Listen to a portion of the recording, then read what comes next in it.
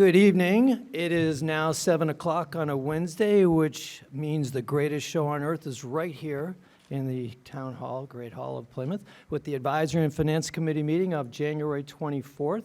I'll go right to the roll call to see who is here. It's a simple yes or no. Ms. Butler. Yes. Mr. Cabana. Yes. Thank you. Mr. Dunn. Here. Mr. Green. Here. Mr. Howard. Here. Thank you. Mr. Lally. Here. Thank you. Mr. Lawler. Here. Mr. Bizzarro. Here. Ms. Richards. Here. Ms. Rogers. Here. Ms. Shaw. Here. Ms. Tompkins. Here. Mr. Young. Here. And Mr. Zuccaroli. Here. 15 out of 15. Very good. Thank you. This meeting is being conducted, as you can see in the back, in a hybrid format with some participants attending physically and others attending virtually. This meeting will be airing on Comcast 9, Verizon 47, or on PAC-TV's YouTube channel, which can be viewed at pactv.org/stream. The ground rules here are any speaker giving public comment is allotted up to 5 minutes in which to speak. Public comment can be made at the beginning or end of each meeting or in regard to a particular agenda item the speaker wishes to be heard. Anyone who wants to attend the meeting virtually, including members of the public who wish to give public comment, can use one of the following methods to do so. You can go to the Zoom app and download. The meeting is, ID is 995-2986-0638, and our meeting passcode is 100131. You can also go to Zoom on the website, on your computer or on your phone. It's the same meeting ID, 995-2986-0638, meeting passcode 100131, or you can go by telephone, voice only. We will not see you, but we can hear you, 929-202-6099, and enter meeting code 995-2986-0638, password 100131. All right, we got that out of the way. Let's get to work on the agenda items for tonight. We have no meeting minutes to approve, but we do have a pretty packed night. A night reserved for the good people at the Community Preservation Committee to present their Articles 16A through G. So just a list of what we'll be talking about today is Article 16A, Affordable Housing, Plymouth Area Coalition for the Homeless. Article 16B, Affordable Housing, 132 Court Street. Article C, Affordable Housing, Cranberry Commons at Red Brook. Article 16D, Open Space, Jenny Pond, Town Brook Trails. Article 16E, Reduce Borrowing, Pilgrim Hall Museum. And Article 16F, Reduce Borrowing, Stevens Field. And finally, Article 16G, the FY25 CPA budget. Now, I'm going to take some liberties here in my position as chair to move a couple of items up to the top of the agenda, which would be Article 16E and 16F. I figure those we can kind of knock out quickly and get some momentum here. So I'm going to turn to my phone, and I'm going to ask Lynn Barrett, if she's in the house. Hey, Lynn. To talk about 16E, Reduced Borrowing, Pilgrim Hall Museum. Lynn Barrett, Finance Director. Thank you. So in the memo that I prepared for the community, for Advisory and Finance this evening, to go along with your other CPC materials, there's a recommendation of the funding for each of the articles tonight. So specifically for Articles 16E and 16F, which are both basically pay downs of debt previously authorized because we have available funds. The recommendation is for 16E to pay down the Pilgrim Hall Museum by $2,466,799. And that amount of money is coming from the fiscal 2025 estimated annual revenues.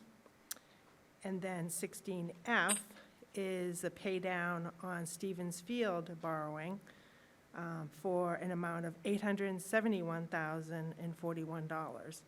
And that, again, is coming from the fiscal 25 estimated annual revenues.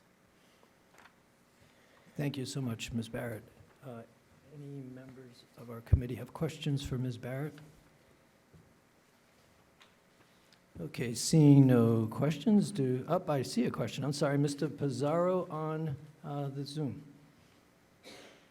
Yes, thank you. Through the chair. Hi, good evening, Lynn. For 16E, how much will there be debt left after the 2.47 million is paid down? So currently, right now, at the fall town meeting authorized $3.2 million for the restoration of the Pilgrim Hall Museum. And I have recommended to CPC, and they have approved submitting an article for the special town meeting, which you haven't gotten yet because the warrant for the special town meeting closes next Friday. So at that meeting, we're actually going to pay down $733,201 of that authorization. And then at the annual town meeting, I'm recommending to pay down the remaining $2,466,799. So after that, there would be zero debt authorization left, and we would just be using available funds for the project. Okay, thank you. Mr. Pizarro, would you like a follow-up? No, thanks. Okay, Mr. Lally, I see your digital hand. The floor is yours. Thank you. Lynn, in the instance where those revenue projections for FY25 were not met, what would be the implications of this action? Or how would the money be made up?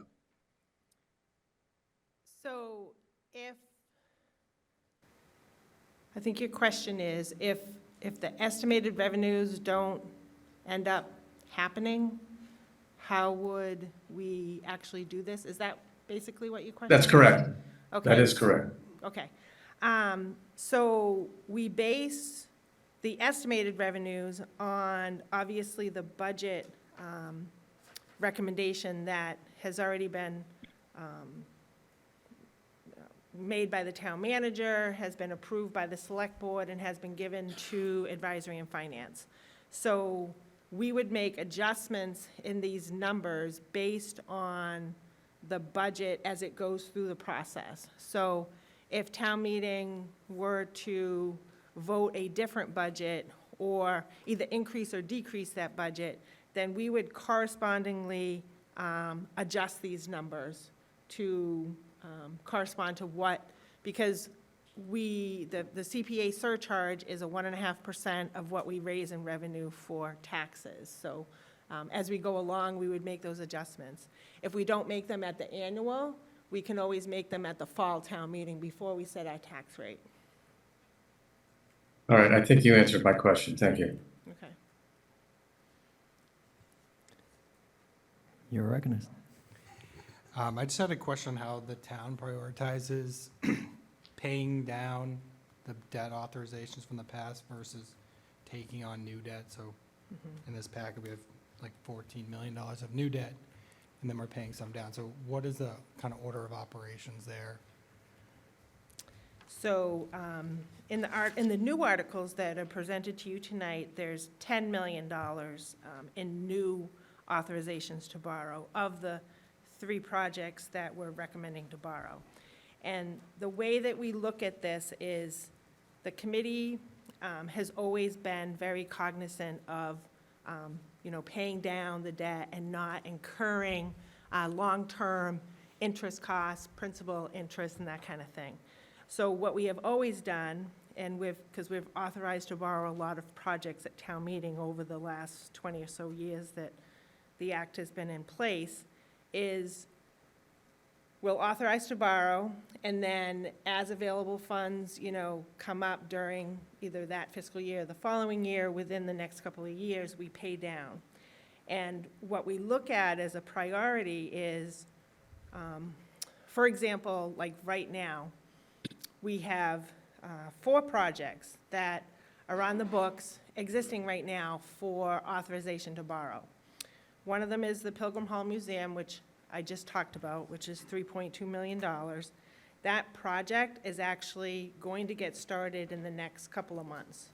So they need cash flow, right away.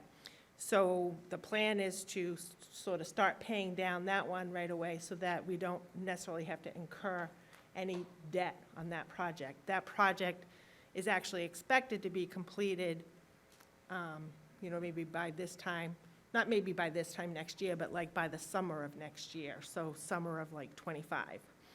So that's why we want to do that one sort of right away.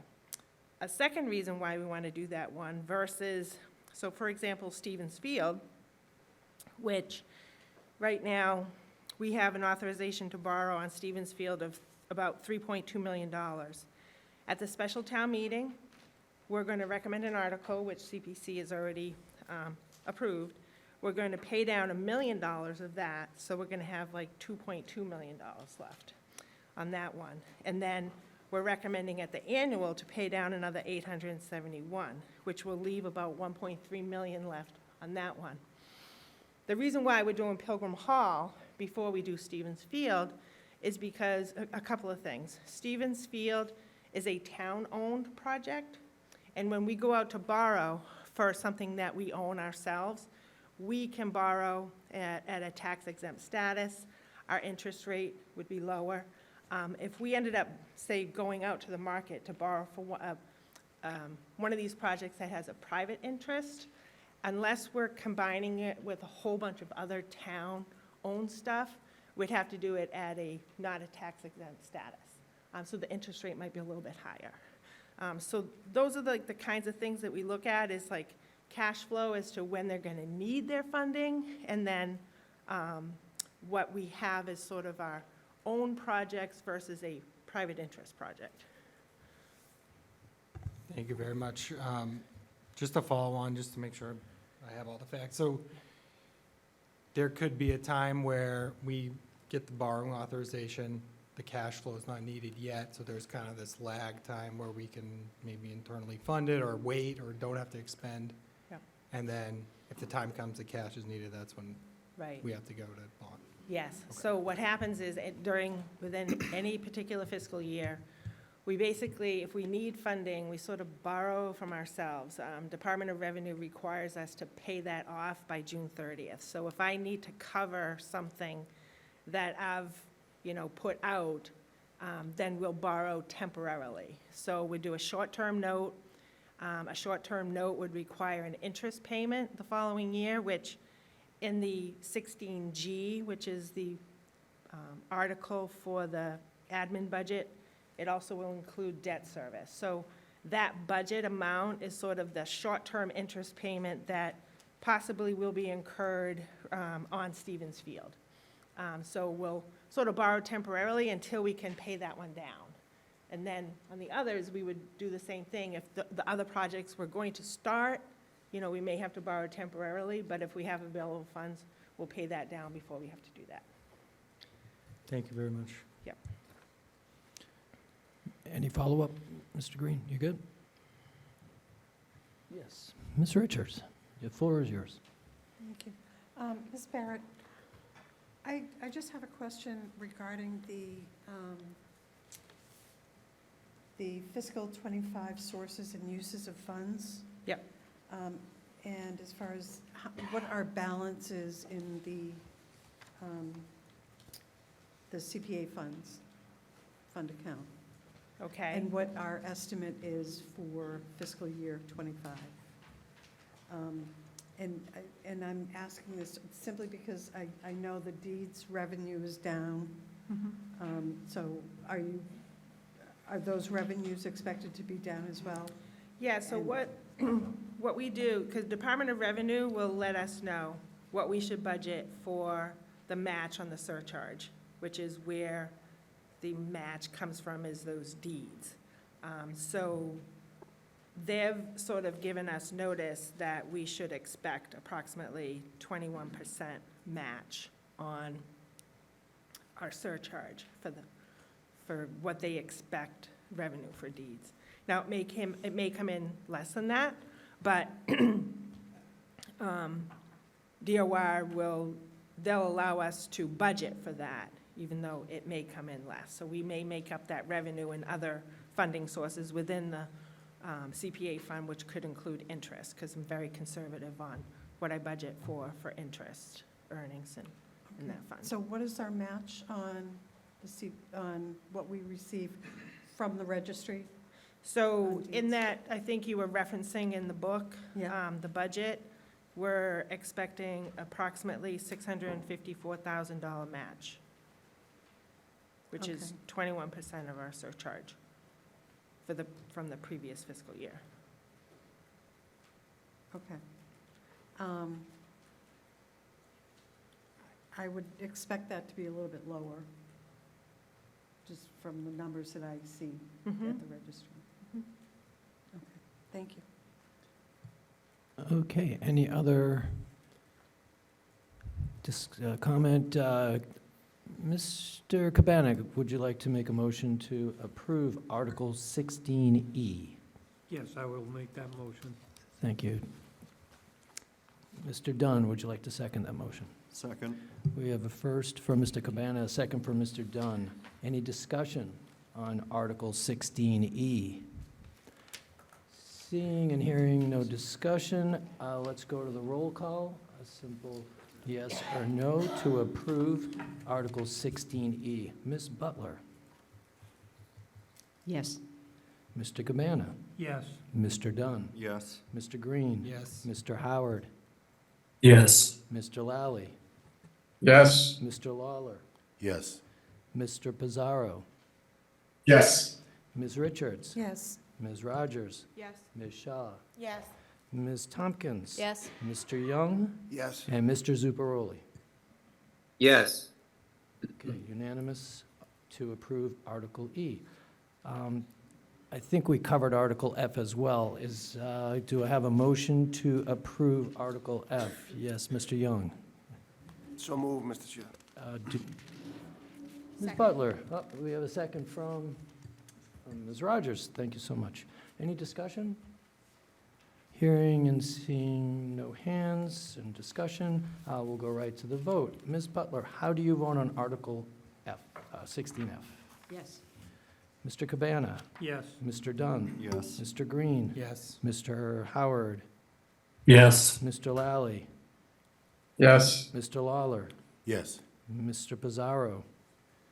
Yes. Ms. Richards? Yes. Ms. Rogers? Yes. Ms. Shaw? Yes. Ms. Tompkins? Yes. Mr. Young? Yes. And Mr. Zuparoli? Yes.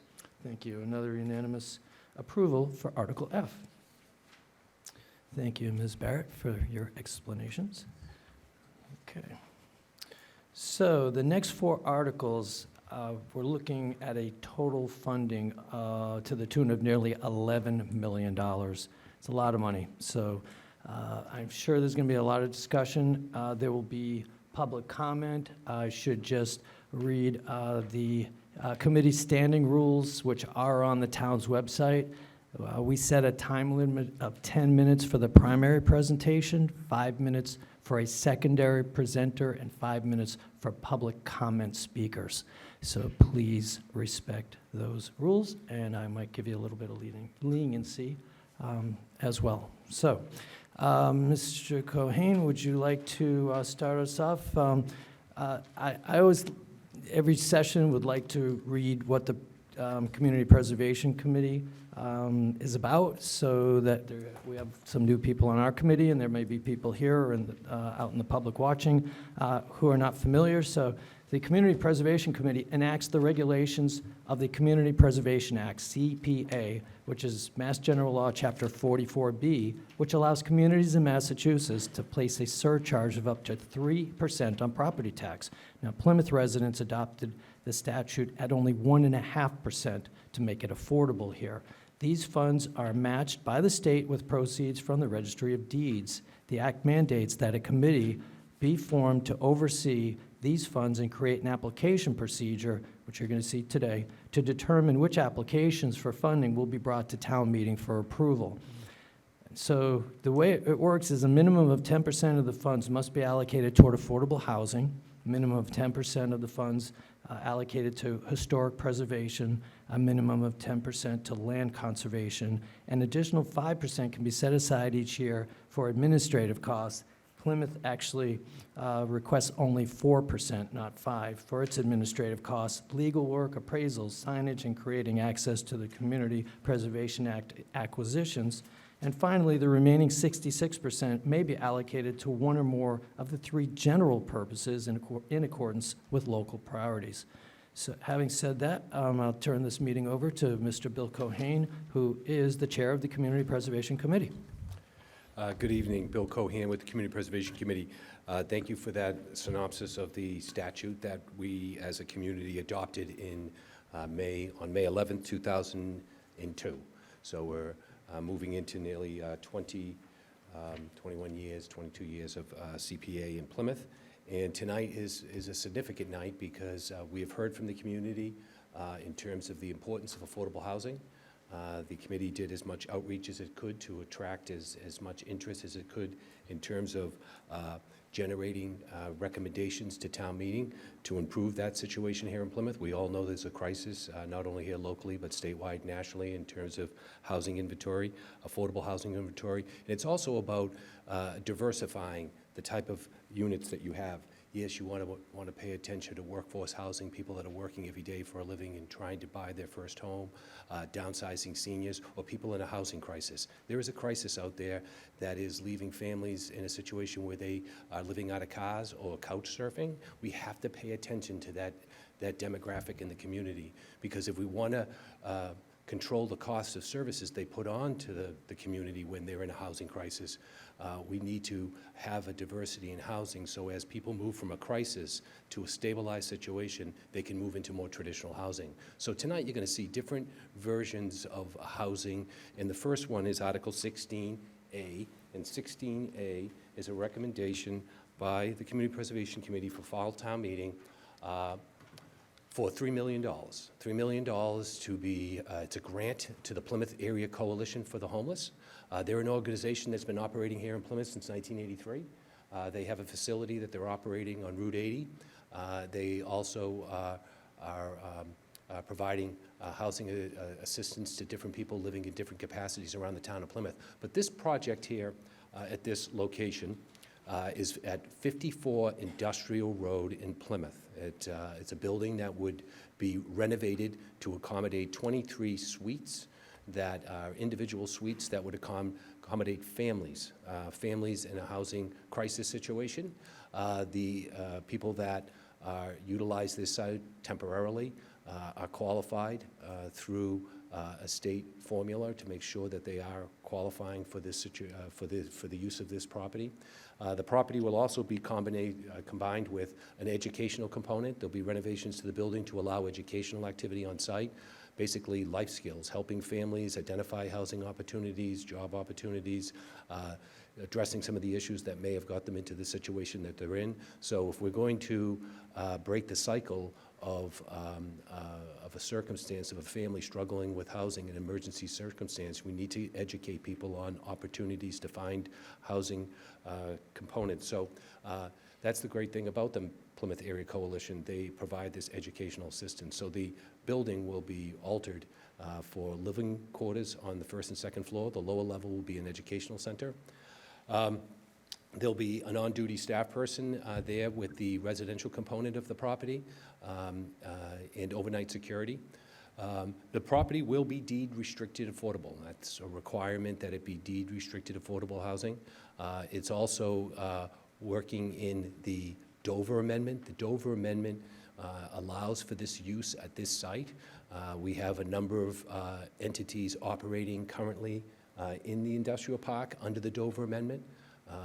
So this is not an unusual circumstance where other construction alterations in the industrial parks were based on the Dover Amendment. The Dover Amendment, we can explain that a little further, but it does allow for educational components in areas of industrial use.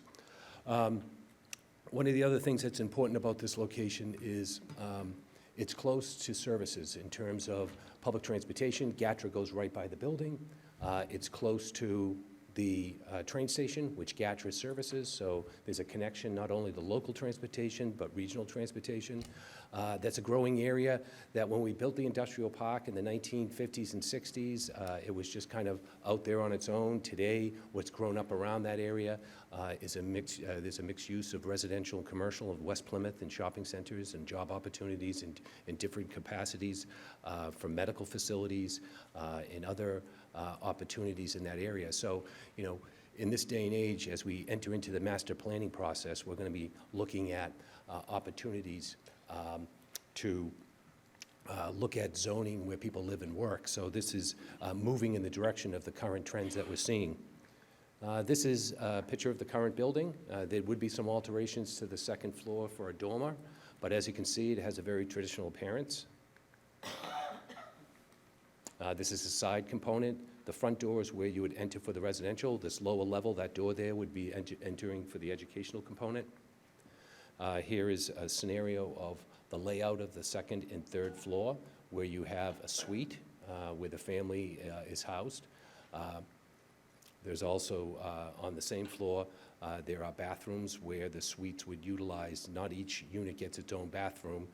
To be efficient, they have a bathroom that they share, but it's one at a time. Obviously, it's not a larger facility. There are workspace on that floor and meeting space outside the main sleeping quarters, so you have that. And then on the lower level, you have the educational component on this side of the building. Over here, you have the kitchen that is shared in the cafeteria. Here, you have security on the lower level for the educational center. And again, the security there where someone's coming in and there's staff in the front. I'd like to introduce Sue Giovanetti from the Plymouth Area Coalition. She can kind of walk you through who they are, what they do, and what they plan to do with this location. Good evening, and thank you for the opportunity to share a little bit about the Plymouth Area Coalition and the work that we've been doing in the community for so many years. It's certainly been our privilege to run a program that, the coalition is actually a series of programs, and the main one being our EA program, which provides housing for, or temporary housing for homeless families. Homeless family can be any composition. It doesn't have to be a traditional intact family, but the common component is always a child. Currently, on Route 80, we have 13 families in shelter. In my experience in the just about 7 years that I've been at Pilgrim's Hope Shelter, we very rarely have a room that is not full.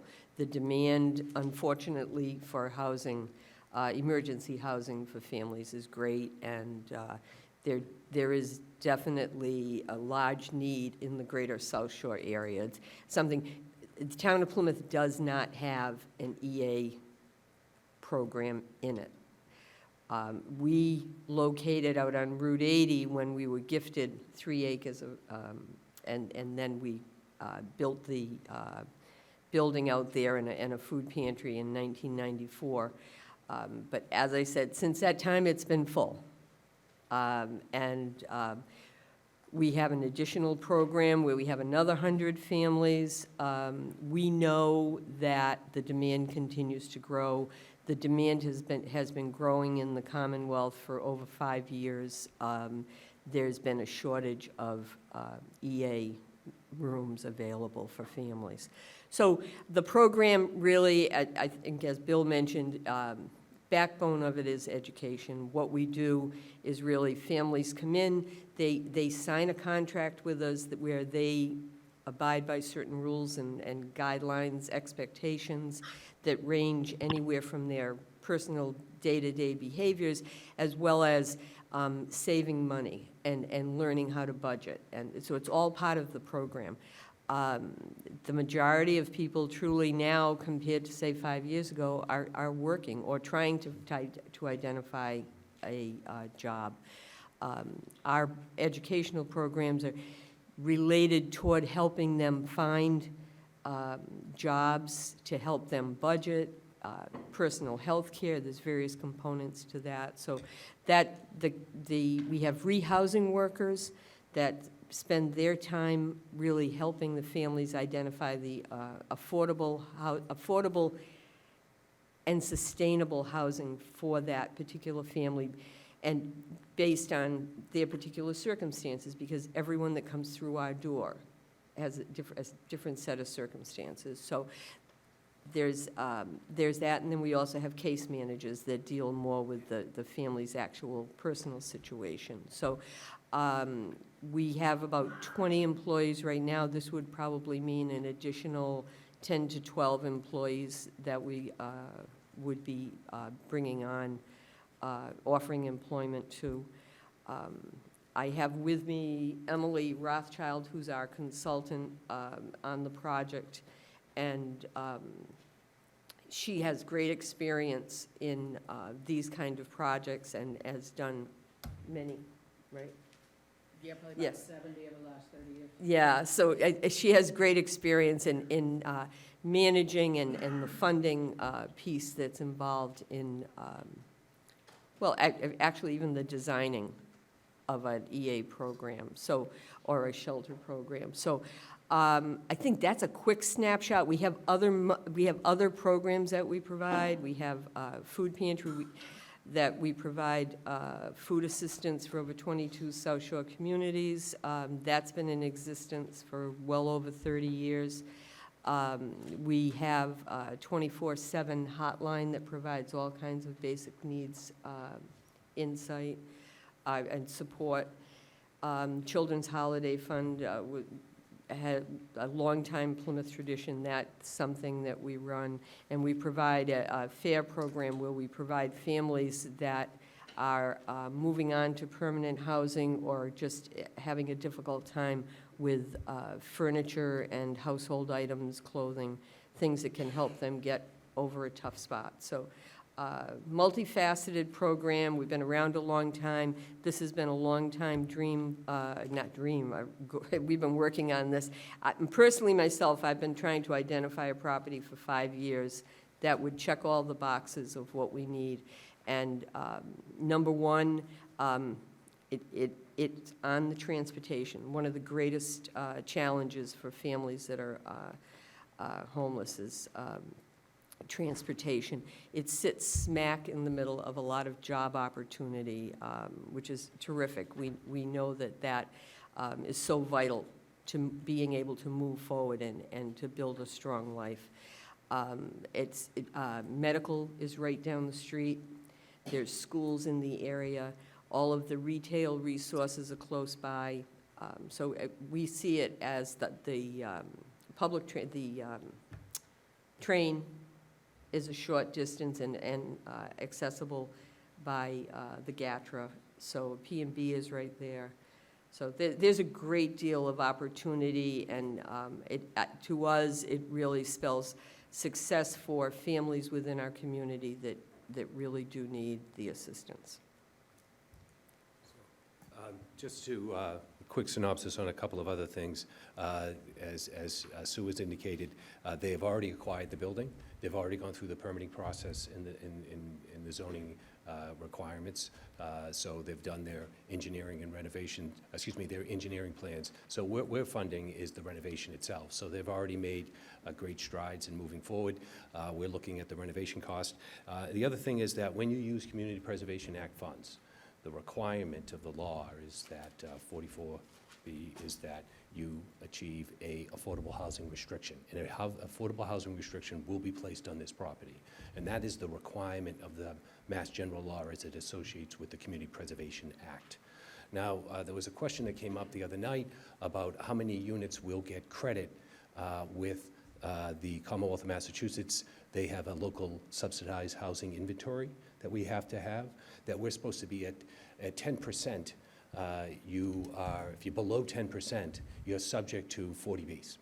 And Plymouth has traditionally hovered around 4 to 5, maybe 6%. We've never come anywhere near the 10% that we hope to come to. The closest we've come on that inventory is to get a safe harbors, where we have a 40B that comes into town and it brings on a lot of units, and we get credit for those units, and we get a momentarily kind of a safe harbor when it comes to 40Bs.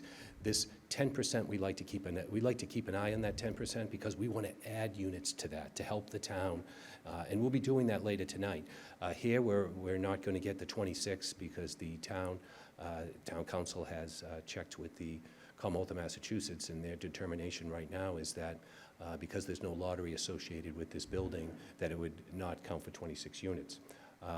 But that is a component of one of our goals as a community, that when we do create affordable housing, that we get towards that count. In this case, it's just going to be counted for the one, and that is required by the Community Preservation Act, going to the Registry of Deeds and filing our restriction. So the law, we're compliant on the statute in the use of the funds.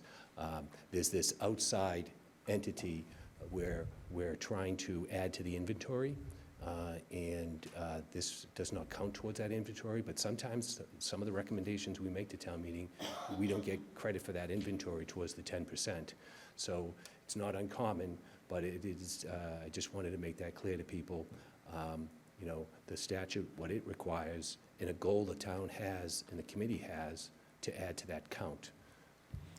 Thank you, Bill. I'm going to open it up for questions, but I'd like to ask a question myself. So you own the building, and now you're coming to the town for $3 million for renovations. What is your plan if the town does not approve the $3 million? We have Emily Rothschild, the development consultant.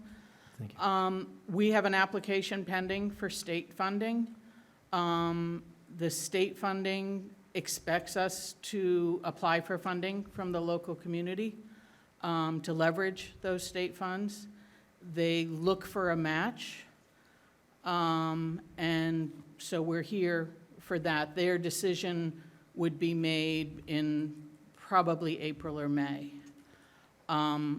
There is a possibility where it is such a critical need that they figure out a way to do this, no matter what, but that's not the way they normally operate. So if there's a match, would you then not need the full $3 million? No, well, you know, you guys try to give us the least amount possible. The state tries to give us the least amount possible. So we're sort of in between the two. The state expects us to ask for the funds from you. We've asked for it. In the normal circumstances, we need those funds to leverage the state funds. I don't know, we're not in normal circumstances. If, you know, folks have been reading the Globe, we're in crisis. So, Okay, thank you. sorry. Mr. Dunn, you have the floor. Just to continue on to your line of questioning, if they were not to get the funding, yes, they are seeking additional funding, but if they weren't to get the funding to go forward, they wouldn't be able to pursue the project, and they would have to start looking for other means, and that would take time. And as we know, the cost of construction is not getting any better, so time is of the essence to move forward on the project to control those costs. Though if the CPA fund was not made available, it would put the organization in a point where it would have to back out from its state grants and start to reevaluate its approach and how it would have to handle the situation. I just wonder how prudent it was to purchase a building without having the funding to renovate it or having guarantees to actually see this project through to fruition. Okay, thank you. So my question is, Bill already talked about it a little bit, but so we're trying to get to 10% on affordable housing. I don't understand how if we pay $3 million to do 26 units, how we get credit for one unit. And like that, is there, and how is it determined if there's not a lottery? How is it determined? So- I saw that it said within a 20-mile radius was like the attempt, but how is that Okay. determined? Okay, so I'll take one portion of the question at a time. So the Community Preservation Act, to use these funds, we're meeting the statutory requirement by putting a restriction on the property. So under the CPA, we're meeting that obligation. Now, over the years, the Community Preservation Committee and other entities in Plymouth working on this housing issue have recognized that Plymouth does not have a subsidized inventory above 10%. We're below 10%. When you're below 10%, you are subject to a 40B. So obviously, when the planning board and the ZBA and other boards are making decisions about affordable housing, they want to make sure that they create housing that goes towards that count. And we do too. And we've been doing that for 22 years. We've been taking affordable units and working towards that count. In this case, it's a different type of housing that the entity that keeps track of that inventory, which is Mass Housing, doesn't qualify this for 26 units of housing. Even though there's 26 individual suites, there's no, they've determined because there's no lottery for these units, and that's how they're given out, that they don't count. So we're only getting the affordable unit deed restriction as it's required by the statute. It's nice to get to that 10% and work towards it, but sometimes you're in a situation where we have to provide housing to a demographic in the public that is in a severe crisis. And when it comes to that inventory, that doesn't count towards it. But that shouldn't be the only criteria of why we do something like this. By the way, there's local preference in the circumstance where people that are displaced in their housing arrangements, they like to keep them within their services in terms of schools and things of that nature, so they have to keep them in a 20-mile radius, so we wouldn't be bringing people in from, the priority is to move people in from the area in a circumstance like this. So there's a level of preference. Tonight we'll see other preference that's offered, but preference is given initially during the filling of units, but as other units get filled, sometimes the preference isn't there or is required. So in this case, there is a stipulation that people that are at this place have to be within the 20 miles of their original place so that they're not displaced, especially kids that are going to school. How do you pick who gets it? You said it's not a lottery and that's part of it, but like how does it get chosen, which families I get can in? answer that without any problem at all. So family finds themselves without a stable housing arrangement. They go to what used to be called DHCD is now called EOHLC. So they go to HLC and they state their circumstances. They bring with them all the documents that are required. It's like birth certificates, you name it. They have to qualify. It's all income qualified. And, excuse me, I'm sorry. And the judgment then EOHLC makes every effort to place them in an EA program.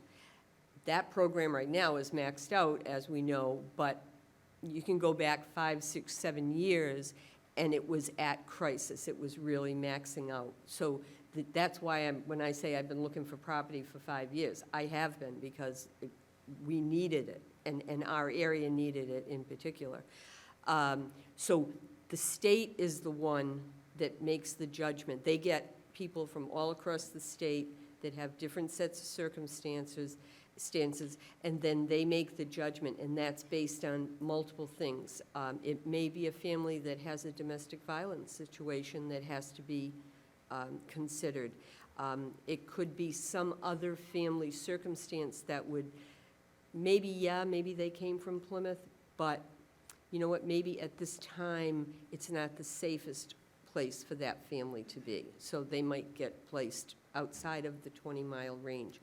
There was recently a lawsuit that was settled in the Commonwealth last February, March, called the Garcia Act Amendment, but it was the Garcia case, and that very much spoke to the fact that families have to be placed, if at all possible, within 20 miles of the community in which they went homeless. Thank you. Mr. Lawler, I will call on you. You have the floor. Thank you, Mr. Chairman. Mr. Cohen, I'm a little confused, so help me out. So, first of all, Mr. Dunn, was your question answered specifically as to how many credits we would get? Yeah, I think you said 14 one, credits. right? So, just to It's just clarify, yep. On the dot, how many credits? Right now, right now, the only thing we're required to do to use the CPA funds is go to the registry of deeds and file a deed restriction on the unit. The DHCD that governs the subsidized inventory list, they wouldn't give us credit for the 26 units. So we wouldn't get 26 units, we wouldn't get anything there in the inventory count. All we would be doing is going to the registry, as the statute requires, and filing a deed restriction on the building. Thank you very much, Mr. Dunn. I believe the answer is 0 credits. Thank you. You've got me confused. Now, there's 26 units originally, and you said there's some machination there, here and there. How many units are now available? Is it 26 units, 25, 20? You don't know? No, there's 26 units. I'm confused on the question myself. Are you speaking, the property that we've purchased, the plans for that property would be able to accommodate 26 families? Right. How many units are going to be built to start off with? Oh, thank you. Thank you. It would be 26 units. But is that the end of the construction, but how many units right now are going to be constructed? It won't open without 26 units. Thank you. So just to get an idea of how, one more thing. What is the average size of the family that partakes in this program? That can vary from a single pregnant woman to a family of 6. It just depends, and this facility will be such that in some cases it will have connecting doors, so for large families, they would be able to have 2 rooms. Thank you. Okay. So if there's a large family and they take 2 rooms, then that would be less than 26 families, right? Yes. Okay. If we go by units, yeah. Okay. Can you please describe for A&F, just to get an idea of what the program's all about for myself, for my colleagues. 149 Bishop's Way facility. Give me a general idea. Is that a microcosm of what this new facility is going to be in our industrial park? It's the exact same thing, just double the units. Perfect. I will, you know what, excuse me, I will say that the 149 Bishop's Highway also has a second building on the property that houses a food pantry, and it also houses the fair program. This facility will not have those other programs. Okay. Within the 149 Bishop facility, how many Kingston residents inhabit that facility?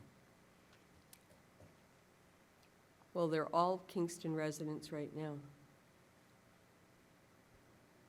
The families that are placed there, we have no control over that, so they come from various locations. Let's hone in on this answer, okay? How many Kingston residents are inhabited in the facility at 149 Bishops?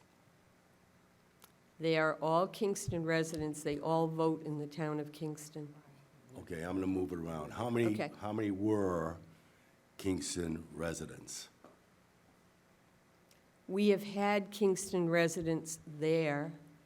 I'm really not at liberty to share with you the location that people that are part of the program, there's a privacy thing, right? I don't feel comfortable saying specifically where. Could you say they came from a place other than Kingston?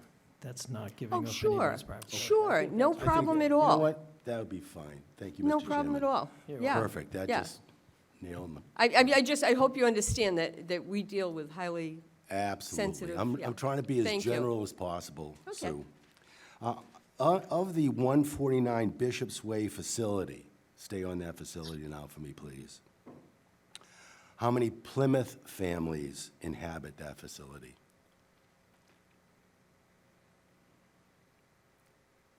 Again, I'm going to tell you, they're all Kingston residents. Okay.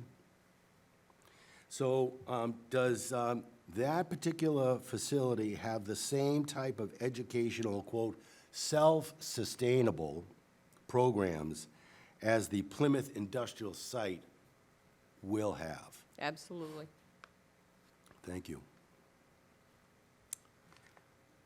Can you tell me how many children attend the Kingston school system from the 149 Bishop's Way facility? Off the top of my head today, I could not tell you that. I didn't think we were going to be talking about specific demographics of the shelter. Is The- it 20? Is it 15? Is it On the Route 80 site, we have, I believe it is 27 children. Of the 27? 27, several are toddlers. So again, I'm a little hesitant So to about say let's- numbers. Let's use the word, the number 20. It's nice and round. No, I think you're high. I think you're high because I have a lot of toddlers, and I have kids go to Head Start, and we have children that go to districts outside of the area as well. Because of the McKinney-Vento Act, a child can return to the community school from whence they went homeless. So if a Plymouth family were placed at Pilgrim's Hope on Route 80, they could be bused back to Plymouth. Okay, And we've done that often. okay. Thank you. So of the students in the Kingston Public Schools, how many of those students? Point of order, are we the Kingston Advisory and Finance Committee? Excuse me, you're out of order. He's out of order. You did not have permission to speak. You're out of order. What's the matter, Ashley? You're out of order. No. Ashley, Really? you're out of order. Go ahead. Okay, typical Ashley. How many of those Kingston Public students require the ELL programs? To get an idea. Once again, I'm just getting an idea because right now we don't have a facility built. We don't have. We you do know, have, this is- we have a every- building that it will be built out to accommodate these. It's an office, it's built now. All of these rooms that you see are pretty much offices. And we are going to be moving a few walls. But it's already portioned off as offices.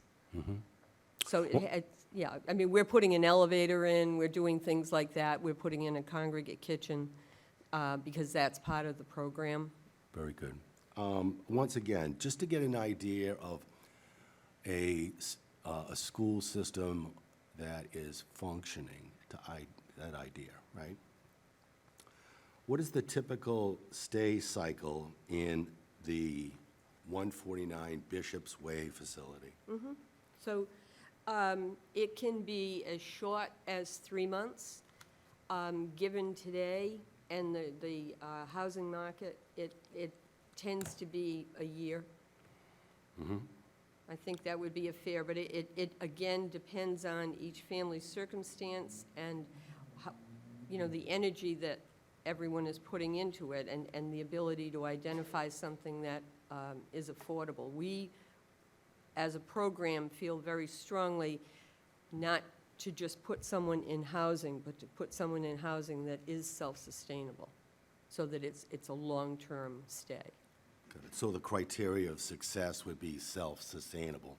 For us, it is, yes, sir. Do you keep records for families that are socially self-sustainable? We keep out of your- records out on of your, everybody. Out of this particular program? So we, I mean, Out are of you the- talking after they leave? Yeah, yeah. So we follow them now for 2 years, once they, through the home-based program. So when they receive home-based funds to help get them into sustainable housing, part of that arrangement is that we follow them for 2 years, keep tabs, make sure that they're keeping up with their rent, that their kids are going to school, that they've got jobs, just making sure things are going well. Okay. And that's part of the HLC contract. Okay.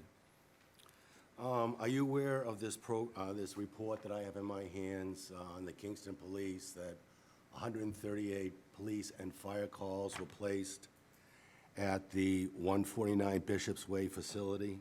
Are you aware of that report? I'm not. Okay, thank you. Who's Okay, responsible for? can I ask a question, though, please, sir? What kind of time range, we've been there since 1994. So I'm not sure what time frame that was, or under what circumstances a report like that was written, I'm not sure. or what it has to do with, I'm really taken back by this. I'm not sure. It's okay. We're going to move on. 3 years. Oh, 3 years, thank you. Yes.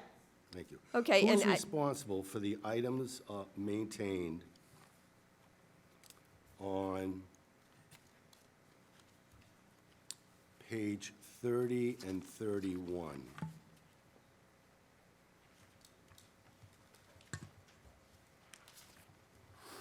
It's a preventive maintenance plan for the industrial park site. It includes a myriad of Oh, all of this. items, 2 pages worth. Yeah, Who's so- responsible for that? Yeah, so the coalition will be managing the property. The contract that they get from the state includes funds to operate the property, and it includes sufficient funds to provide for property maintenance. They're also required as part of getting the state funding to set aside replacement reserves or capital reserves for capital improvements over time. So Plymouth would not be responsible for that? No, absolutely not. Okay. Can you tell me the makeup of population in the Baymont Inn in Kingston? How many residents are there currently in that facility? I can certainly tell you that. Again, I'm not sure why the Baymont Inn has anything to do with our request for support for a new facility that's in the town of Plymouth. Because it's used as a reference in one of the Okay. letters that were Okay. one of our There's exhibits. so I just 30% of the families in the Baymont are from the greater South Shore area, And 70% are, from other areas. I would assume 20 miles out or 20 No, miles in. no, they're all people who presented themselves in the Commonwealth to EOHLC as homeless and were qualified then to go into EA shelter. Okay. Do the residents of the Kingston Inn have the same quote-unquote programs, that is the adult education programs, that are going to be provided by the site that's going in the industrial Yeah, park? they are partaking in an EA shelter program, which is defined by the Commonwealth or EOHLC in the scope of services.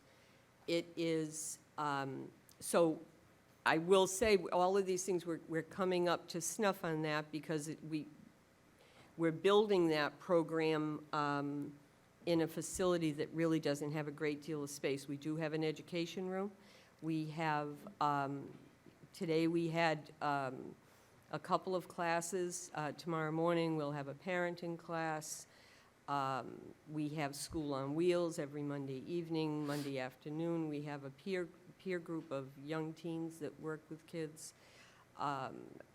Yeah, we have, today I had a family, a husband and wife that came in and met with families that, this is at the Baymont, that met with clients that had found themselves without a home in 2015.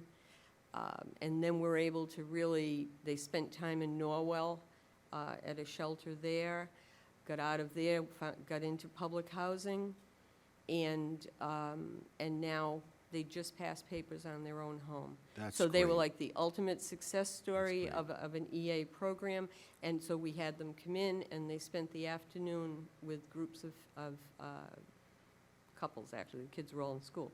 But yeah, so I mean, those are the kinds of things we do. We'll have a Realtor be coming in at both locations that will be speaking about what do you do, how do you go and speak to a landlord about, you know, yes, I'd like to rent your apartment. How do you dress when you go to do that? What are the right questions to ask? Same thing with the job. We have a program that it's called Get a Job, and it's a curriculum that was put together by people out in California, and part of the work was actually done by homeless families, actually putting it all together.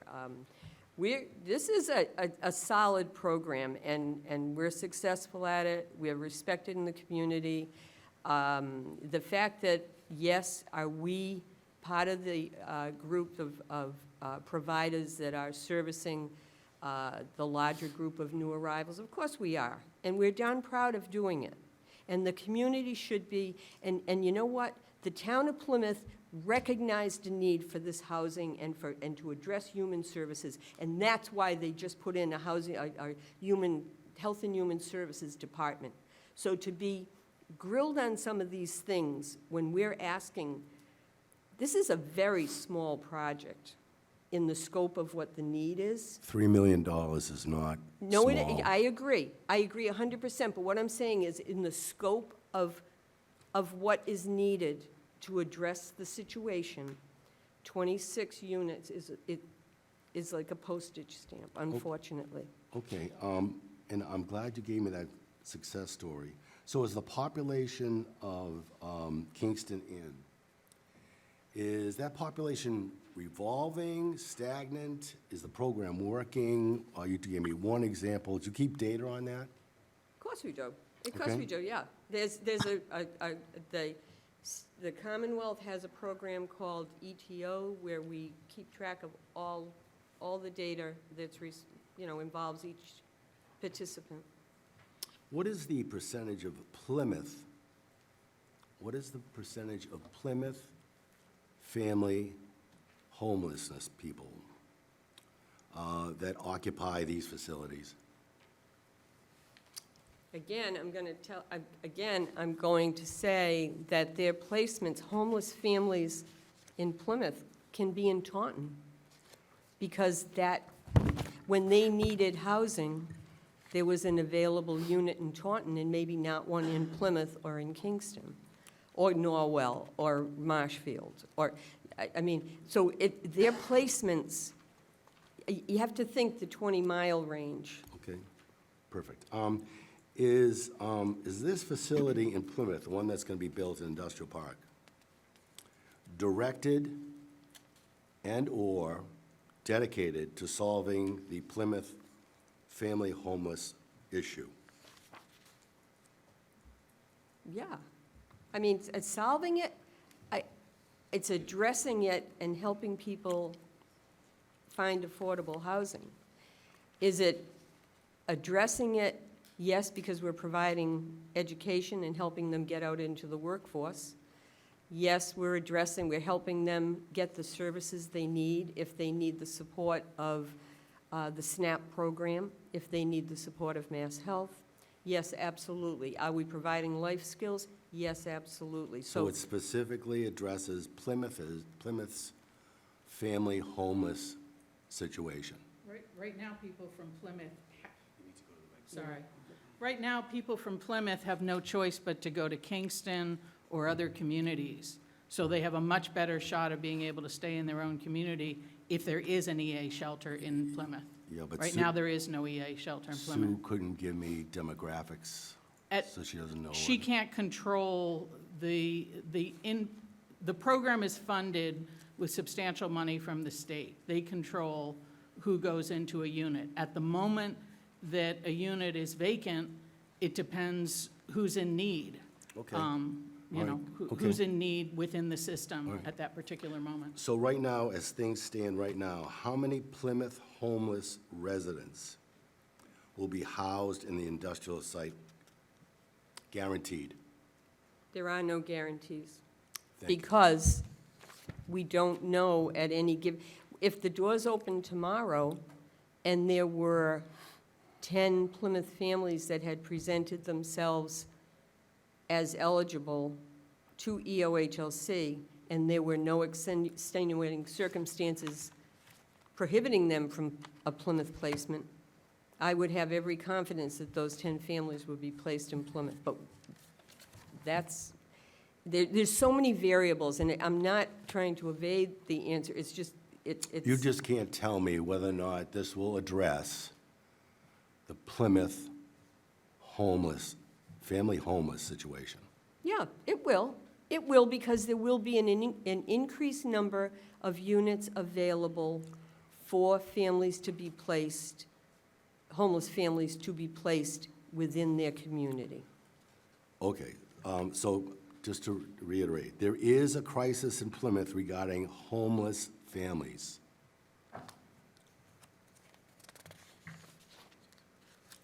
So just, maybe this might help a little bit.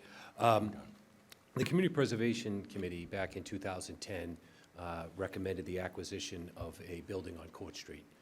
It was a two-family home with 5 bedrooms on each side, and we acquired that with CPA funding. It's congregate living. It's very similar to this. It's run by the Task Force for the Homeless. Now, there are demographically people from Plymouth living in there, but obviously when, I think what Sue was trying to point out is when there's a crisis in a community, it stretches across a region, and we have to be prepared to do that, because some people that are homeless in Plymouth find housing somewhere else. So that's how the accommodations are made. So there is a track record where the CPC has funded housing opportunity like this, and that there was a second one on Court Street where we did a very similar thing, where we bought a building and utilized it in a very similar fashion in 2015. Is there feedback on this thing? Okay. Hopefully Okay, that thank helps a you. little bit. Thank you, Mr. Cohen. Mr. Zuparelli, I see you have your digital hand up. The floor is yours.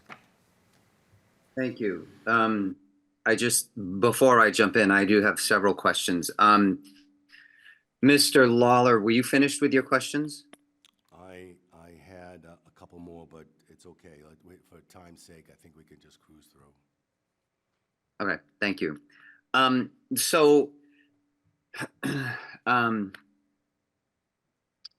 With my work in education, I'm pretty sensitive to the needs of the homeless population. In schools, we have a substantial amount of students who are part of the McKinney-Vento program. So I just want to be clear at the outset that while I am sensitive to the needs, I do have some very specific questions. According to the SHI guideline, the subsidized housing inventory guidelines, there needs to be a very specific subsidy program that's articulated. Can you talk about what the subsidy program is for this project, or if there is a subsidy program attached to this project? I was just conferring with the applicant, Mrs. Zuparelli. So could you explain a little further what you were talking about? The qualifications, there is information that is compiled on the individual's yes. Is that what you would like to know about? What's how the people subsidy qualify to be in- program? What was There that? needs to be a subsidy program that's required for this. What's the subsidy program? Required by whom? The state? There are no subsidies provided to the inhabitants of the complex. The complex, they're qualified based on their circumstance, but there is no money coming in subsidizing them being in the Unit 2 Plymouth Area Coalition. Is that what you're referencing?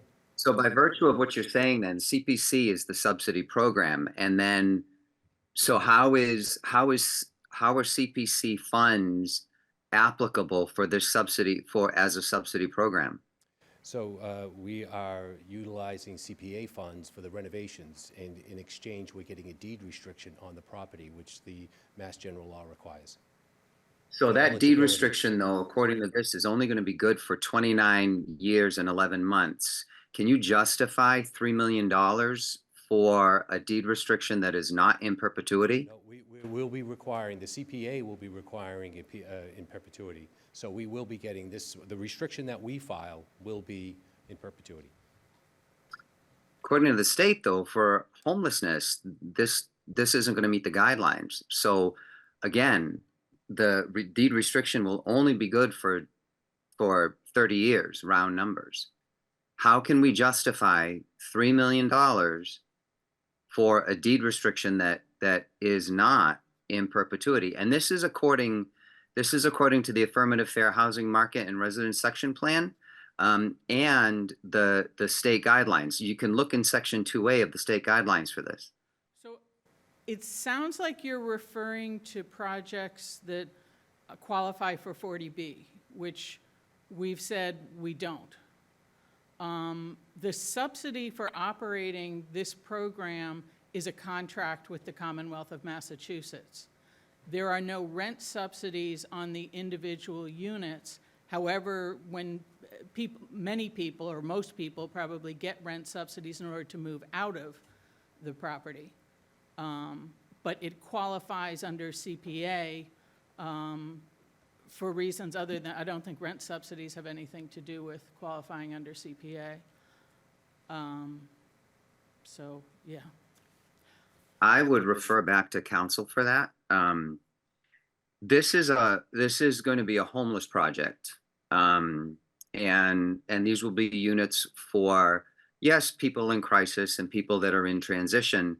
However, a transitory unit and a transitory building, which is ultimately what this will be, will not help this community meet the safe harbor requirement against 40B development. So how do you propose to address that? So as we indicated before, that these units it will not count towards that subsidized inventory. It was a question that Mr. Dunn asked earlier tonight, and I tried to clarify the best I can. We will not be getting recognition of that inventory. That's the Mass General Law 44, that's your 40B legislation that you're speaking of, which is different from the Mass General Law 44, which is the Community Preservation Act. So the Community Preservation Act requires that we get a restriction, and we'll be asking for that restriction in perpetuity. There are other agencies that they're looking for funding that will ask for certain standards of restrictions, but under the Mass General Law governing the Community Preservation Act, we have to ask for that and we have to receive that. But again, when it comes to this inventory that you speak of under the subsidized housing inventory, we don't qualify to be counted towards that. That's a separate Mass General Law governing that. So there's the affordable housing piece, which CPC needs to pay attention to, and then there's a homeless. Then there's the homeless crisis, which is in town, which I'm sensitive to. But if this project is not going to count towards safe harbor, I still fail to understand how these units with a deed restriction that, even moving forward initially, and I'm looking at the guidelines, right? This is only going to be a 30-year deed restriction, and $3 million for 30 years. I'm just having a hard time justifying that. So if you can justify that for me, I'd really appreciate that. So the 30 years that you're looking at are under a different statute than the Community Preservation Act. The Community Preservation Act requires this restriction to be filed in perpetuity with the property. So we give the money, we buy a restriction. We're actually buying an interest in that real estate indefinitely in that form. So again, when the CPA funds were, when the Mass General Law created Community Preservation Act, it wasn't that these monies couldn't be used if you didn't make the subsidized inventory list. Then we would just only, bring articles in front of you that do that. At different times, the majority of them we have. But in certain circumstances, we're going after a demographic of housing for a community in Plymouth that, for some reason, Mass Housing and their subsidized inventory doesn't credit. They're crediting other units tonight, but not these. But these are catered to a demographic where there is a crisis level. We need to get people into a situation where they're learning the life skills to move into these other units eventually. So I think that when the CPA looks at opportunities and sends them to town meeting, we're trying to cover all the different communities that are out there. And this is one community that we need to pay attention to. Again, which I'm sensitive to, but how does a homeless shelter address the requirement for affordable housing? By granting a restriction to the community preservation, to the town of Plymouth in the form of a housing restriction on it, affordable housing restriction on the building. It's only good for 30 years. Again, our requirement is that we get it, in perpetuity. So we'll be requesting that and filing a restriction on the property in that manner. It's similar to the properties in North Plymouth on Court Street that we acquired in 2010 and 15.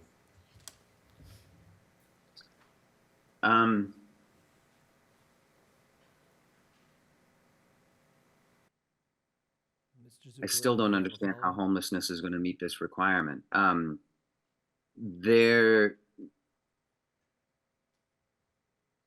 And I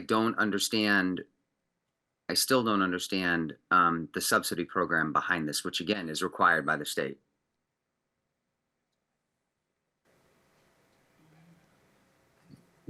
For now, that's all I have. Okay, thank you, Mr. Zuparelli. Ms. Richards, the floor is yours. Thank you. I just have a couple of questions, and I promise to keep them brief. Do you have a time limit for your residents who stay? No, there is no time limit. The time limit is really, again, each family, the caseworkers assess their situation and do the very best they can to have them move forward. Of the last few years, it has tended to be around a year, but we have had people move out in 3 months. So Okay. Yeah. I've been struggling to keep up with your acronyms. That Oh, you I'm have sorry. not been Yeah. explaining to me, but that's okay. Fortunately, I have Google to help me. So I am looking at the rules of emergency assistance shelter programs. And after 3 violations, you are terminated from the program. So can you tell me what happens to a resident when they are terminated from the program and where they go? Terminations are rare. No, It that's not doesn't what happen. that's not what I I know, I'm asked. just trying to set I this don't- up. Yeah, it doesn't So, matter how often they occur. what would happen to them, they have to leave and find alternative housing. Okay. Yeah. So if It's, I guess my point is, if it comes to termination, it's a pretty severe reason. Okay.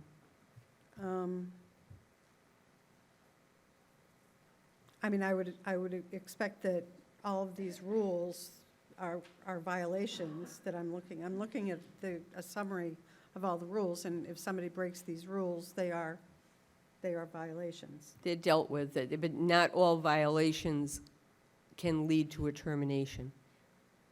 Okay. And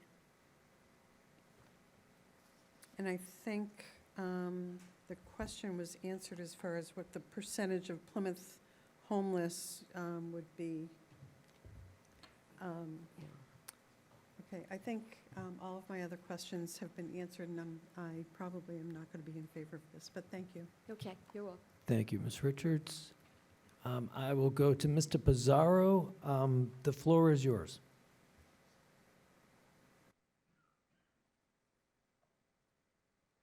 Thank you. I believe Mr. Lally had his digital hand prior to me. If we could go there first. No, I took it down for a bit, but Refer to the why don't you go gentleman ahead, to your left. Mr. Pizarro? Okay, you. My question is for, I guess it's for Bill, Mr. King. In the application, right, and this kind of goes to the line of questioning from my colleague, Mr. Zuccaroli and Mr. Dunn. And just to echo, the SHI is 0 for this project. And I too am sensitive to the homeless crisis that we have, and the gap and that's out there. So I'm very sensitive to that. But from the application on page 10, I mean, under community housing goals and criteria, and there's goals, and it really talks about subsidized housing, talks about Chapter 40B and the punitive impacts, and goal 1, and goal 2. I'm having a hard time looking at these goals and seeing how they're justified by this project. So I understand, Ms. Bill, that it was a unanimous decision, but are these used to get to that point, or was it a situation where the project was looking at 26 units and then in revelation in the last 24 hours, it's actually 0 now? No, it's, I guess, the application that you're looking at that we provide is the application that the CPC comes up with and releases each year.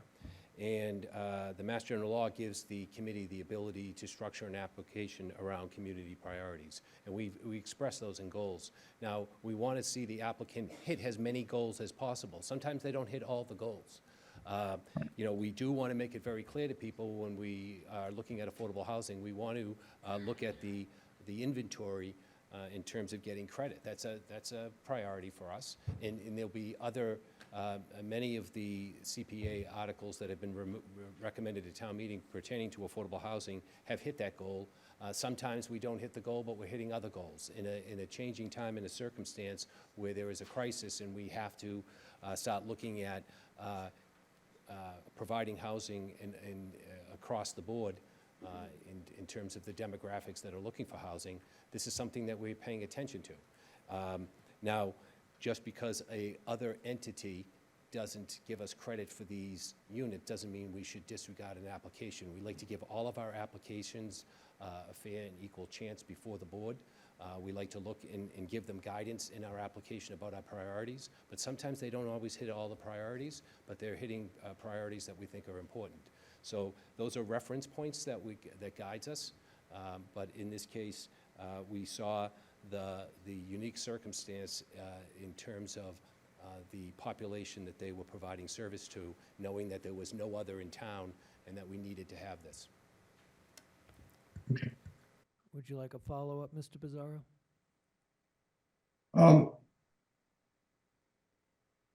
Yeah, I mean,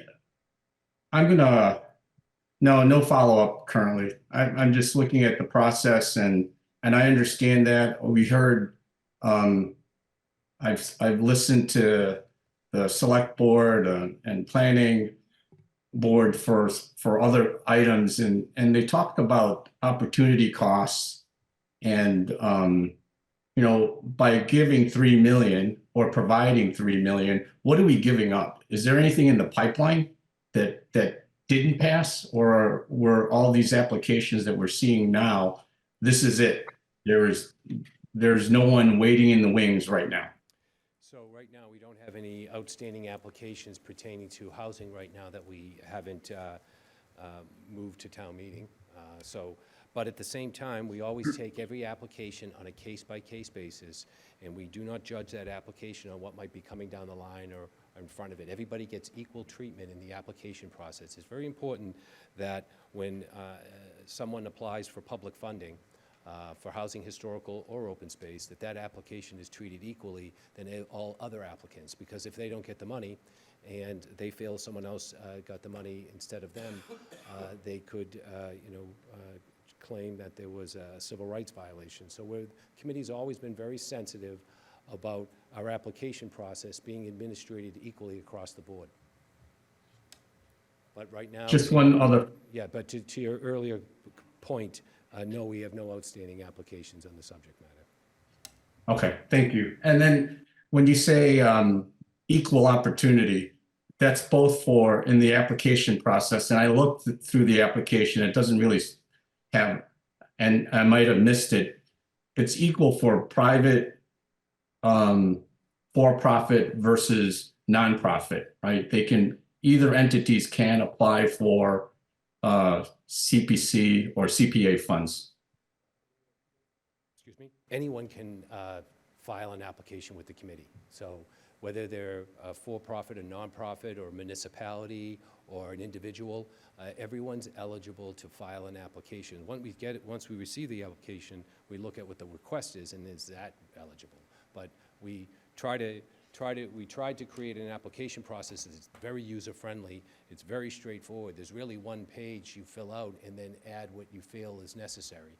So we try to be, user-friendly to the applicant and trying to attract as much, interest in the application process. That's the application that you see was designed around that component, that anyone could file an application with us. Okay, thank you, Bill. Okay, Mr. Lally, you've been patiently waiting with your hand up. The floor is yours. Thank you. Were it not for the Dover Amendment, I'm assuming this parcel is not normally would be considered for residential by virtue of zoning. Is that correct? It's an industrial park, and I don't see any residential development anywhere near this particular parcel. So, Is that a fair statement?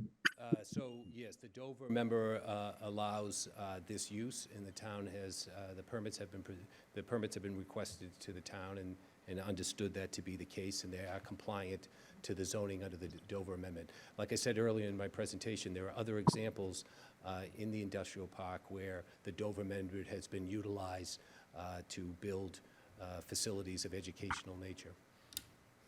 So everything I've heard tonight and read in the materials that were presented, the primary focus of this is to provide housing, whereas the Dover Amendment requires that the primary purpose be for education.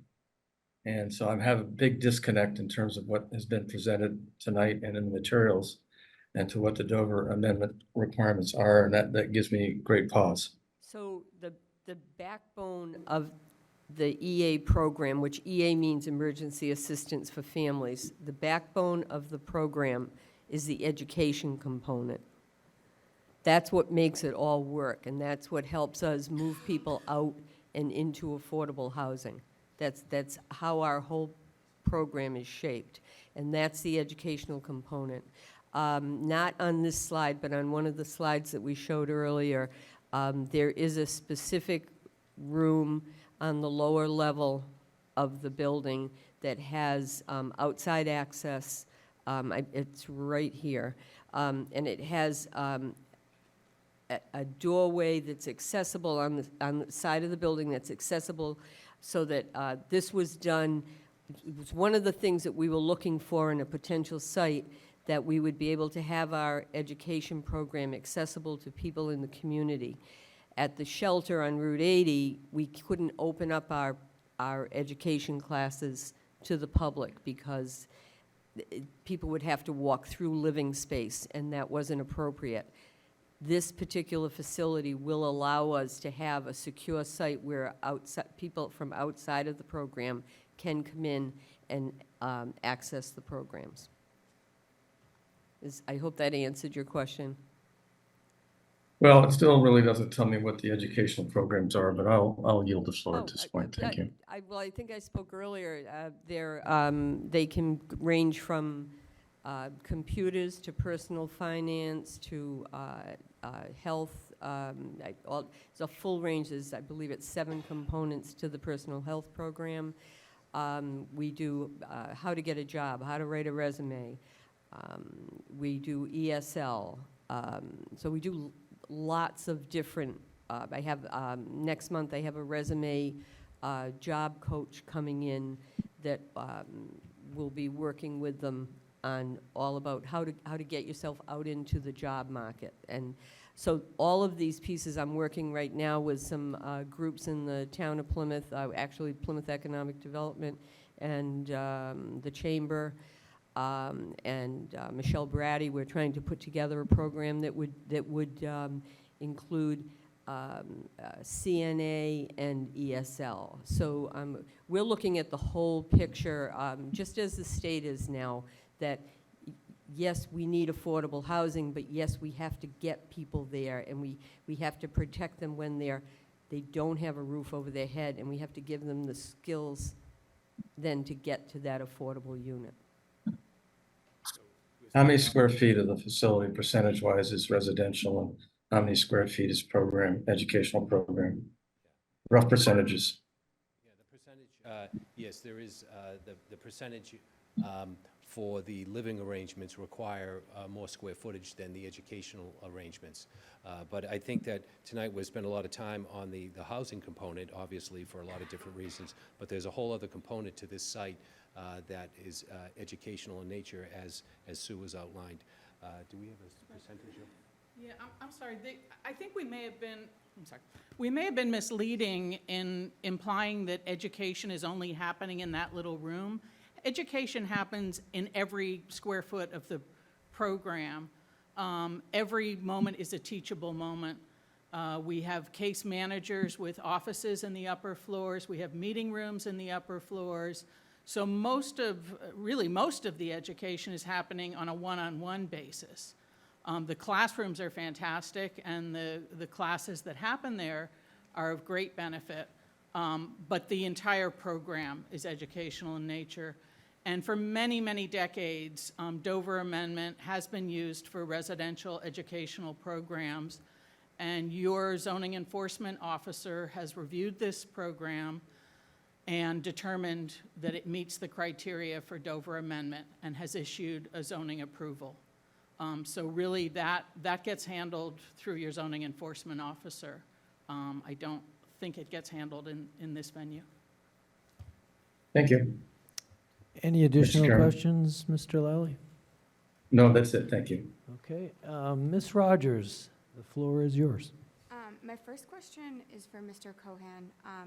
Has the CPC or Plymouth ever moved money out of CPA for a purpose that was not appropriate for CPA? So has the CPC or town of Plymouth ever voted and allowed money to be moved that was not appropriate? Have we ever done that? No, we Okay. can't.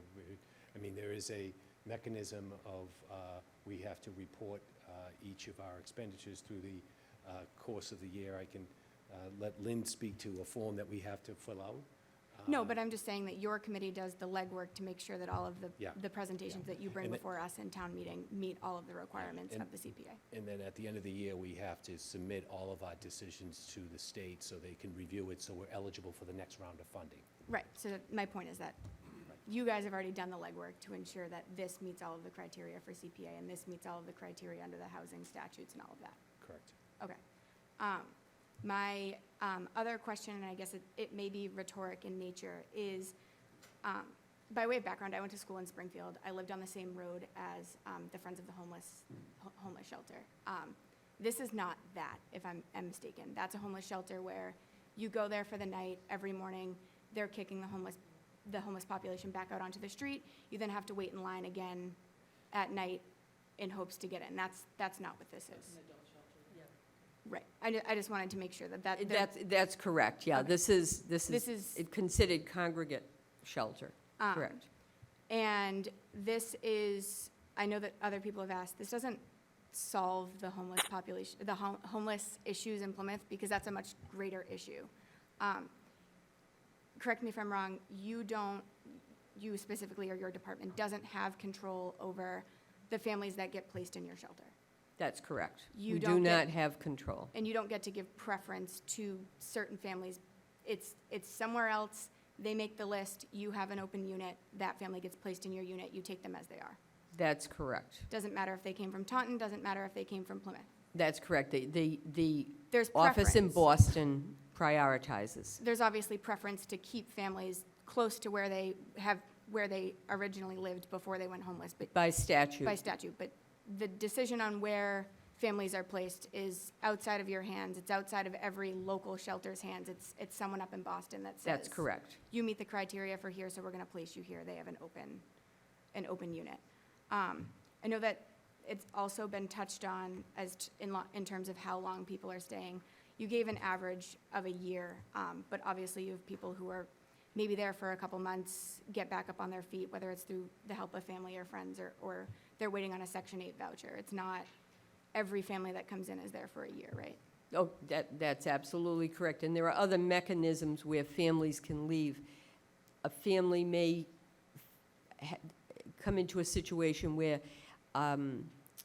they can get what they call a TESI, where they can leave for 30 days, leave the shelter because of extenuating circumstances, or perhaps it allows them a special opportunity to seek more permanent housing, and then they do, and then they don't return. So it is, every case is different. And just one final question. It is a requirement of this shelter program that the family needs to have a child. Oh, yes, absolutely. The right to shelter is actually the right to shelter for children. And then by default, they have to have a guardian. You're not just taking random children in off the street, right? Exactly, yeah. Okay, thank you. Okay, any other comments from our committee? So at this point, I am going to allow public comment, and I'm going to alternate between proponents and opponents. So is there anybody who would like to speak in favor of this article? Raise your hand. I'll give you 5 minutes to speak. Is there anybody who would like to speak against this article? And I'll start with you, sir. If you could go up to the podium and identify yourself, please.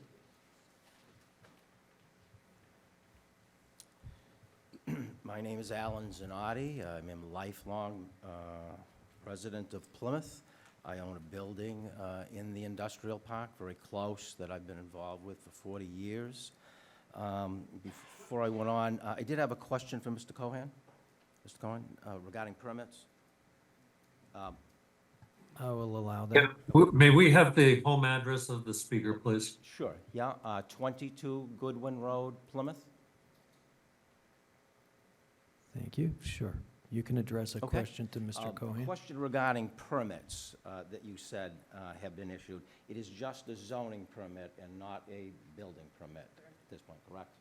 And in my, okay, thank you. In my conversations, when I met with the town manager a couple of weeks ago, he indicated this will still require a ZBA approval, and therefore there would be a right to appeal this. I am aware of the Dover Amendment. Again, the Dover Amendment speaks very clearly of education. And I know there are a lot of test cases, Lot 4, some that have been successful in not allowing it to go through. I don't think we need to pay $3 million for something that is kind of forced upon us through a particular amendment that circumvents our zoning, in my opinion.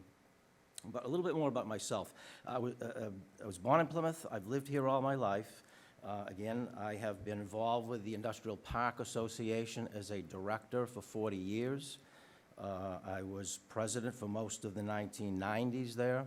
I was secretary of the Plymouth Growth and Development Corporation here in Plymouth for 11 years. And I sent you all a letter. I'm just going to kind of go through a little bit of that.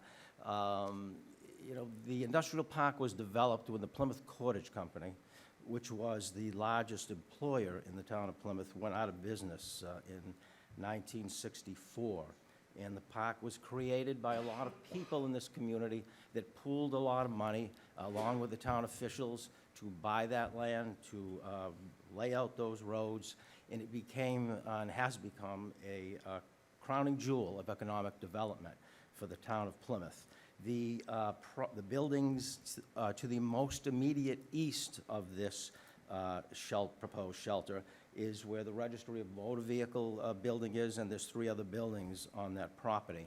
Our assessor's office assesses those buildings at $3,300,000. They pay $173, or actually closer to $174,000 a year in taxes.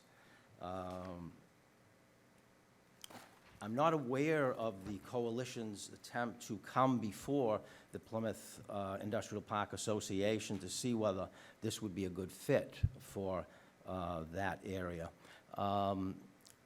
This particular lot is not a huge lot. It's 1.4 acres. My building a couple doors down is 4 acres as an example.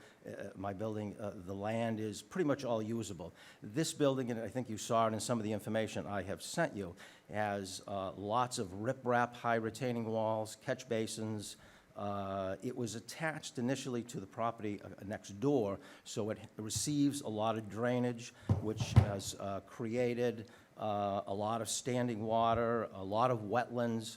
So they're going to be very reduced in terms of how much land they're going to be able to utilize outside for what could be 60 children there. This building was sold to the coalition for $1,500,000 in April of '23. 26 months prior to that, what I believe is a real estate investor bought it for $1,050,000. So there was a $450,000 profit to someone, 26 months of ownership. Unfortunate that the coalition didn't buy it. I know they said that they were looking for a building for 5 years. Unfortunately, unfortunate that they didn't find this one. I just think $7 million project is just huge for this building. It is not that big of a building. It's 10,000 square feet on 4 floors. It has been utilized without an elevator all its life so far, and now there's going to be an elevator that's going to be put in, got to be a couple $100,000. Very expensive to operate elevators. And when you got 4 floors, you have a situation where now you're going to carve out space for the elevator shaft. Okay, Mr. Zanotti, I can give you 1 more minute if you could wrap it up, or we could go to a vote and give you another 5 minutes. What would Okay, you like? all right. Could I have the vote? Could I? We can have a vote. Okay. Put a motion on the table. Mr. Green? So moved. Second motion to give another 5 minutes to Mr. Zanotti. Motion, yes. Okay. How do you, yeah, all in favor? All opposed? Opposed? You want a roll call? All right. Okay, let's go. Ms. Butler?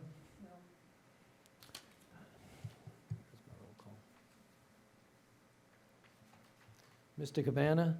No. Mr. Dunn? No. Mr. Green? Yes. Mr. Howard? Ms. No. Mr. Howard? No. Mr. Lally? No. Mr. Lawler? Yes. Mr. Pizarro? No.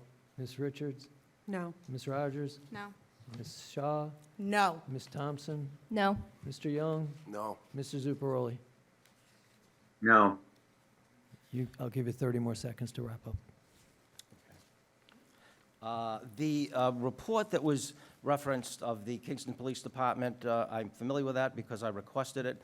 It is from January 21 to January 24. There were, again, 132 visits by police, fire, and ambulance to Kingston, and that was for 13 units that they have there. This would be double that, so one could assume about 264 visits for Plymouth services there. Thank you. Thank you, Mr. Zanotti. And is there anybody else in the public who would like to make a comment, either here physically or anybody on Zoom? Raise your digital hand. Okay, seeing no additional public comment, do I have a motion from Ms. Rogers to approve Article 16, Second. 16A, and a second from Ms. Shaw? Ms. Shaw? Okay. Do I have discussion? Okay, Mr. Zuparoli has his digital hand up. The floor is yours. Thank you, thank you. So as I see it, and this is difficult, I just want to be clear about that because as I said at the outset, I am sensitive to the needs of the homeless, especially as it relates to McKinney-Vento. This project is not going to go towards the SHI inventory for Plymouth. It's not going to help the town in that capacity at all.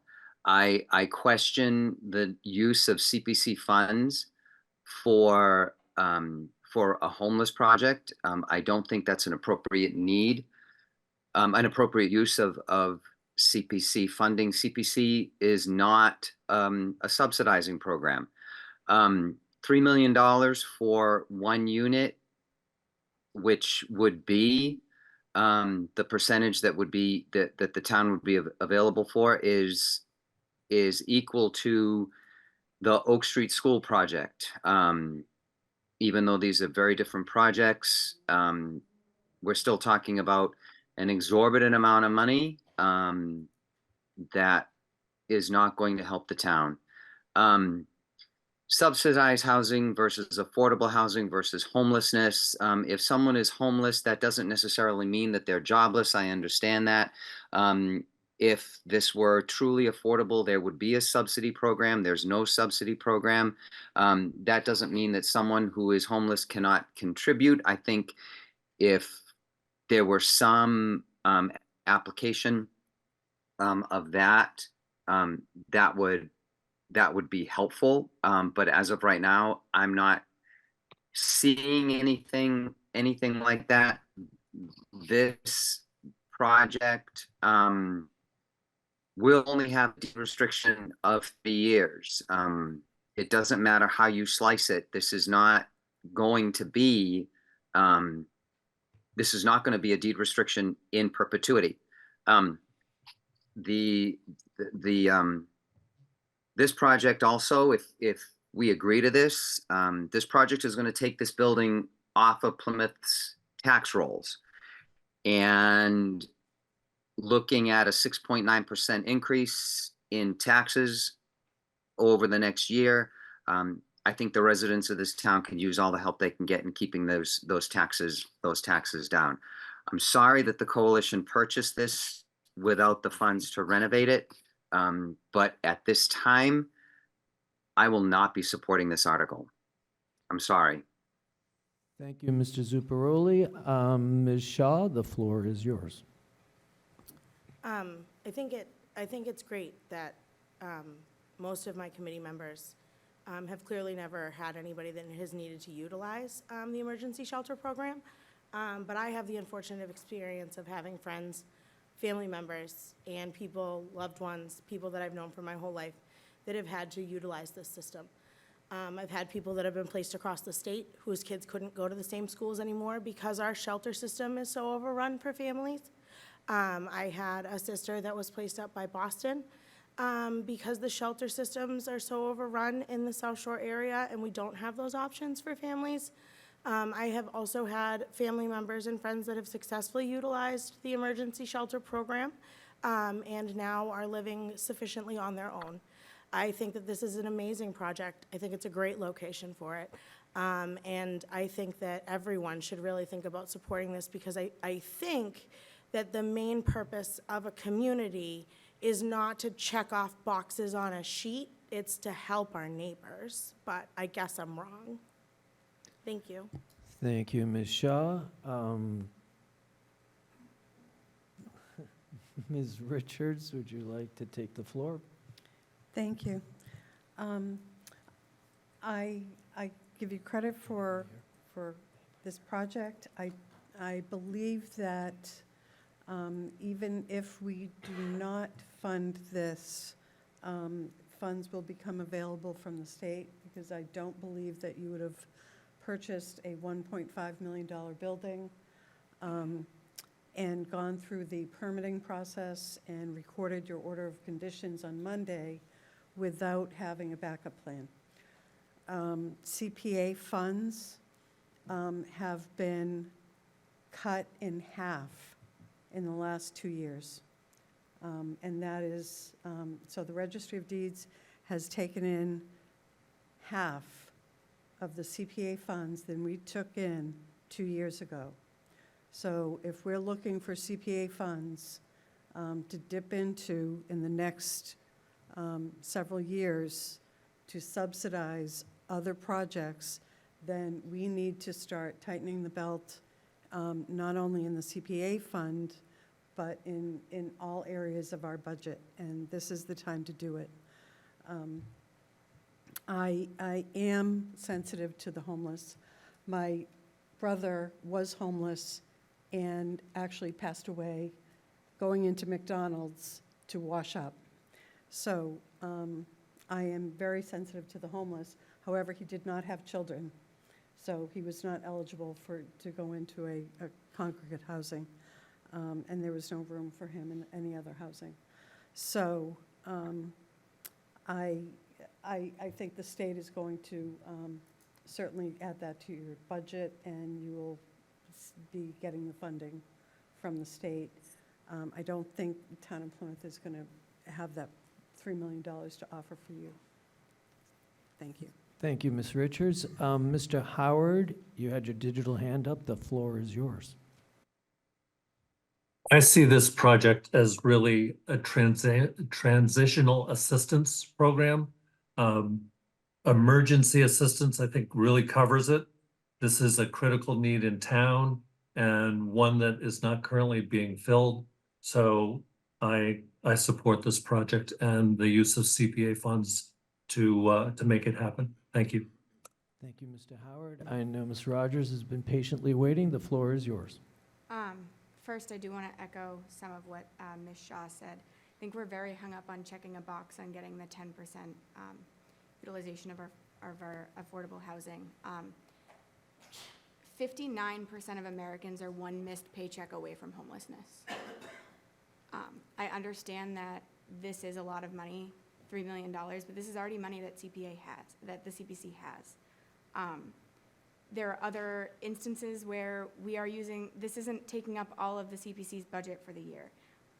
This is an important issue, not only in Plymouth, but in the South Shore. It's our neighbors, it's our friends, it's our family.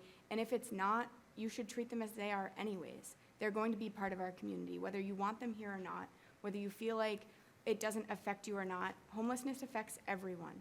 And this is a great use of CPC funds. I understand that people feel as though it's too much money. We've given more money, there's proposed more money for other articles that don't affect such a crucial part of our community and our society. Homeless people, and Ms. Richards, I do appreciate your notion about your brother. They're very underserved. This is not just offering shelter. This is offering new life to some people who might not have it. This is providing them with the tools to get themselves out of homelessness. A lot of what people talk about is that the homelessness is a cycle. You might get a little bit of temporary housing, and then that temporary housing is up, and then you don't know where to go from there. This program offers the people that live there the tools to learn where to go next. Not everyone has been as fortunate as myself, or what I would assume to be most of the people in this room, where their parents were around to teach them, this is how you go to a job interview, this is how you apply for housing, this is how you talk to a landlord. Some people don't have that. And we have people in the community who want to give that to them. We have people like the presenters here tonight who have dedicated their lives to helping other people. I think for us to sit here and, last week talk about how we need to be looking towards the future and we need to be looking towards our community, and then shut down this whole portion of our community over not checking a box and over potentially some nuances that the reason I asked Mr. Cohen, have you done your homework? They did their homework and brought this to us with the homework done. They know that the deed is going to be in perpetuity. I don't know why we keep saying 30 years. every deed that we've gotten on from the CPC has been in perpetuity. It's a lifetime deed. I support this article. I hope that my fellow committee members will consider supporting this article and just understand that this is a dire need, not just for Plymouth, but for the entire South Shore. Thank you, Ms. Rogers. Mr. Howard, your digital hand is up. Did you mean for it to be up? Sorry, I'll lower my hand now. Okay. Okay, Mr. Green, the floor is yours. So, I mean, I have nothing against this project as a standalone project, but as a member of the Finance Committee, I'm not a member of the Planning Board, I'm not a member of the Board of Health, just thinking about the dollars and cents here. And this is an authorization to borrow. This is the money that the CPC has collected on Lynn's sheet is going towards pay down debt from prior projects.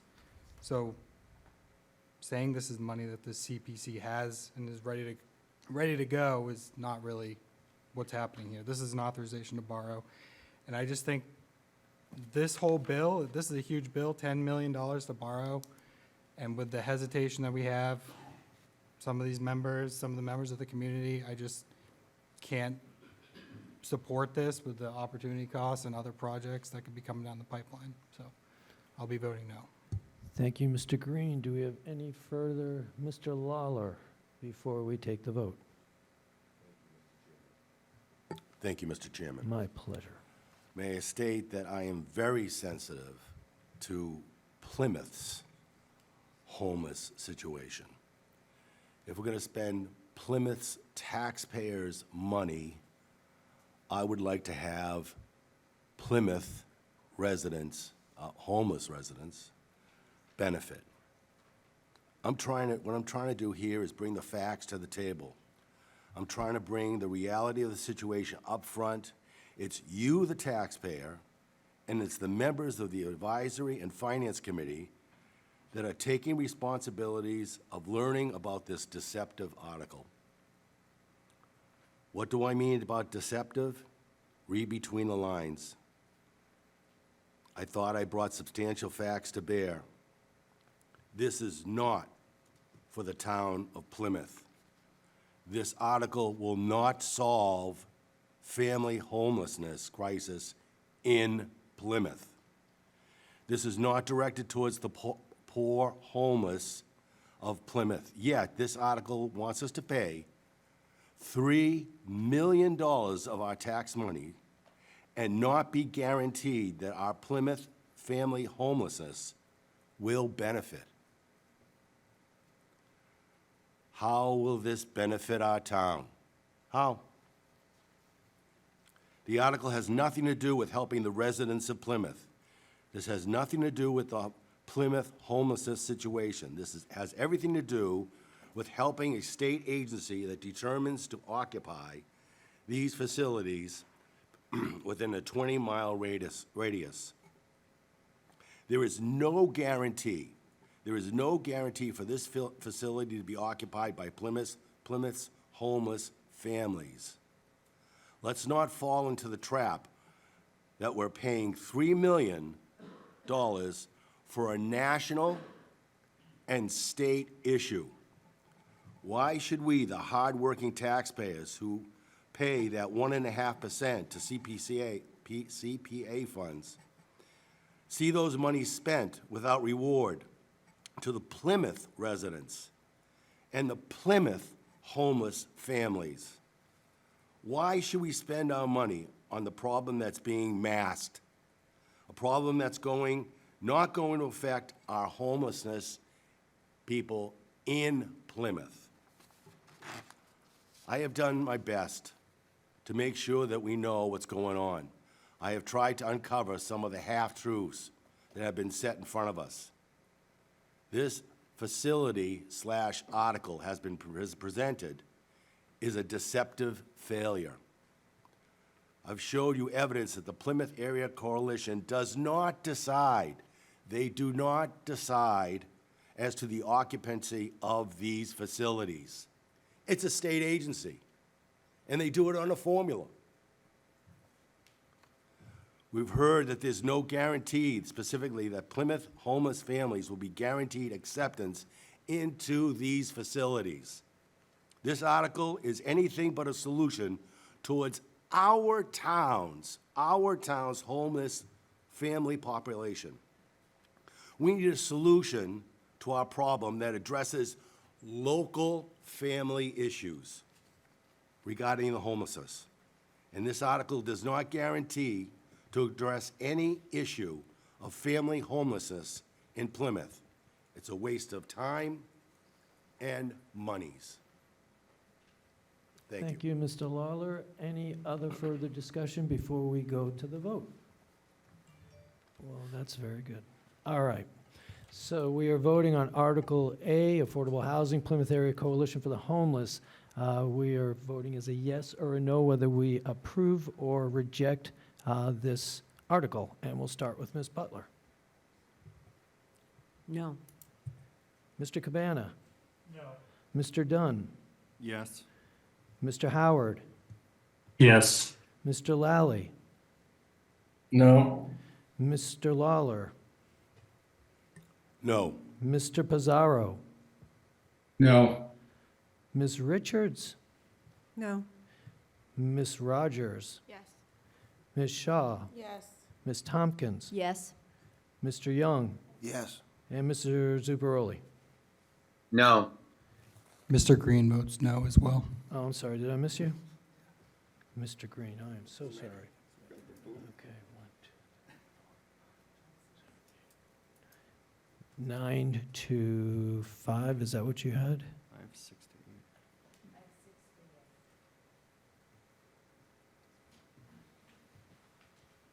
8. Okay, so it's 6 yes, 8 no. Okay, so the Advisory and Finance Committee has... 860.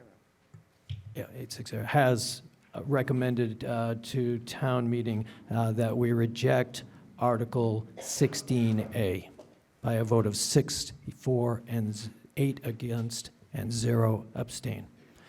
All right, thank you for your presentation. And now, yes, Ms. Rogers. I am just going to put it on record that you can expect my written resignation after I leave the room tonight. Okay, duly noted. Okay, so if you are joining us now live, you missed a lively discussion. So this is the Advisory and Finance Committee meeting of January 24th. We are now going to discuss Article 16B, Affordable Housing, 132 Court Street. Mr. Cohen, the floor is yours. Before I begin, I would just ask the committee member that to reconsider their resignation from this committee. I hope our presentation wasn't the cause for it. I think that it's good for a lively discussion, and I wouldn't give up on this process. So I hope you reconsider that at some point. Article 16B is affordable housing. It is a second article here.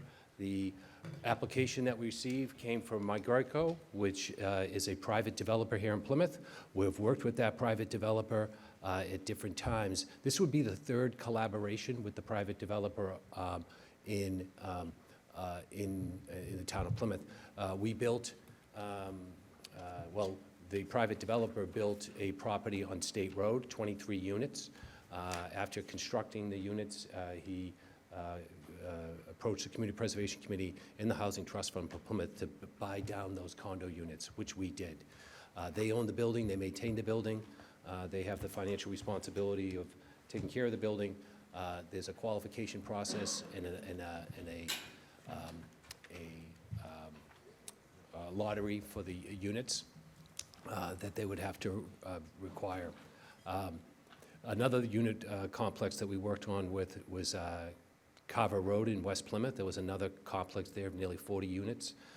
This complex that we're talking about is at 132, 134 Court Street. It's the Davis Manor development that's going up right now as we speak. It's been permitted, it's underway, it's under construction. It's on Court Street, and there's 40 or so units going in there, market rate. He was required to build 4 units affordable under inclusionary zoning, which he's building, the developer. He did offer to take 6 of these units and make them deed restricted at $960,000. So this is, he's willing to take 6 of his market rate units and deed restrict them for the construction cost of $960,000 for those units. Again, the units that are constructed at this location will be owned by the private entity that's required to maintain and take care of the property, but the inhabitants will have to be qualified, and the units will be deed restricted at the Registry of Deeds. Again, we thought this location was important because it is in a downtown area where people can reach services that are close to it, public transportation and other amenities. This is a demographic and population of working people that are still employed. So obviously the earlier recommendation was for a demographic. This is an entirely different demographic. And we also note that the construction of this building is more residential for the neighborhood that it's in. This sits on Court Street. Court Street has a history. When you come into Plymouth from Somerset Street, and you take a light, the light's at 44 there, and you head north into North Plymouth, you're lined by some very distinct housing, and the developer wanted to replicate that architectural feature. So in some ways, it's bringing back the style of Court Street that was constructed in the last previous 2 centuries. Here's an interior renovation of the units. They're 1-bedroom units, bath, efficiency, and that's a layout of the interior component. Again, the permits have been sought and awarded for this location. We're just talking about the deed restriction. Again, here's the front elevation of the building with its distinct architecture that's very reminiscent of a building at this location called the Davis Manor. Here's a rendering of it in color. So again, it's complementing Court Street. The Davis Manor was built in the 1870s, 1860s, 1870s on Court Street. And it was known as Cherry Hill. The estate was known as Cherry Hill, and that's how that the Housing Authority came to its name as Cherry Hill. Here's a little picture of that building back in the 1870s. There's the little cherry trees on the hill, and there's the little Davis Manor. It was actually picked up and moved a little bit to the north in the 1970s and became PAC Television for a number of years before it was torn down to make way for this development. But in some ways, the history will repeat itself down on Court Street, so we've come full circle in this development. We've worked with this developer over the years. They've made a strong commitment to affordable housing in the town. They've come up with an economic model that works, and we've found it to be very efficient. I think that this developer has stepped up to the plate and has come up with a model that works and has committed literally well over 100 units of affordable housing to the town of Plymouth, not only in these projects with the CPC, but other permitting projects that it does around towns through the inclusionary zoning process. So very happy to work again with this developer at this site. And that concludes my presentation on Article 16B. Thank you so much, Mr. Cohen. Is there a representative from Magrico here? No, So if we I will- can, I'll be here to answer your questions. All right, will do. So I will entertain some questions. I see Mr. Zuparoli. The floor is yours. Thank you, Mr. Neerman. Actually, my question was your question. Why isn't, so I'll just modify it a little bit. Why isn't there a representative from the developer here? We extend an opportunity for representatives of applicants to be present, but when a applicant files an application with the Community Preservation Committee, they are filing a Community Preservation Act application, and the committee is making the recommendation to town meeting, so it is the committee that has to make the presentation. We do let the applicants know, so they make themselves available to answer any questions. Applicants are allowed that opportunity, but it isn't their responsibility to present the article or make the argument at town meeting or the caucuses. We do think it's helpful to have them at different points to answer questions, but I am prepared to answer any questions that you might have pertaining to the article that the CPC is presenting. My only question was that I'd like to hear from Mr. Veo on this, and I'm sorry that he's not here or hasn't been afforded the opportunity to be present. That's all. He was there at the select board meeting, correct? Yes, he was there. He was actually had an appointment this evening, so. Okay. All right. Mr. Pizarro, I see your digital hand. The floor is yours.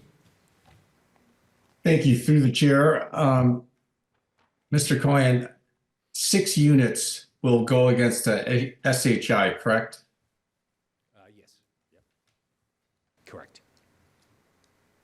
And then of those 6 units, what's the square footage in total? Total. Or each one, if you have that? Okay, so if you were to go to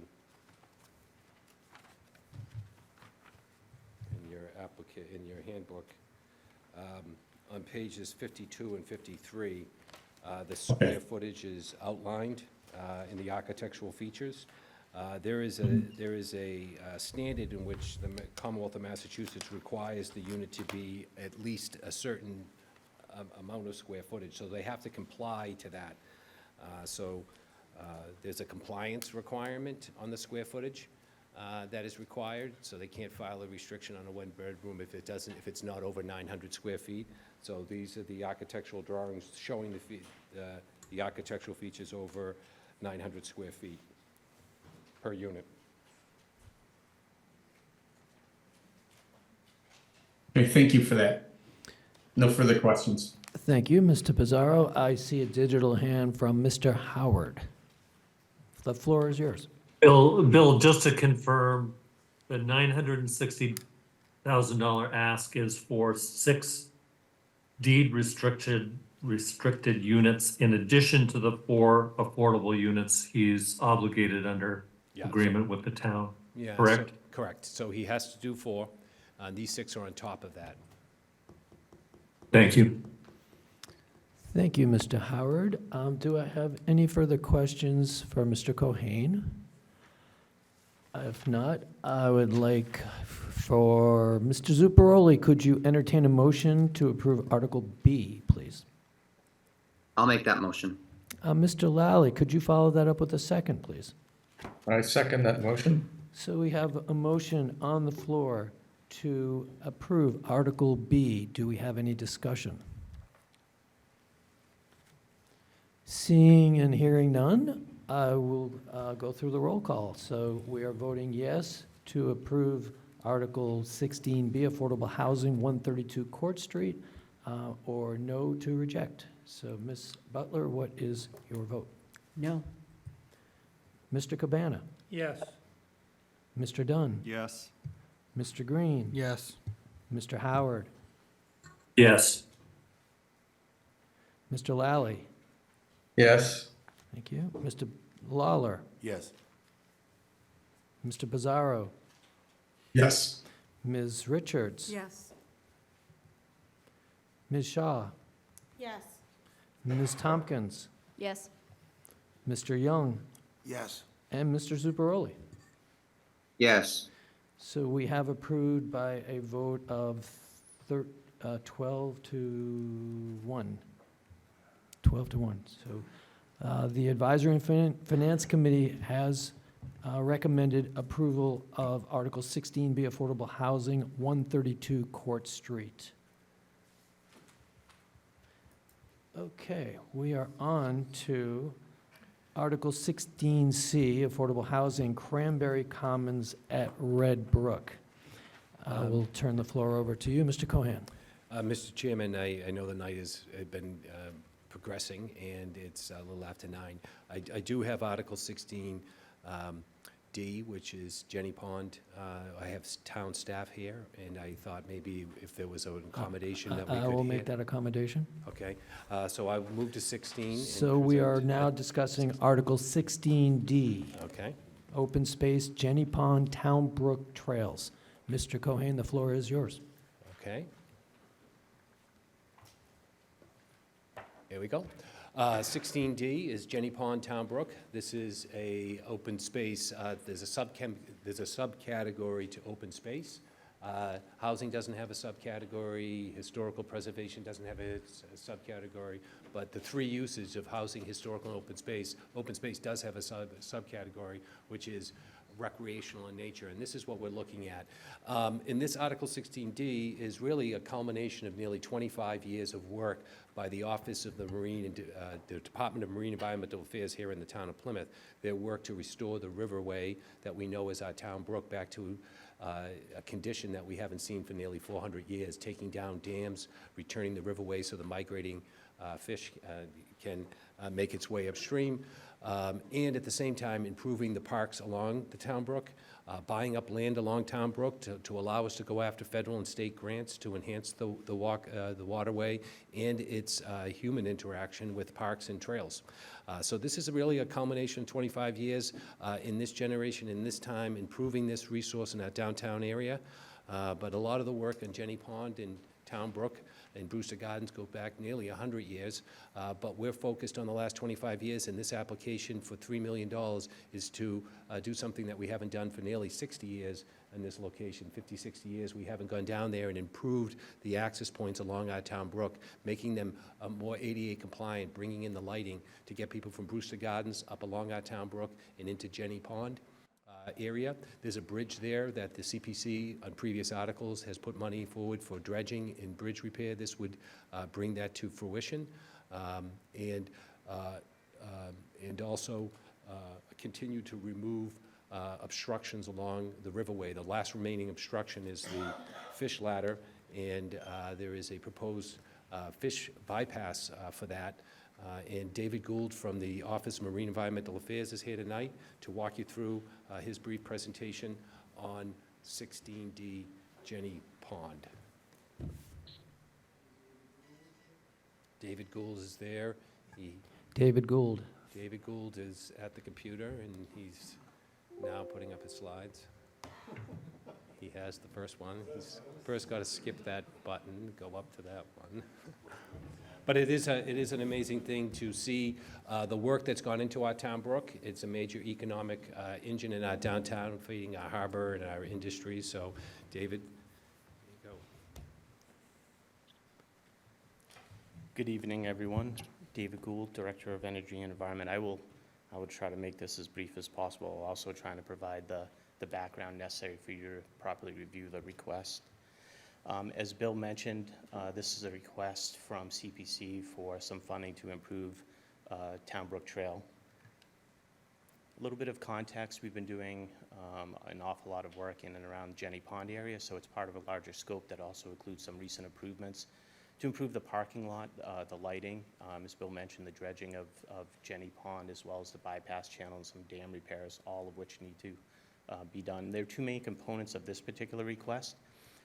One is to replace the Jenny Pond footbridge, which goes over Jenny Pond and essentially connects Jenny Park to Willard Place and Newfield Street and Holmes Park.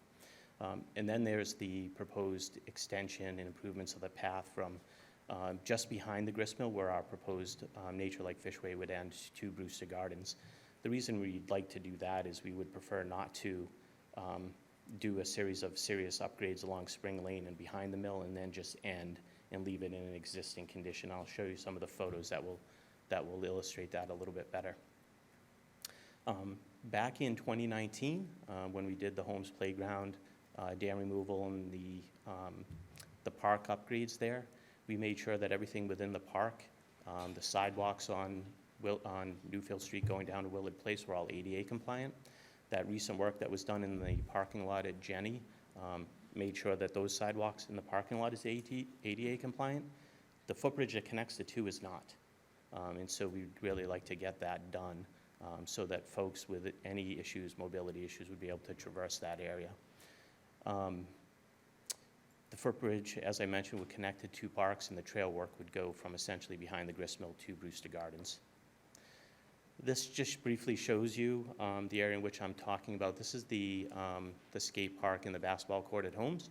So we have that connection down Newfield Street to Willard Place, which is a small cul-de-sac, over the footbridge at Jenny, and then all the way down, following the screen line to Brewster Gardens. This is the footbridge at Jenny. This is the existing conditions. You can see the curb and the step up on both ends, as well as both of the approaches to and from are not ADA compliant. There's some serious grade issues. The new proposed footbridge would be ADA compliant, have lighting. It would also make sure that the access points to and from the bridge are ADA compliant. It would also be a single span bridge all the way across, so the current pilings that are in the pond itself would be able to be removed. I have a few slides that will show you some of the conditions that would be left if we weren't able to do the remaining of this work. So we would do a serious upgrade of sidewalks and access on Spring Lane, which is a road going into Jenny, and then continue those path improvements behind the gristmill, and then it would stop. The funding that we're requesting tonight would continue that trail work and landscaping, drainage, and lighting improvements all the way to Brewster. This is underneath one of the bridges there. You can see the erosion. What we would do at this location was actually we would elevate the entire grade. We would take care of that path and make sure that it is ADA compliant. We would also put a railing out here.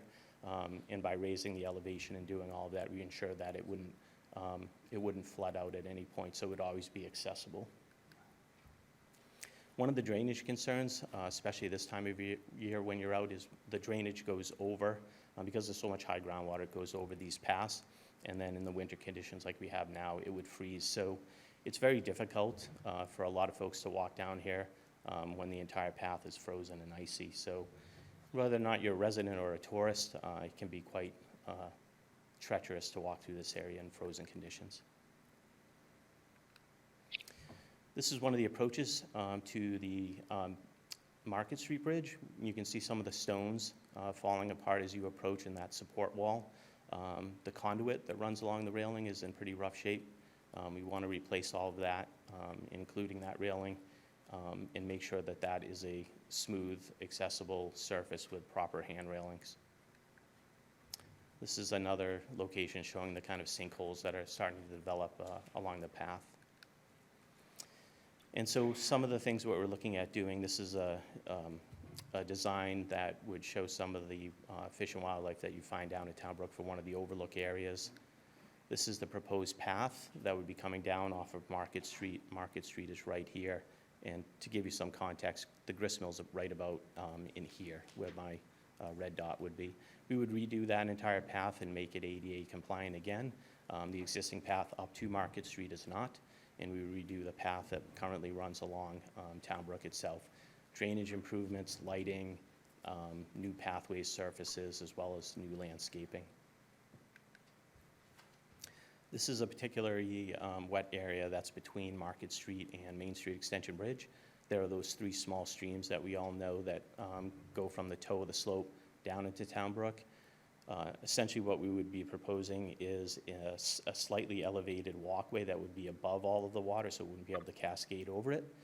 That would ensure that it would be dry, not freeze in the wintertime, and we would also do some drainage and landscaping improvements, as well as new conduit and lighting through that area. So some of the challenges, we did have some funding back in 2019. Bill had mentioned we had some CPC funding, but we also wrote a park grant. This was specifically for the footbridge. Some of you recall we had some difficulties in scheduling a town meeting at that time due to COVID, and it was continued to be pushed back. By the time we finally had a town meeting to approve the grant money, we didn't have a window of opportunity to actually use it. So we gave the money back. In 2021, we applied for a park grant and got it a second time, put the project back out to bid with those original design, and I think as most folks know, under post-COVID, we put that out to bid and it came in 35% over that original budget, so we gave the grant money back a second time. What we're really trying to do now is get this project done once and for all. And as always, we're seeking additional funds, and I want you to know that we are in fact requesting the $3 million from CPC. We have 3 different grant applications out for other parts of this project. A $10 million request from NOAA, a $2 million request for dredging from the state, and a $1 million request from the Commonwealth for the dam repair. So I'm not here looking for just funding. We're from CPC. We're looking to leverage a lot of other money and reduce as much cost to the town as we can.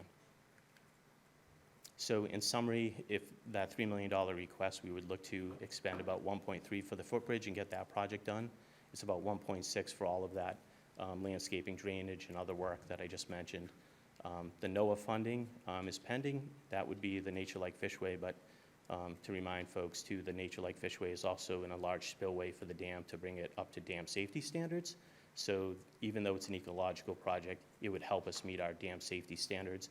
In that project, because we would be disturbing so much of Spring Lane and the sidewalks and the sewer line, we would be replacing all of that with that kind of money. So those costs would not be borne by the town. They would be borne by the NOAA funding that we're requesting.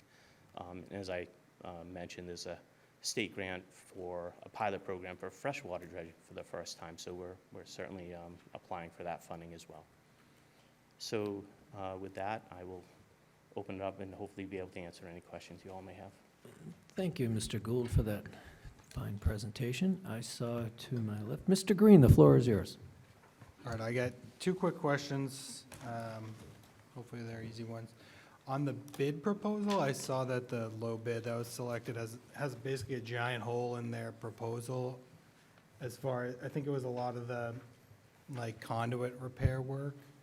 I was just curious, like, are we comfortable that this is enough and they're able to do it? We're not gonna have a fiasco? No, that's a great question. So since that time, what we were able to do is a lot of the conduit that was included in that original project is now being completed. We were able to do that for the parking lot, so we're able to pull that component out. Cool. So I do think with the updated estimate that this would be sufficient funding to finally complete it. I don't want to have to try to do it a third time. Great. The other question was just about, I know there's a big landscaping component from reading the bid, and the last time I was down there, I know there's a huge amount of like invasive knotweed all over the place. Does that landscaping component kind of try to deal with that problem? Yeah, Jenny's pretty interesting in that almost everything that was planted in the 70s and 80s was non-native, including some of the knotweed that's coming up. So a lot of the landscaping from the parking lot to the footbridge, we'll obviously do a walkway with lighting. We'll landscape around that. That'll be native plants that'll be drought tolerant and not have to have irrigation. And some of those other older plants that are invasive, we will remove to put in native plants. Great, thank you. You're welcome. Thank you, Mr. Green. Any other questions for Mr. Gould? Seeing and hearing none. Mr. Howard, would you like to make a motion to approve Article D, Jenny Pond? You're on the mute. I'd be happy to make such a motion, but question first, if I may. You may.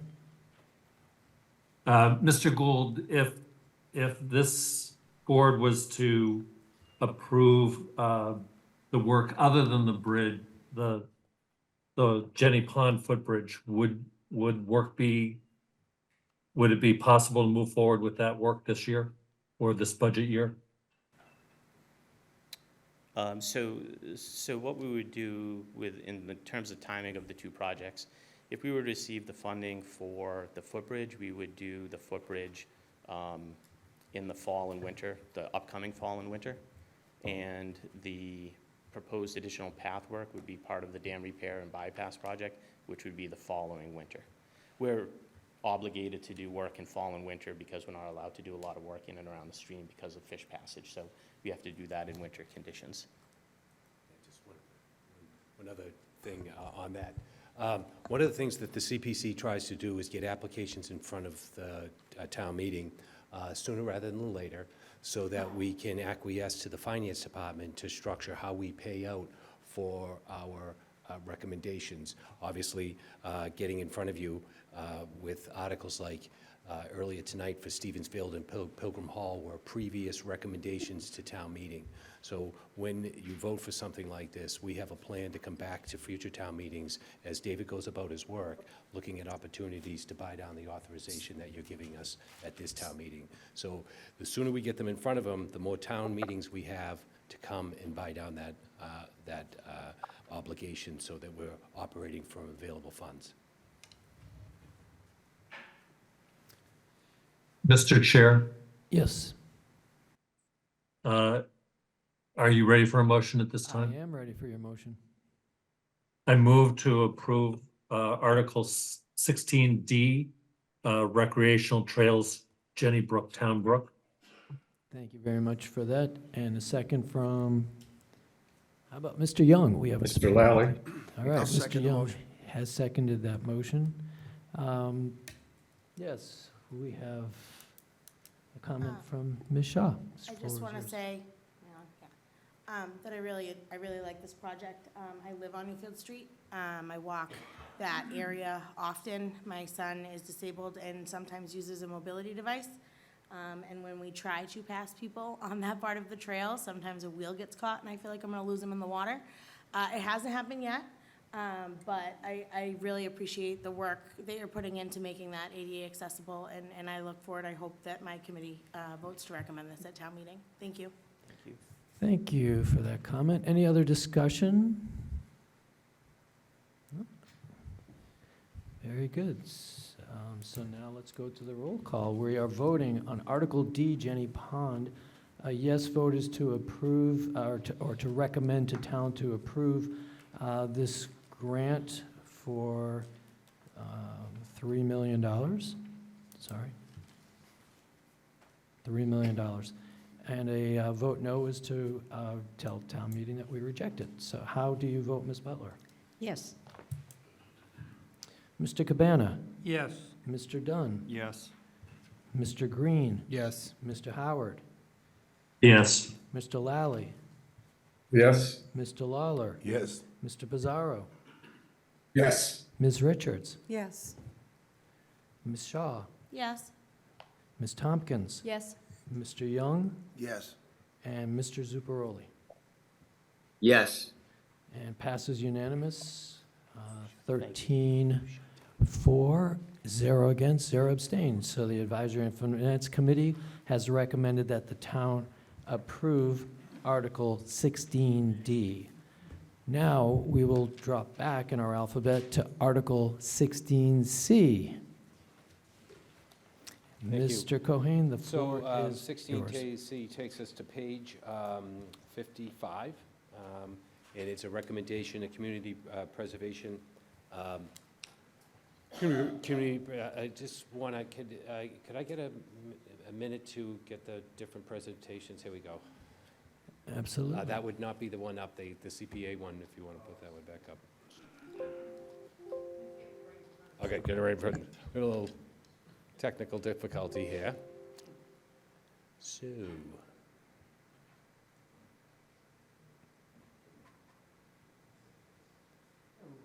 Okay, there we go.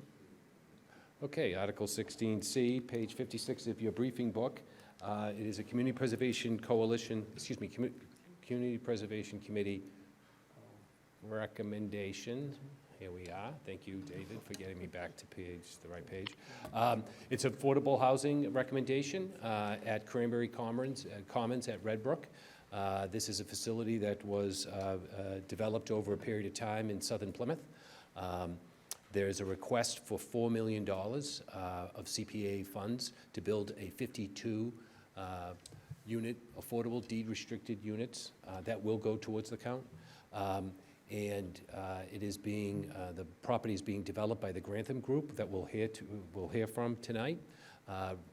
The Red Brook Development donated the land to Grantham to build this facility at this location. So they're committing to this project at the location. It's an age-restricted project for 62 and older. It's an apartment building. All the units will be, as I said, deed-restricted. And it's important to note that it's for seniors, 62 and older. And typically at a location like this, you'd see 80% of the area-wide mean income around the greater Boston area. A lot of people realize that number can be quite expensive in terms of the monthly rent you're paying. It's deemed affordable, but it really isn't affordable. So we've all heard that argument of the 80%. Here, Red Brook and the Grantham Group are building a facility that is going to offer 60% and 30% area-wide mean income. So that's another demographic down. So that's important to note that they are making a commitment. They're not only looking to qualify people at 80% of the area-wide, they're looking at 60 and 30. So that's a different component to this. This is a complex where the mass housing living communities will allow local preferencing, if that's the town's wishes, at 70% of the initial units that are available.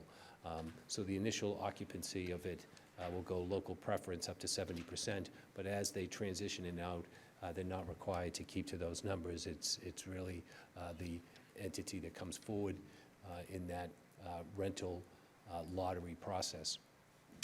Again, there'll be a site manager on site that will be there at this location. As this neighborhood evolves, services like the Y and others are growing in the area, so there are amenities in the area for the retirees. Again, this is important to note, the Grantham group that will be building the facility has a lot of experience working with communities, building affordable housing. They'll talk about their Situate endeavors and other endeavors and what they've been doing over the years, but with their knowledge, they'll be building financial partners to cover the cost of this $25 million project. They'll be seeking state and federal tax credits. They'll be looking at the state housing trust, partnering with them for funding. And they'll be looking at the CPA fund, that's what we're discussing tonight. And they'll also be looking at housing trust money here locally here in Plymouth, Plymouth Housing Trust.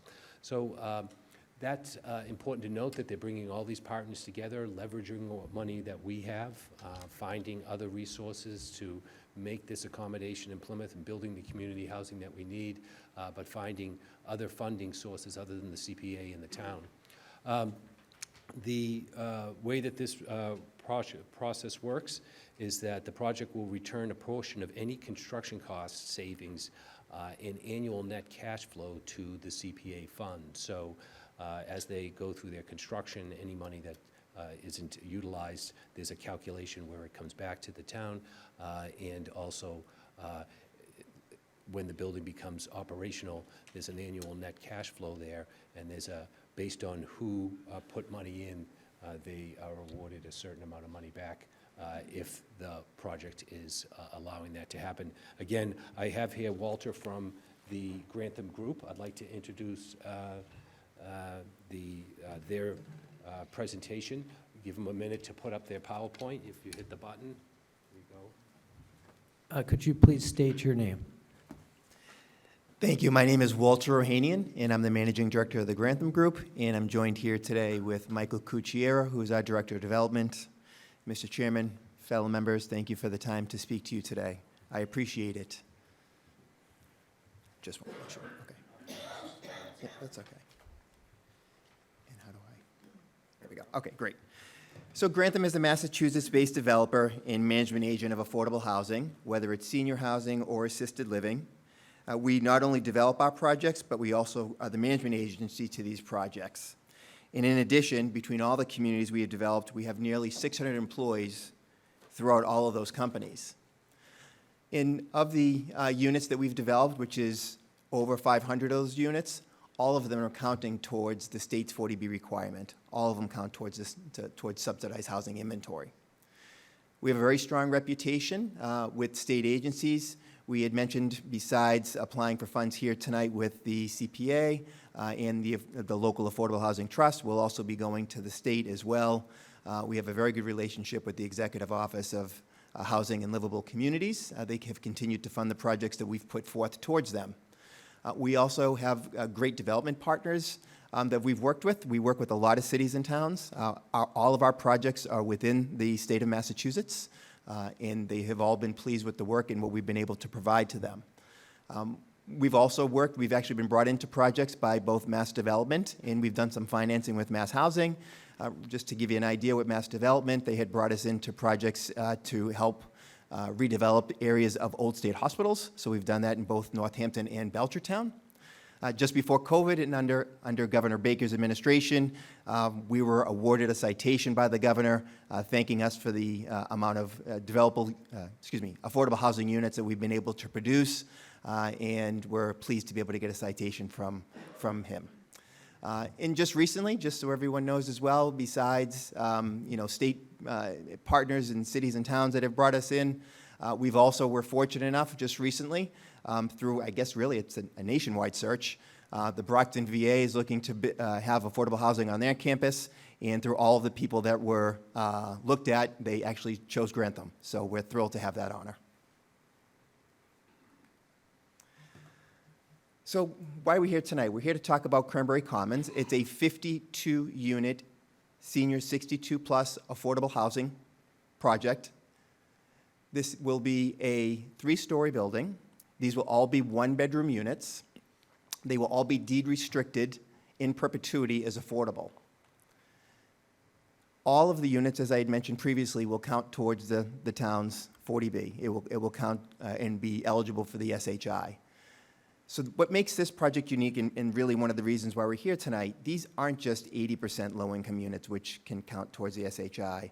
Really what we're doing is we're trying to buy down the median income for these units, and we're offering the lion's share of our units, 42 of them, will be 60% or below the area median income.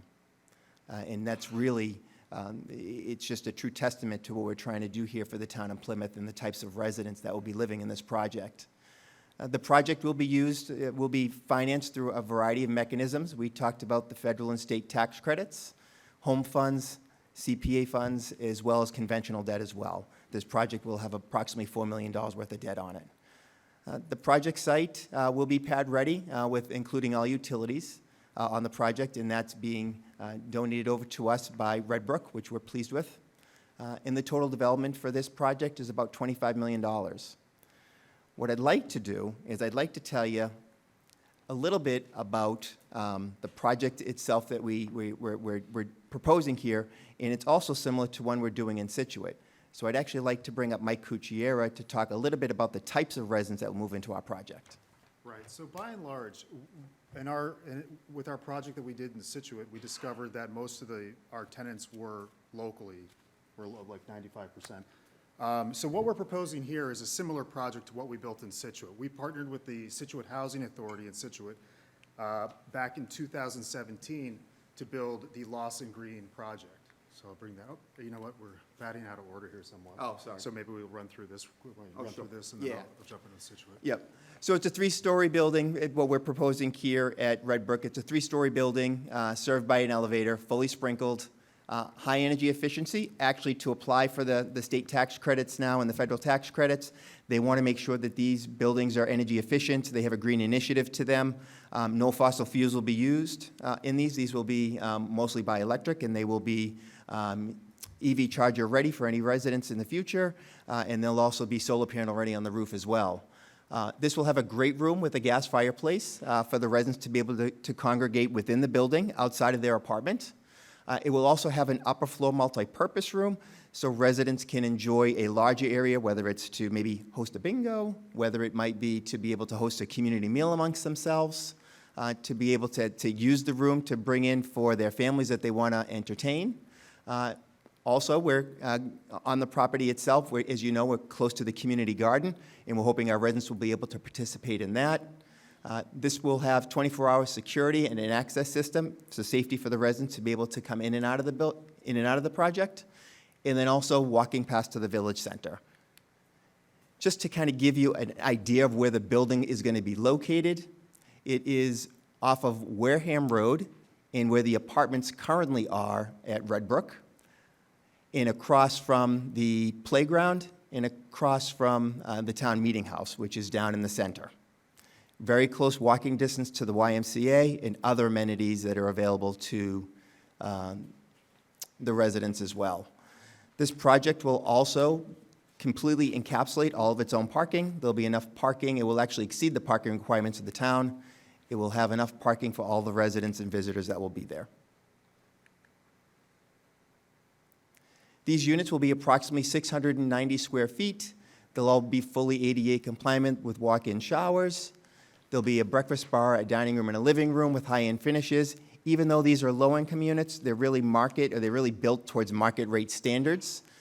They'll have walk-in closets for the residents, individually unit-controlled temperatures, cable and internet ready. And then also too, is we want to make sure that the residents are able to cook, so they have the appliances and the dishwashers and everything they'll need for independence.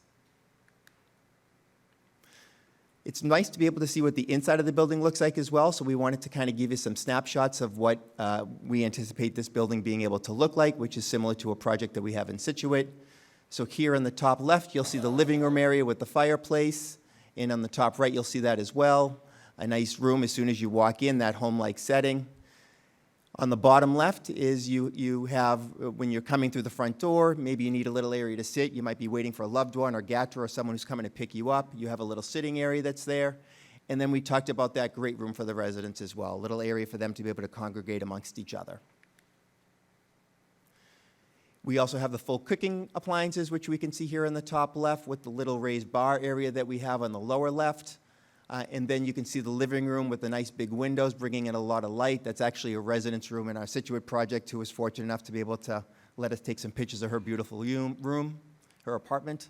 And then here on the bottom right, you'll see her bed and her dresser and her bureau that she has in her unit itself. Right, so Situate had a problem. They had a CPA and an affordable housing trust. They would do one-off projects every couple of years where they would buy down a single-family house, spend upwards of $600,000 to buy down the affordability. The state basically hadn't been paying into the CPC. They hadn't been receiving CPC funding for their affordable housing component of their CPC. So what they were looking to do was maximize their CPC funds and leverage by putting them in a multifamily project like this, which is the Lawson Green project in Situate. And by doing that, they're getting the maximum bang for their buck. They put in about $84,000 a unit to buy down that deep affordability of 30%. The 30% units, there's some folks in our facility that might be paying no more than $200 a month. They're living on Social Security. They are by and large widows. They may have had a career, they may have had a small pension, they may have lost a loved one that was the primary breadwinner. These folks are primarily from Situate. They're all townies. When we conducted the housing lottery, we had 1,000 entries for that housing lottery. What we discovered as part of that was that Situate had a hidden homeless problem, and it was a homeless senior issue. You have couch surfers, people living in cars, people living with family members. We had one woman who was living in a commercial building in town. That's where it's a hidden problem, but it exists, and I suspect it exists in Plymouth as well. So of those 1,000 lottery entries, we were able to draw, unfortunately, only 30 people. What we found was 95% of those people are from Situate or have a tie to Situate. They could be, that's part of the local preference set aside that was put in place when the project went out to the lottery. What else do we have to say? So right now, as I mentioned, we had 1,000 people that entered the lottery. We were able to draw 30. Today, we maintain a wait list of over 250 people, again, primarily from Situate. When one of these units opens up, it's a dash. You know, it's the next person on the list, but it's primarily folks from Situate that are coming in here. I just wanted to point this out because I was out there today, and one of my residents recently carved a sign and hung it in the front hall, and it just says nicely situated, which I thought was a pretty appropriate pun because I'm a big lover of puns. But basically what I would just encourage folks to do is take a ride up or call the folks in Situate and talk and come kick the tires of our actual projects. This is what we do. It's truly a community asset. It sits behind an existing housing authority property next to the library and across from the senior center. And what Situate recognized is they wanted to take care of the people in town. And so many of their elders had been priced out of their homes. They were house rich, so to speak, but they couldn't afford their taxes. They couldn't afford the upkeep. Situate, the demographics of the town, the socio-demographics have changed dramatically over the course of their lives. And so you have a lot of elders that were being displaced or worse, having to leave Situate and move far away. And so in Situate, we had a really great supportive town that understood the need. They understood that affordable housing isn't just, there's no magic bullet, or there's no silver bullet, I should say, but it's multiple things. And by providing $2.5 million towards the Lawson Green project back in 2017, the town really, really walked the walk, so to speak, and helped make this project happen. And what they got out of it was 30 units, although we could have 200 if we had the opportunity to build that many, given the depth of need. They have 30 units that will permanently be affordable in their town, and they all count towards their subsidized housing inventory. They're at about 8.5%, and they are constantly worried about the Toll Brothers of the world coming in and pulling comprehensive 40B permits on them and forcing down those types of projects.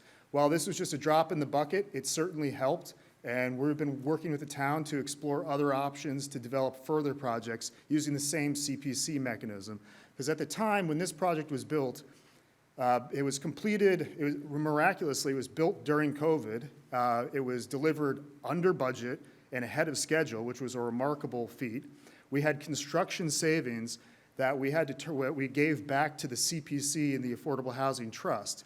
In addition to that, annually, we give cash flow back to the CPC and Affordable Housing Trust in Scituate, and you're very welcome to contact the town administrator in Scituate to vouch for this. We're not just making this up. This is absolutely true. We are providing that money back after all the expenses on the project are paid. So I don't know if. We recognize that, we're asking for a significant amount of money. When you break it down by the per unit cost, you realize at about $86,000 per unit that is being asked. You're getting a significant amount of units added to the subsidized housing stock, and a great community resource for people to have, not just at 80%, but at 60%, and then obviously deeply skewed at 30% as well. As we know that which you've heard from others as well tonight, besides what is required from the state in putting in funds in this, they do require a match as well from the town, which is why we're here. So. Okay, are you getting close to wrapping up? You can go ahead. And I'll All right. happy to answer any questions you may have. All right, thank you very much, Mr. Kuchera, Mr. Ohanian. I'm going to open this up for questions. Mr. Dunn, would you like to take the floor? Thank you. Is there anyone here from the Red Brook Corporation? There is. I just was wondering how we're only at, I think we're at 15 units so far out of a promised 103, and now we're coming here looking for $4 million to build 52 units. 77% of the project is already done, but we're at 14% of the affordable housing that was promised. I don't know, understand how we're at such a low number. Could I actually sort of ask that for this part of the question and answer, you direct questions about the project to us, specifically about this project, because that's the proposal, because this question is, I'm going to ask the questions that I want to ask. So why don't we sit back here? So, Mr. Dunn, yes, we have someone from from Red Brook. Dan is here. Thank you. Answer that question. Good evening, everyone. Thank you. My name is Daniel Gorsica. I'm a lifelong resident of Plymouth, and I'm also the Vice President of Development for the 80 Makepeace Company down at the Red Brook community. So you were referencing the amount of affordable to date. So just to give you a little bit of background, I'll try to go through this quickly, but I want to make sure I answer the question. So Makepeace Company received their permit back in 2008. And our affordable account is based on the number of TDRs we use. And so at that time, in 2008, the company anticipated using 736 TDRs. 10% of that is... I'm sorry, could you say what a TDR is, so all yeah, of my us are on the apologies. same page as you? Yep, a TDR is called a transfer of development right. That's what allowed Red Brook to be as dense as it is, and that's why as part of Red Brook, you have all that land that we owned prior to, that's all in permanent conservation restriction. So it essentially just allows you to take by right densities over in these other places and move it and consolidate it into one smaller area. And then that land that you use TDRs in then gets put away in permanent conservation restriction. So we anticipated using 736 TDRs, 10%, they round to 74. And then the company at that time agreed to do 103. In 2008, I was 2 or 3 years into my professional career, so I wasn't around for that portion of it. But I will say, when you read the special permit, there was a large component of 50 units. The intent was to have an affordable assisted living. So that was part of that, also that concept. That's in our special permit. It's referenced in the MOU. the assisted living component from an affordability perspective, because of federal tax laws and tax credits, that's just not viable at this time. So working with the Grantham Group, here's a project that is viable and it's geared towards seniors. So in addition to the TDR usage, and then in addition to the commitment of 103, so we have 15 units right now that are deeded affordable. We have 10 of them that are in process. What I mean by that is either through the regulatory process or some stage of way and through that process. Another important thing to note, so our permit was for 1175. Okay, the first 336 units is called our base density. Those didn't require any affordable. So I'm not saying we shouldn't have more, I'm just simply saying the first 3 or 4 years of development, we weren't required to do affordable, just based on the base density. And now that we're utilizing TDRs, we're required to perform on the affordability. Just another quick point. Over the last 2 years, I've heard a lot from either planning board members or other public officials about, all right, what's truly affordable? And I've been challenged by some of those members, Dan, how can we get below 80% AMI? Because when you look at 80% AMI right now, and if I misquote, I would ask the Grantham folks to correct me, a one-bedroom apartment at 80% AMI is $1,900. And I think we could all agree that that's not affordable. I don't know if I would want to pay $1,900 now for a one-bedroom apartment. So that's at 80% AMI. So when we were challenged to look at, okay, Dan, how can we get lower, truly affordable? And so talking with the Grantham Group, they have a way that they've performed in the past of getting a heavily subsidized affordable. So out of those 52 units, 42 of them are at or below 60% AMI. So now we're talking rents that are much less than $1,900, and then out of those 42, correct me if I'm wrong, 12 of them rather, are at or below 30% AMI. So you're looking at a very, very drastic difference in rents, which makes it truly affordable. And what we've learned is in order to do true affordable at that level, you need subsidies, and you need public funding both from state and from local governments. Okay, Mr. Dunn, did that answer your question? It did, thank you. You're welcome. Okay, I'm sorry, Mr. Cabana, the floor is yours. Thank you. I have two questions. The 52 that Grantham is proposing building, is that going to go against the 74 units that was originally in the memorandum of understanding? The 52 units will go towards the SHI for the town of Plymouth. That's not my question. Let me Okay. try it again. Maybe I didn't. Okay. In the original memorandum of understanding, Agawam said that they were 18 Makepeace, said they would do 74. My question is the 52 on top of that 74, or is that part of the 74? It would be part of our requirement. So it's going to be part of the 74. Correct, and part of our requirement is to meet 40B statutes, which is at 80%. And so again, we're trying to meet the needs, not only the people, but the requests from planning board members and some town officials about how to reduce it. So, but yes, the answer to your question is yes, we would ask for that to be counted against the affordable requirement in our special permit. And who did you ask? No, well, so this project would have to go to planning board, like all of our projects, for administrative site plan review. So when we go through that, that will be part of that process. But isn't it, I'm not a lawyer, but isn't No, that's that, okay. isn't that changing the original conditions of the memorandum of understanding? No, the MOU contemplated a large 50-unit affordable assisted living. Okay, now I know it's not assisted living, it's senior affordable housing, but the assisted living component of affordability, frankly, just isn't there. They can't make it work, and that's what they also do. So we've switched from assisted living to elderly, to senior housing. If you look at the Trevid bylaw and our special permit, this type of housing isn't allowed use in this location. I know, but it seems to me that it's kind of clouded, because your company originally agreed to build X amount of units, okay, which you have not done, for whatever reason. Now, Grantham is coming in and saying, we're gonna do 52. Why wouldn't those 52 units stand on their own, and you still be accountable to build your 74? Oh, that's a fair question. I mean, in my opinion, it's on our land that we're donating to Grantham. That's part of it. And again, our requirement's 80%. If the town, if the town, whether it's this committee here or town meeting, don't want that to occur at that lower deep subsidy, we're simply, as a developer, gonna go back and build buildings just like this one, but all at 80% AMI. So I just need to be clear on that. Like, if this doesn't work, we'll just go build it at 80%. We just think it's very important, looking at the needs of the community and the seniors at this deeper affordability, that this is more of a preferred way to go. Okay, well, let me be a jerk about it, okay? And say, yes, I understand that, okay, but it seems to me that you're using the Grantham Corporation to alleviate a burden that your company originally signed up for.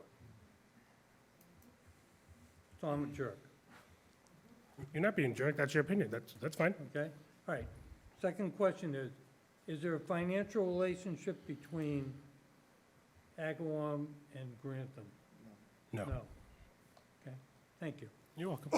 Thank you, Mr. Cabana. Out of the corner of my eyes, Ms. Shaw, hand up the floor is yours. I don't move just yet. So I'm reading directly from the MOU. It says, "The developer agrees, however, subject to the provisions of this paragraph, that until such time as the affordable units required hereunder have been constructed, it will construct affordable units at a minimum proportionate rate of 10% of the market rate units constructed as a result of the TDR within each 12-month construction cycle." Can you please let me know how many units you've constructed in agreement with that paragraph? Sure, so to date, the market rate units that we've, and I'll be honest, I'm gonna summarize some numbers, but as far as specific details, just don't quote me on the plus or minus, but I can get you that information. So, when you remove the base density units and then you just look at our TDRs, the amount of market rates as a result of the TDRs is plus or minus 600. So if it would be 10%, it would be 60. Now, again, important to note, we've always contemplated this large type of project, and now that we've built a sense of community and destination, is a good time to do it. So it would be those 50 units or 52 units, plus the 15 that exist, plus the 10 that are in process. So if this project continues and moves forwards in this form that we would like it to do, would have almost 52, 62, 77 units. This updated memorandum was signed in 2019. How many affordable units have you constructed since 2019? 15. 50 since 2019? 15. 15 since 2019. Is that 15 in total since the project began, or just since 2019? Nope, that's in total. Okay. So not just, so how many since 2019? Because the Well- first memorandum of understanding was signed in 2008, right? Yeah, that So would, this one was 2019. So I want to know how many units you've built in agreement with this memorandum that was signed in 2019. yeah, the 15. I believe that the MOU revised because of the multifamily component of affordable, and they wanted to do, when you do affordable multifamily, you have the right to move the units around in the building rather than just keep consistent. That, if my memory serves me, that's why we revised the MOU. So is that 15 in agreement with 10% of the market units you've constructed per No, we- 12-month cycle? We're a little No, bit behind. okay. Yep. So, and then the other thing is that, in the case of rental units only, so will these be rental units? Yes, okay, so in the case of rental units only, it is established so that they are affordable to renters having incomes no greater than 80%. So you are, empowered by the MOU to price them less than that, you are just choosing not to. Correct? The way I read that language is up to 80%. So yeah, Up we to could, it, you right, could no do, you greater could do than- 50, right, you could do but 60. you could do less. You could, You could, you're just choosing not to. or we're choosing to meet the 40B statute, and what our MOU says is up to 80%. You're right. Right, right. Yep. So it's a choice. Correct. Not Well, it's a something that choice, but relies on this it funding. also follows the statutes of affordable housing. Right. Just like other yeah, projects that you totally. folks have I'm just reviewed making it before. clear that you're choosing not to price them that way. We're choosing to meet our MOU and the special permit and the 40B statute on Correct. affordable housing. That empowers you to price them lower if you want. Yeah, anyone could price them lower. Other people don't price Right, them so lower. it's not dependent Without on this asking money. for money for town subsidies Right. to get them lower. It's not dependent on this money, though. You could choose that if you The- wanted to. The level of affordability, with the way the Grantham runs their program, it's required state funding and tax credits, and I'm not also talking about requires Grantham, local. I'm talking about 80 Makepeace. Yeah. A multi-million-dollar company. You could choose to price them lower. Yes, we could all choose Correct. to build Okay. affordable housing. Thank you, that's all. You could all do it.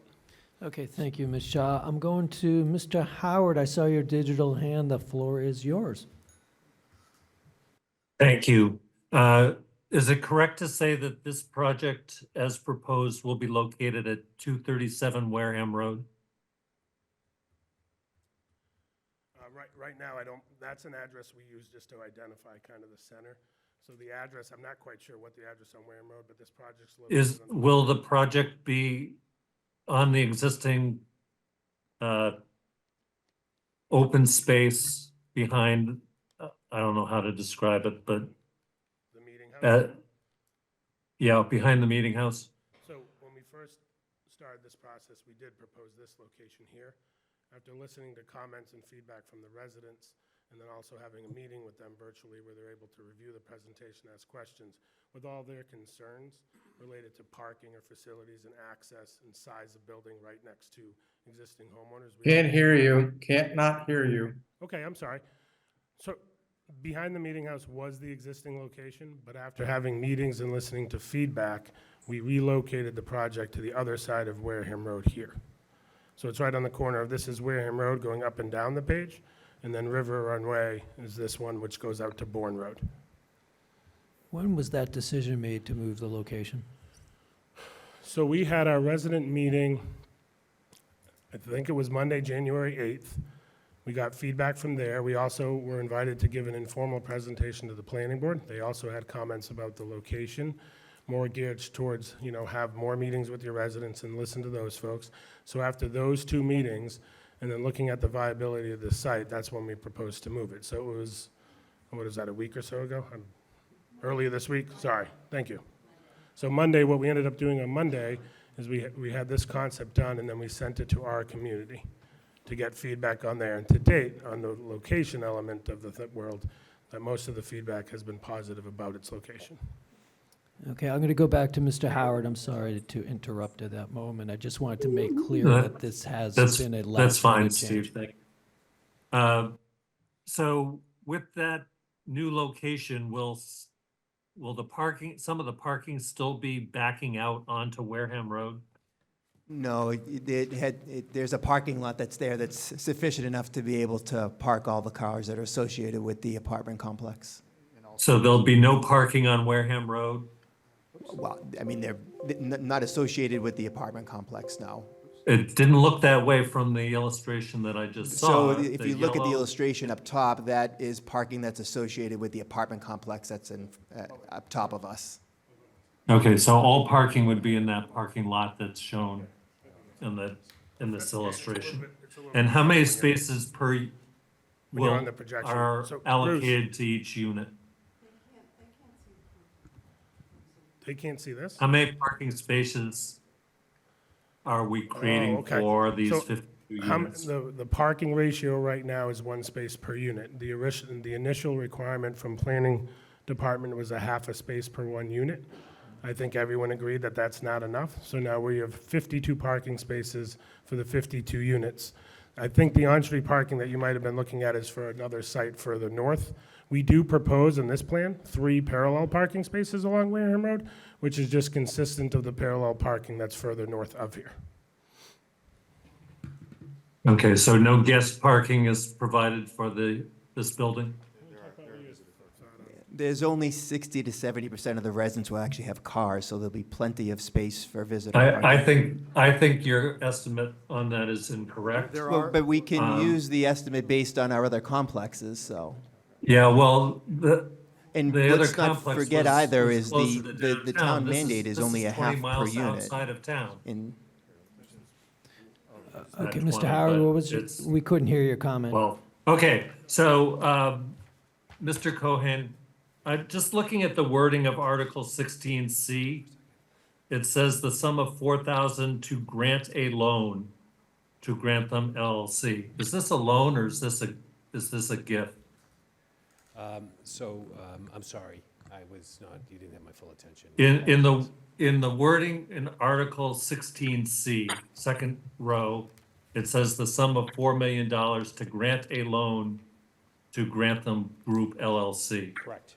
Is this a loan or is this As I was is this a talking grant? about- Are we giving them the money or are we expecting So, repayment of these funds? So the repayment is part of some of the other requirements that are put upon this funding source. So not only is the state and federal funding sources, the tax credits that are being sought, they require a certain type of closing that references the loan process. So this is something similar we did at Cherry Hill 2 in 2005, where we accommodated the state in how they want to close on this and how tax credits are sought in the language that they require. The template they require for the grant agreement is to reference the loan, because earlier I was mentioning that there'll be a phase here after the construction where there will be money left over, and money will be returned to the parties that put forth the funding.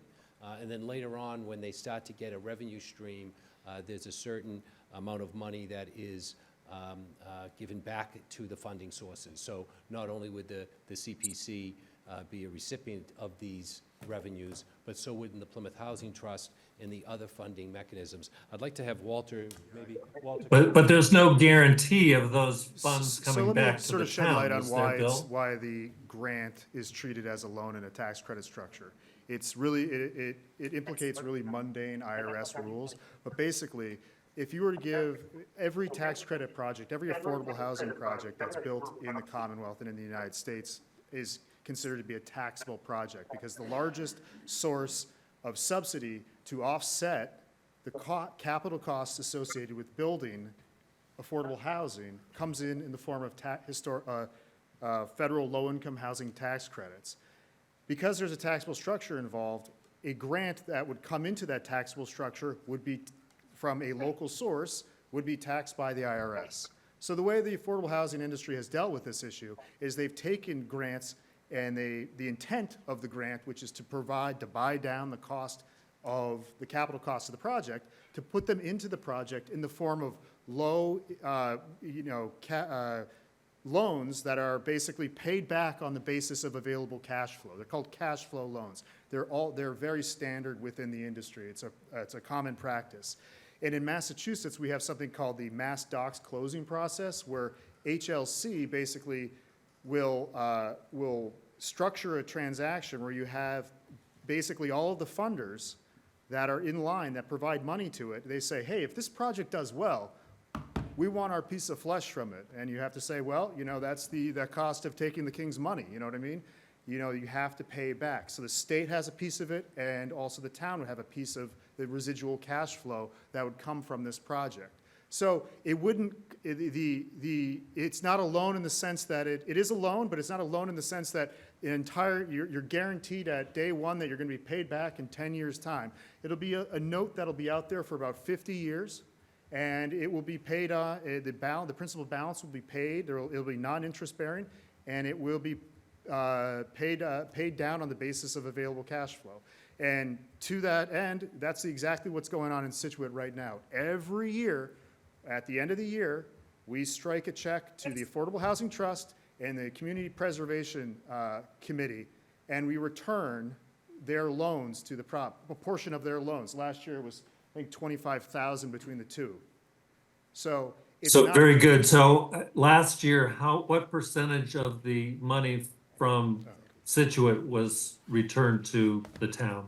What percentage? What percent? I mean, so it's 2.5. 25,000 out of what? No, How I many can million? give you the exact number. Hold on one second. Well, I think his larger point is that Yeah, so just to give you an idea, in our Situate project, we had a construction savings. The CPA got back $14,446, and the Affordable Housing Trust got back $4,562. Cash flow from 2022, which was paid in 2023, the Situate CPA got back $5,496.20, and the Affordable Housing Trust got back $1,735.64. You're investing in this project. So 50 years is not going to be enough to recover the $4 million. Your investment is to ensure That's affordable all housing. my Your question. investment isn't to be able to really count on getting money back. But if the project does make money, or the project does have construction cost savings, there will be checks that will be issued back to the town. right. And that's the point, is that I don't know how many other affordable housing projects the CPC has approved in the past that are at the outset promising to provide residual cash flow back. If they're coming in the form of a grant, that's a one-time, cash acquisition, sorry. To answer the question, I apologize if I. Wait So a it's just- minute. I want to make sure, Mr. Howard, have your questions been answered? I'm done, thank you, Right. Okay, Mr. Chairman. It's a grant-like loan. I mean, effectively, you're not, it's, the charity is there, but there is the opportunity to share in the upside. Okay, I'm going to go to Mr. Zuparoli. I saw your digital hand. The floor is yours. Yep, thank you. I have a couple of questions and a little bit of a comment. This is from the representative from 80 Makepeace. I heard you say that if the town, or if we don't approve this, you're just going to go ahead and build buildings anyway, and build what I'm to understand is possibly build 40B buildings anyway. We're trying to listen to you and get an understanding of this project. Please don't threaten this community with 40B buildings. I just want to say that outright. Can I just comment to that? I'm sorry if No. I'm misleading. I'm No, not I saying just made a 40B statement. project, This I'm is, saying the no, 40B statute. thank you. I have a question regarding your fact sheet. This is on the fact sheet about, 52 units, 100% affordable, deep affordability. 60% of AMI equals 30 rent at or below 1,332. 80% of AMI equals 10 rents at or below 1,892. I heard you say earlier in your presentation that $1,900 a month as a rent was pretty high. So how do you justify rents between $1,300 a month to $1,900 a month, round figures, as affordable? Well, so here's what we're getting with the 80% of AMI. We're getting between the differential between the 1,300 and the 1,800. That's $500 additional revenue per month, which pays our mortgage. The whole game in affordable housing is buying down the mortgage. That's why, when you buy a house, you go out and you buy a house and you put down 20% typically in the form of equity and 80% in the form of a loan, your mortgage. In affordable housing, the economics are completely inverted. You need to find 80% of the equity, and because the project can only support 20% of the debt. This project can only support $4 million of debt, conventional debt. That's what you're buying down. So, in addition to that, so the 80% of AMI, there's 10 units at 1,800. Out of that, that's the maximum rent. But actually, it's not the actual rent that the individual would pay, because under the HUD rules, under the Affordable Housing Program rules, we have to back out what's called a utility allowance from the tenant's monthly rent. Right now, based on the figures I do in Situate, that means I could charge, okay, if I was paying all the utilities of all of the tenants, I could charge up to $1,800. Well, I can't do that because there are certain utilities that are borne by a tenant. You have to back out $250 out of that maximum rent amount to account for the utility costs. I don't know if you've noticed in the last couple of years what's happened to your utility bills. They've gone pretty high. Well, I'll tell you what, our rents in Situate have stayed effectively, have grown at about 1% less than 1% per annum, because correspondingly, utility allowance costs are going up, so we get squeezed on that. So it all goes back to this concept of debt capacity. How much money can you borrow from the bank to build something?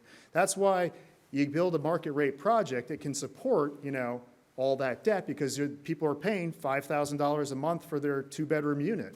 In affordable housing, we're talking about people paying, in the 60% side of things, effectively, they're going to be paying maybe $1,100 a month in rent out of pocket. On our 30% units, some of them will have housing vouchers that potentially could be attached to them. People could be paying, like I said, $200 a month in rent.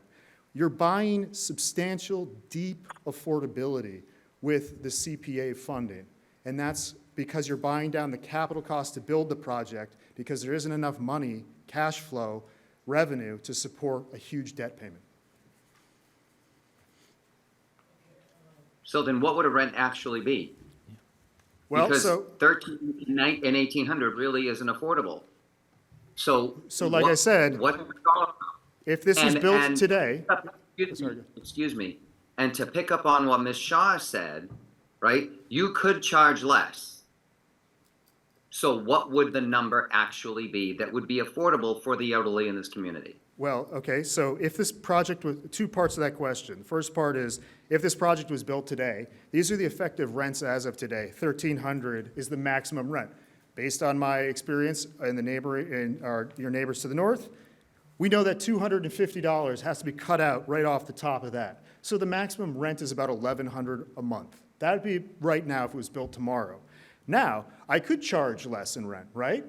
But then how am I going to pay my mortgage? You got a $4 million mortgage in the project. We still got to have money coming in to pay the mortgage. That's, that's how it works. I mean, that's just basic economics. You have to have money to come in to support the debt. So if I have less revenue coming in, I have less debt. So now I need more subsidy. Now I need more equity to come in the form of, CPA funding or tax credits. But we know what we're maxed out on at the state level through the federal, through the state housing programs, and this is a substantial amount of supportable debt, and this is what we know is financeable. Yep. Okay, I'm going to move on to Oh, Ms. right. Shaw. Right. So one other point I just wanted to make. So if an individual cannot afford the rent and they have a housing voucher, so 12 of these units will have what are called MRVPs attached to them, which are Massachusetts Housing Rental Vouchers.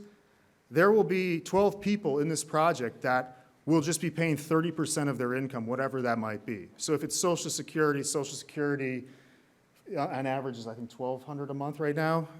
So if an individual is getting the maximum amount of Social Security, the max that they could pay, once you back out their Medicare costs, et cetera, is 30% of the remaining income. So say they clear $1,000 a month from Social Security after they pay their Medicare expenses.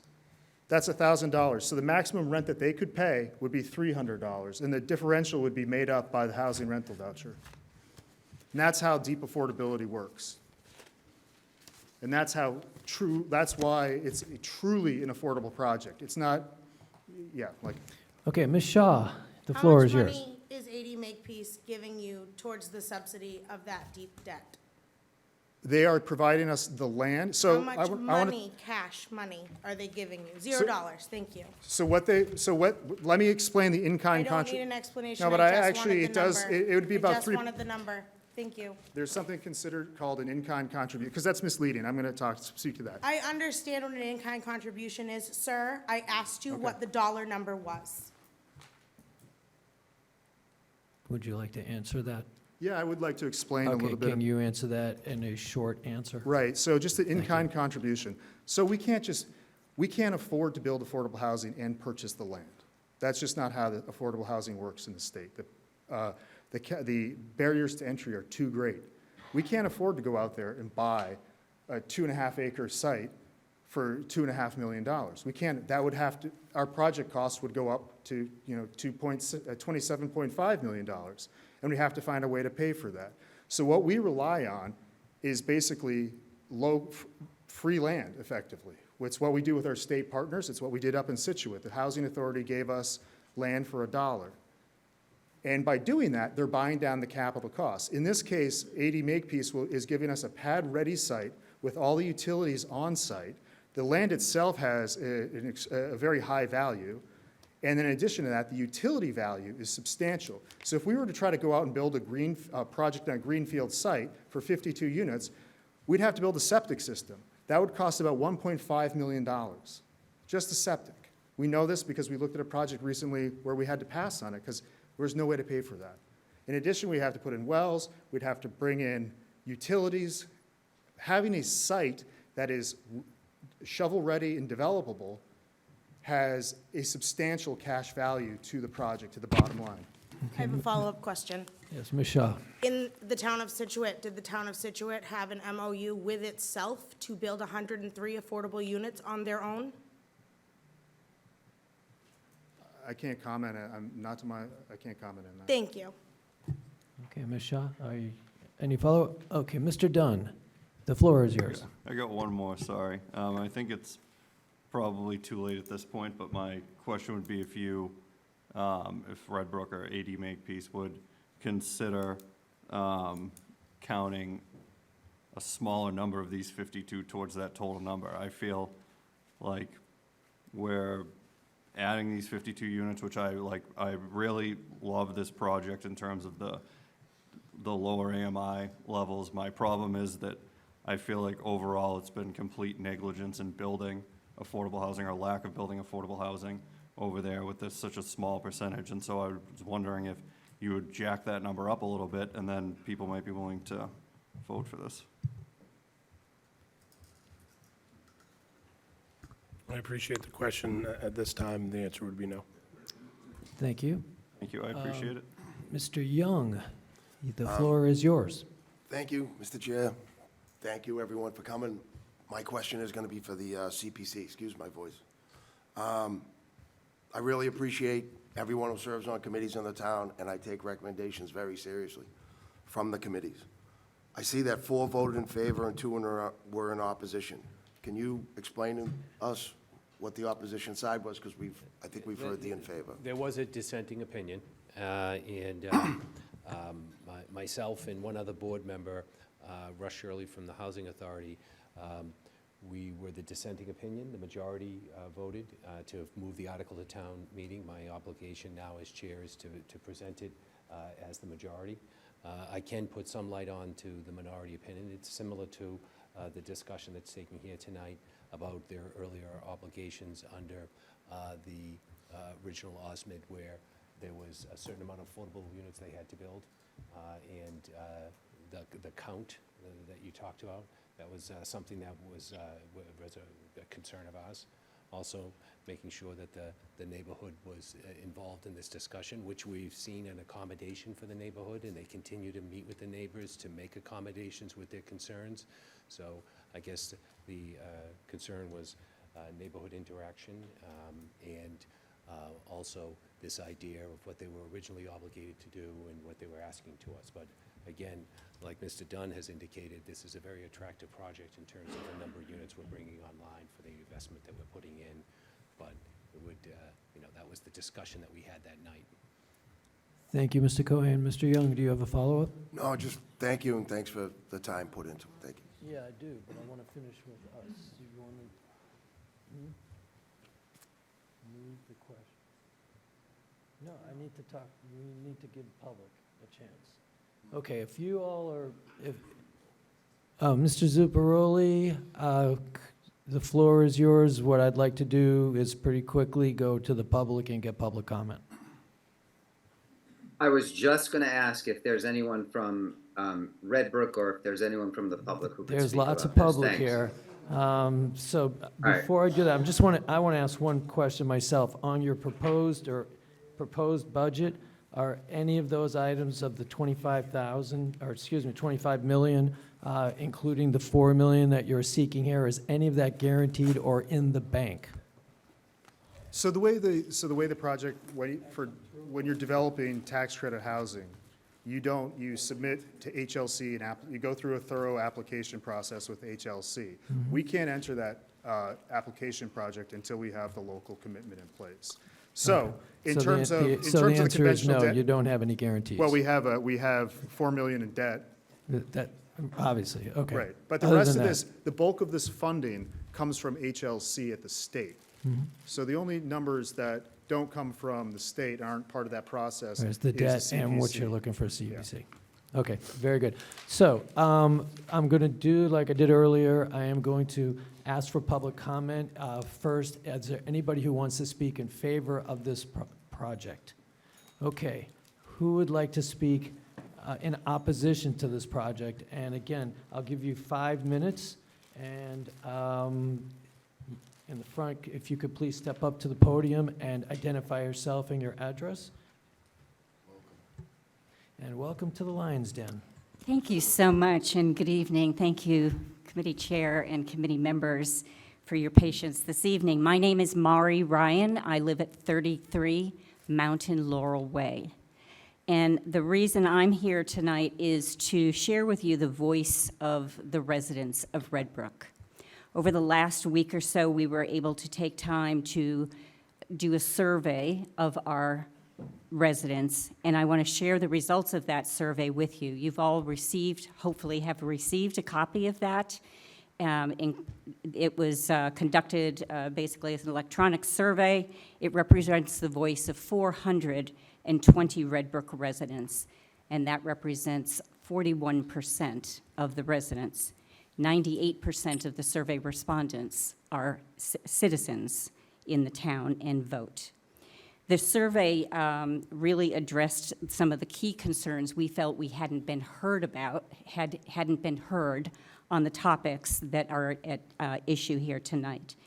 The important piece, too, in this is in the document that you received. It was rather a lengthy document. Over 50% of the people that responded to the survey made comments. So clearly, this is something that the residents who took the time to respond are passionate about. One of the questions we asked was relative to the use of funding, taxpayer money for this, and we asked the respondents to address the comment, "I do not want my taxpayer money used to pay for private developers' affordable housing obligation," to which 82% of the survey respondents said they did not want their tax money used for this purpose. As we've discussed here, ADM has an obligation under the 2008 special permit to create 103 affordable units. As we've heard, we have 15 units to date. And with the others that are going, I think my math says we're still short about 26. We don't feel we have really had an answer, and Mr. Dunn, to your question this evening, it wasn't clear that we really got an answer as to when and how the rest of that obligation is going to be fulfilled. So we really feel that we have not heard a complete plan for how that obligation to the 103 units is going to be fulfilled by Makepeace. We also believe that there's opportunity cost. We have wonderful projects that have been presented as part of this evening's funding requests. There's opportunity costs associated with a project of this kind, not to mention the added interest that would be required that, as we heard earlier from your finance executive, is at a higher cost when it's done with a private partner. So we really want to make sure that we are saying to you, as the residents of Red Brook, through this data that we collected, we are all in favor for affordable housing. We want it in our community.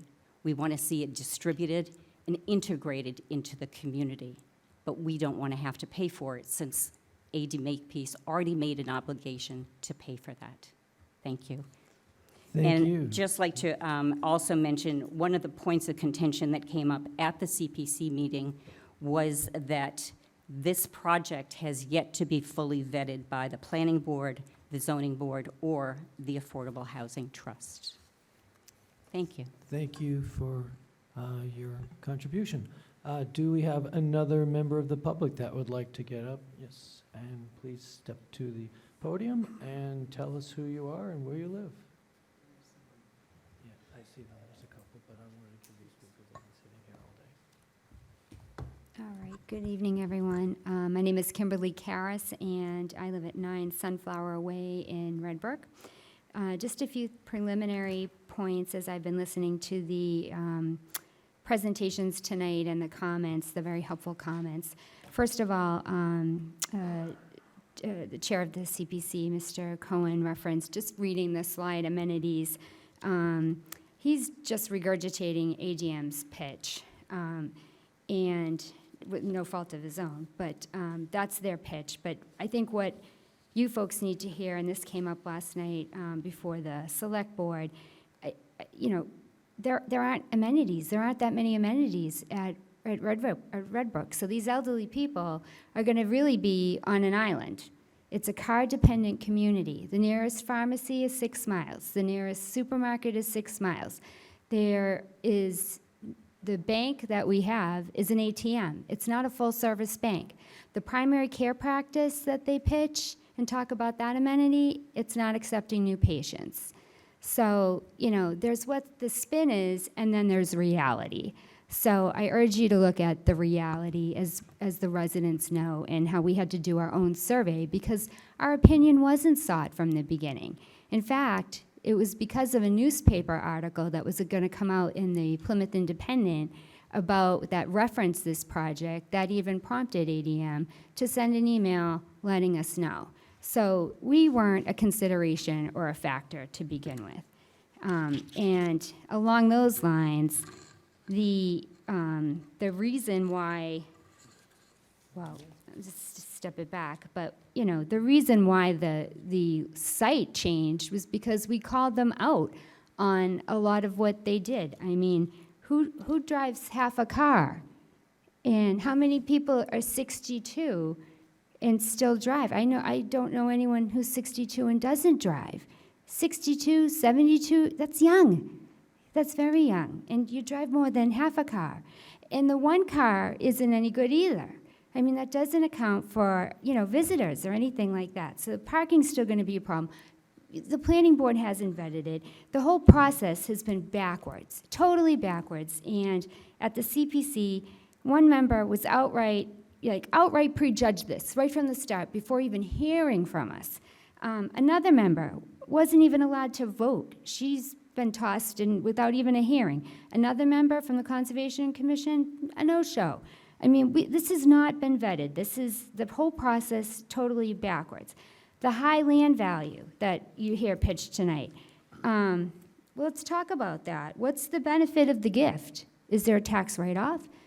For ADM, I keep asking somebody, a public official, to ask that question, and it's yet to be asked. So, we talk about opportunity costs. What about revenue on taxes?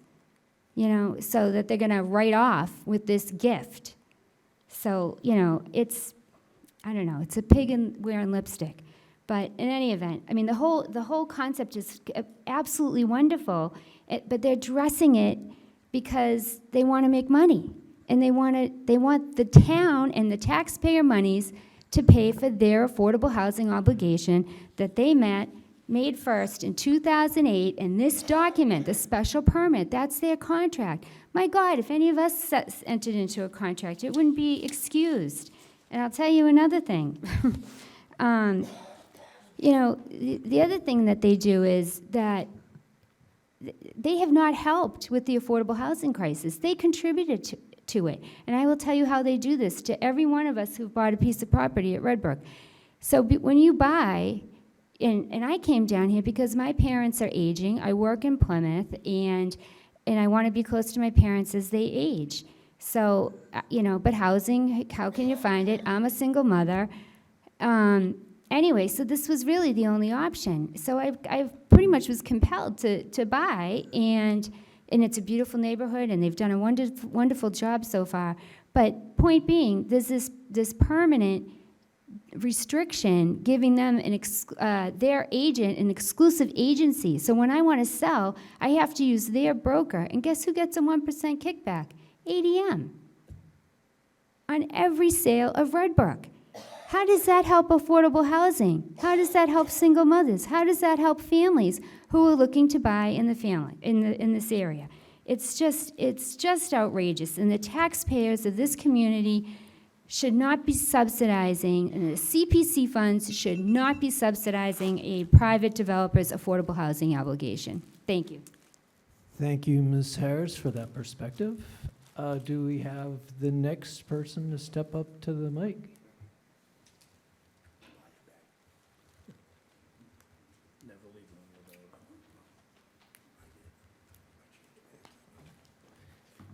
And state your name and address, sir.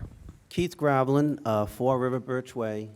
I've been a resident of Redbrook for 8 years. I agree 100% with Mr. Dunn, and I agree 100%, people are not going to believe I'm going to say this, but I agree 100% with Grantham that the financing of this deal is how the debt is structured. I totally agree with their numbers and what they're presenting tonight. I just don't agree how they're going to go about funding it. So, Mr. Young, perfect example of what I was going to basically talk about, because I did my research today. And I went back over the last 3 or 4 town meetings, And I looked at all the CPC projects that this board, maybe not all you people were around for the last couple of years, approved going to town meeting. Can anybody tell me how many were not almost all unanimous? Do people have, you ever looked at the Old Town warrants? Okay. So he brought up the best point. CPC could not agree to be unanimous, a 4-2 vote. If anybody watched the board meeting last night with the select board, I hope you all watched it. Yeah, they were 3-2. That's right, 3-2. And the two dissenting members came to Red Brook. They listened to they listened to their taxpayers, the residents, and they made a conscious decision to say, there's no way I'm going to support this. 3-2. If you guys don't vote, 13 of yous, 11, 12-1, after I look at the last 3 years of town meetings where you guys have pretty much been unanimous on all CPC funding, then that's the problem. Because this should not pass unless you all agree that this is the right thing to do for the taxpayers of Plymouth, for the residents of Red Brook, and that's all it is. It's very simple. I could go into all the details about the math and the financing. It's a late hour. I just think Mr. Young hit it on the head. If you guys can't be 10-3 or 11-2, this project should not go forward, because it's just not right when the other two boards that already looked at it, and they're not unanimously in support of this. Thank you very much. Thank you, Mr. Gravelin, and for the record, our vote does not commit the town to doing anything. We are strictly an advisory group that advises the town meeting reps, and those are the ladies and gentlemen that you need to reach out to between now and town meeting and prove your point. So, who would like to go next? Yes, sir.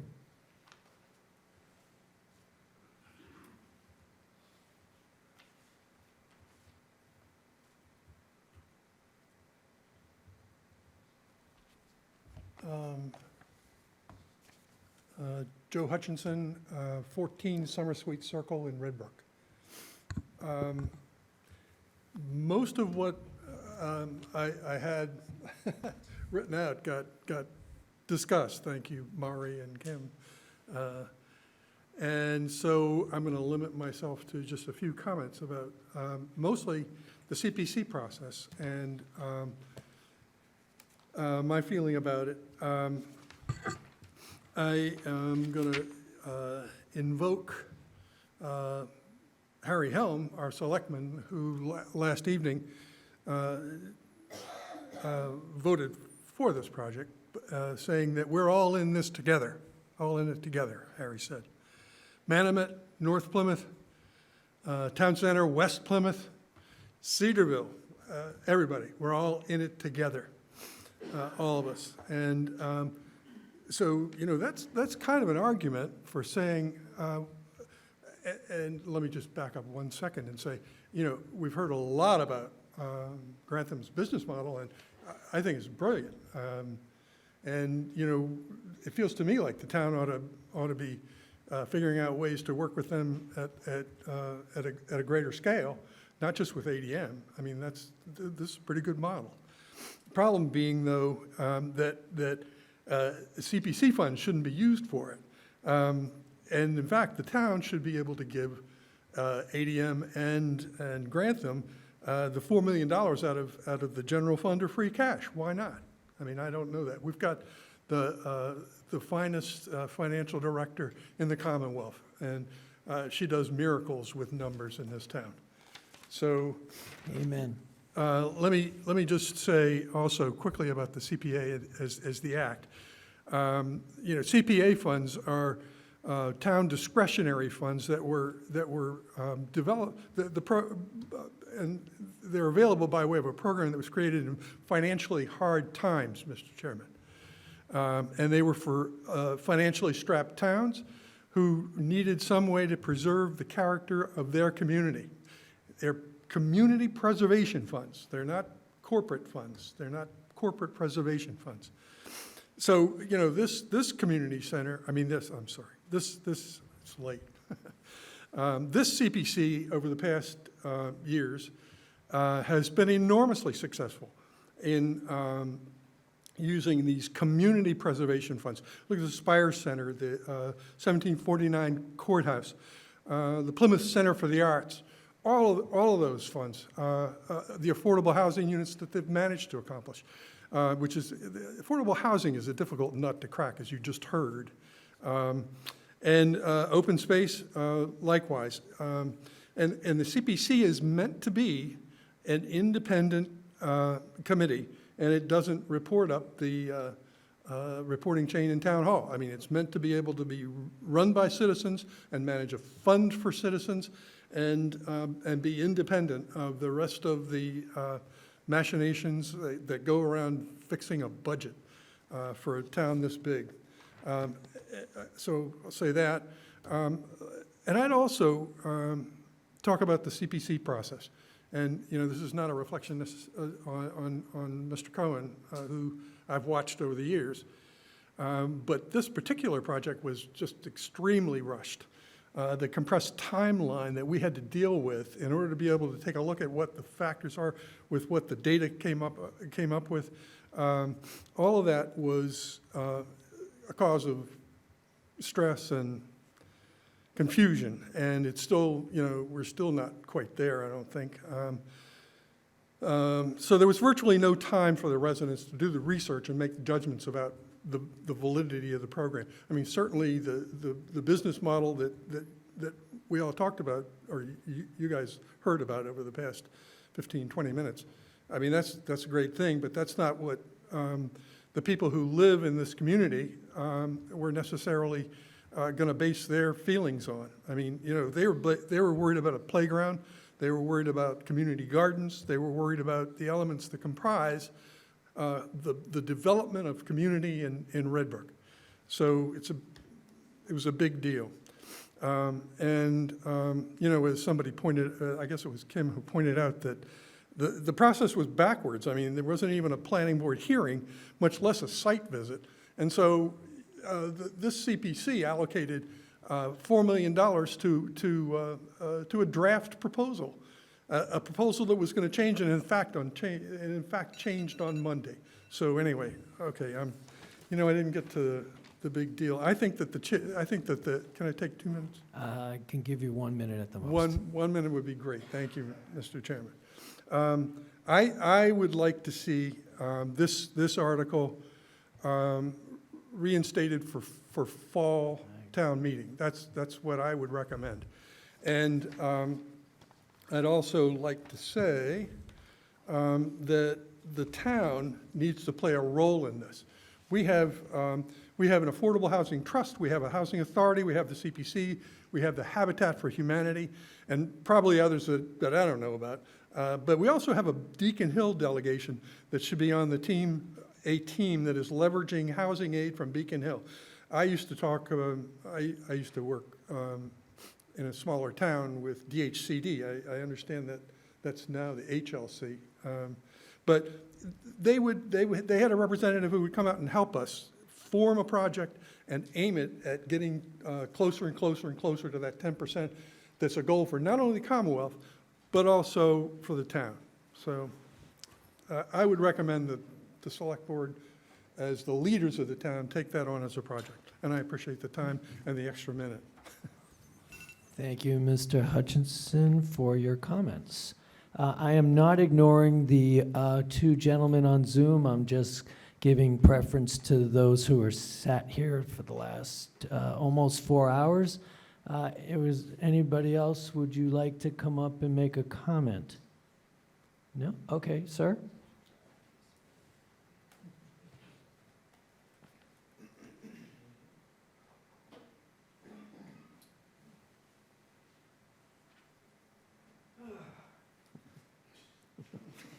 Well, we all agree with you on that one, right from the beginning.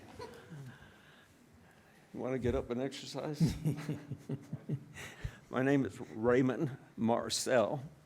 I'm an abutter, and I don't want to repeat all of the good information that came from Kit and Maury and Keith and Joe. But yesterday's meeting, if you watched it, I blew up. the comment that disturbed me was the pontification of one gentleman that had to teach us the importance of affordable housing for the elderly. I've got a chart here that was produced by the Plymouth Housing Production Plant, HPP, and the elderly are on the bottom of the list needing affordable housing.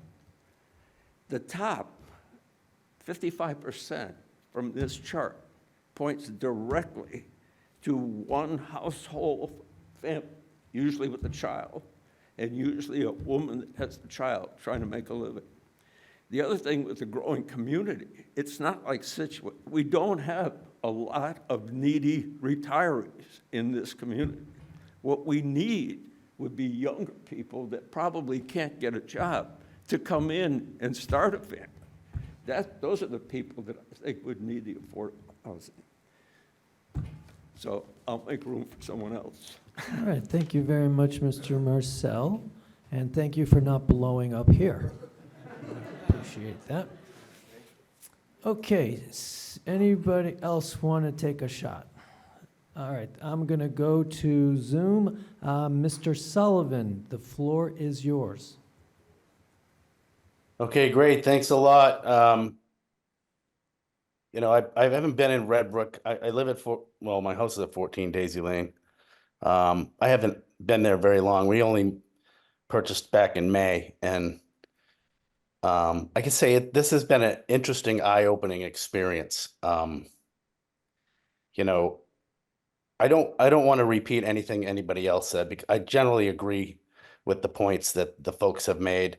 I strenuously object to using public money to assist the multi-million-dollar largest landowning company in Massachusetts with their affordable housing obligation. I think one of the Grantham representatives mentioned, you know, how can we pay down the mortgage? You know, we need this money to make this project affordable.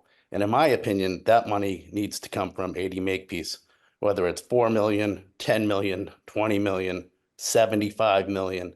That's not my problem. That's 80 Makepeace's problem. And they need to solve it by coming to the taxpayers and asking for $4.5 million. I'm just simply insulted by this. I think this is a spit in the face of the citizens of Plymouth, the citizens of Massachusetts, because they're also going to ask for state money and then the federal money as well. So this is how I feel about it. This is my last meeting, I think. I hope that I have to be on this. I've been in every single one, mostly through Zoom. But that's my general feeling. I hope that the Finance Committee can see through the absolute arrogance of this company.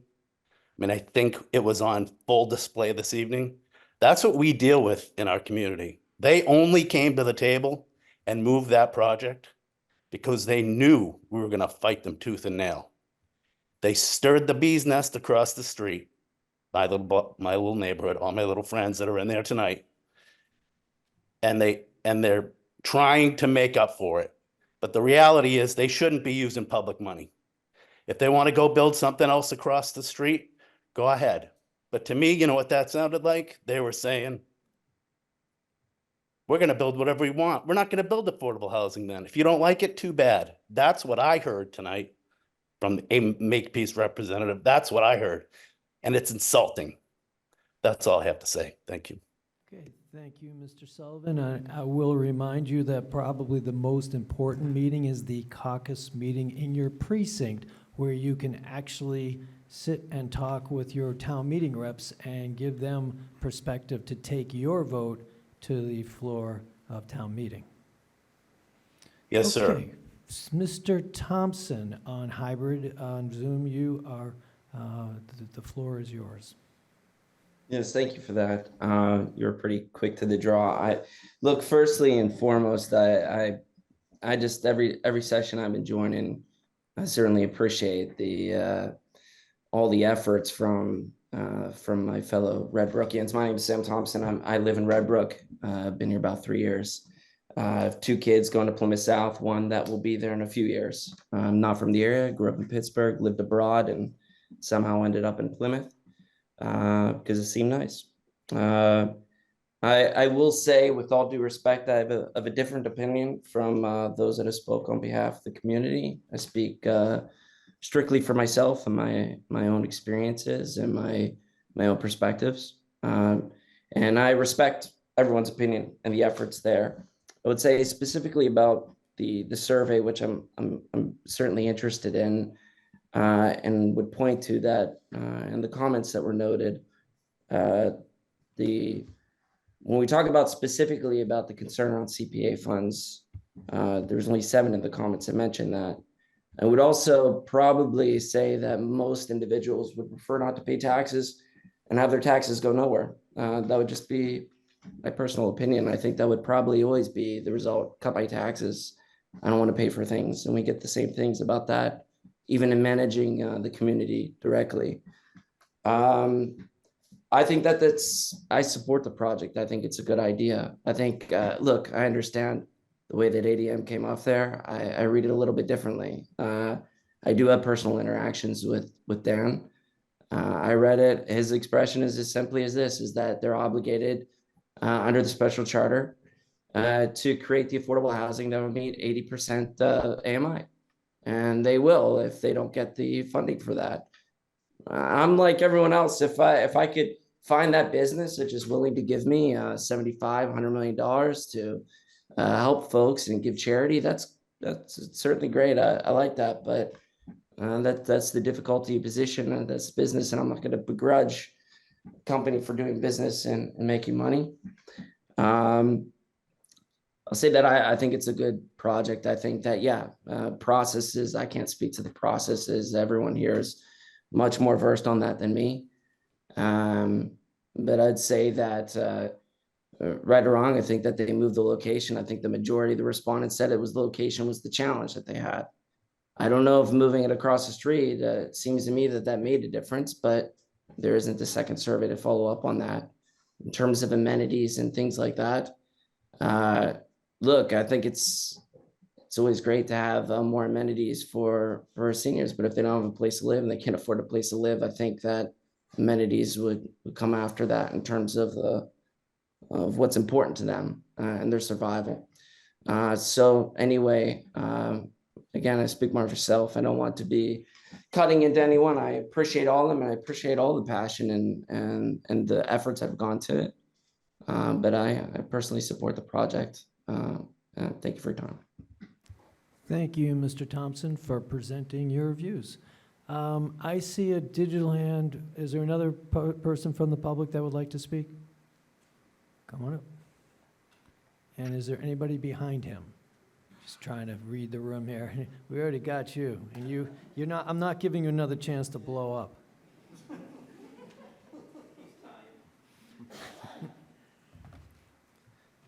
Good evening. Thank you very much for your time this evening. We appreciate it immensely. As you can see, everyone's very passionate about this.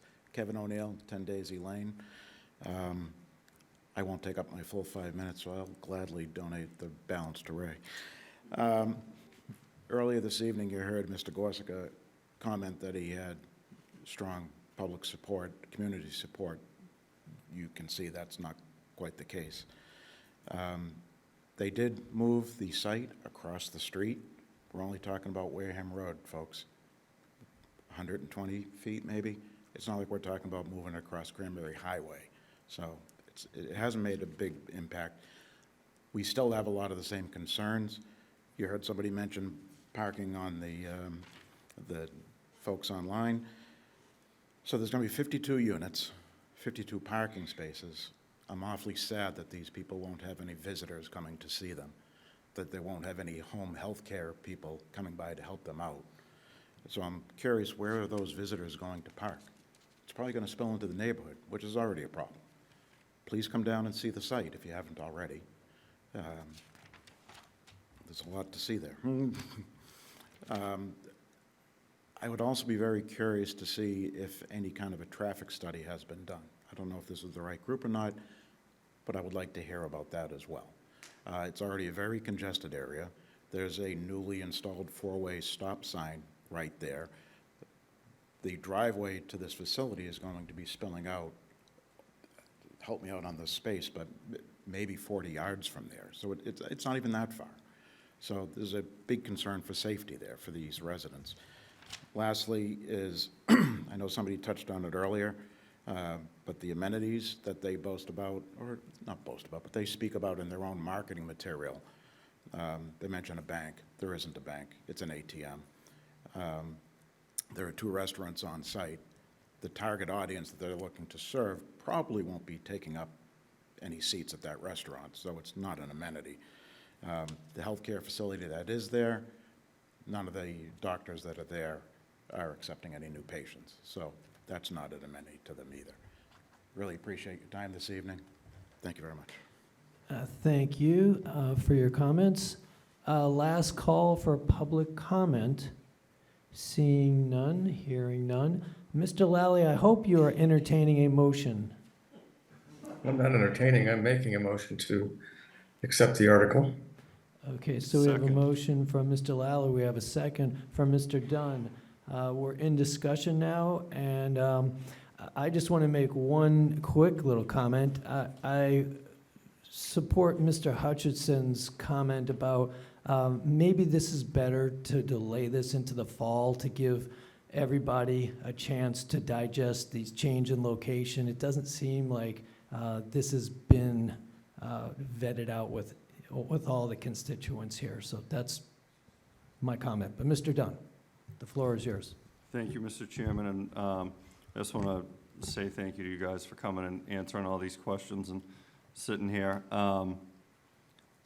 I really, like I said, I really like this project. I'd really like to vote for this project, but given how far you guys are behind on your affordable units, I can't justify spending this much in taxpayer money to have you not even reach 75% of the promised affordable housing that you had signed in that MOU.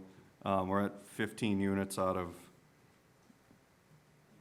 what is it, 800 and something that have been built that are affordable right now. That's a minuscule percentage. You haven't hit any of the 10% per year over the last few years, and now you want $4 million from the town to build it, and I just can't support that, so I'm going to vote no on this. Thank you, Mr. Dunn. Ms. Richards, the floor is yours. Thank you very much, and thank you, everyone, for coming. I agree with Mr. Dunn. Despite the fact that even though you haven't, even if you had built 50% of what you should have built, I would not support taking $4,000 out of the CPA funds to add to this money, because it's really your obligation to build these units. So I am not in support of this. Thank you. Thank you, Ms. Richards. I see your digital hand, Mr. Zuccaroli. The floor is yours. Thank you. We've heard a lot tonight, to be sure. I'm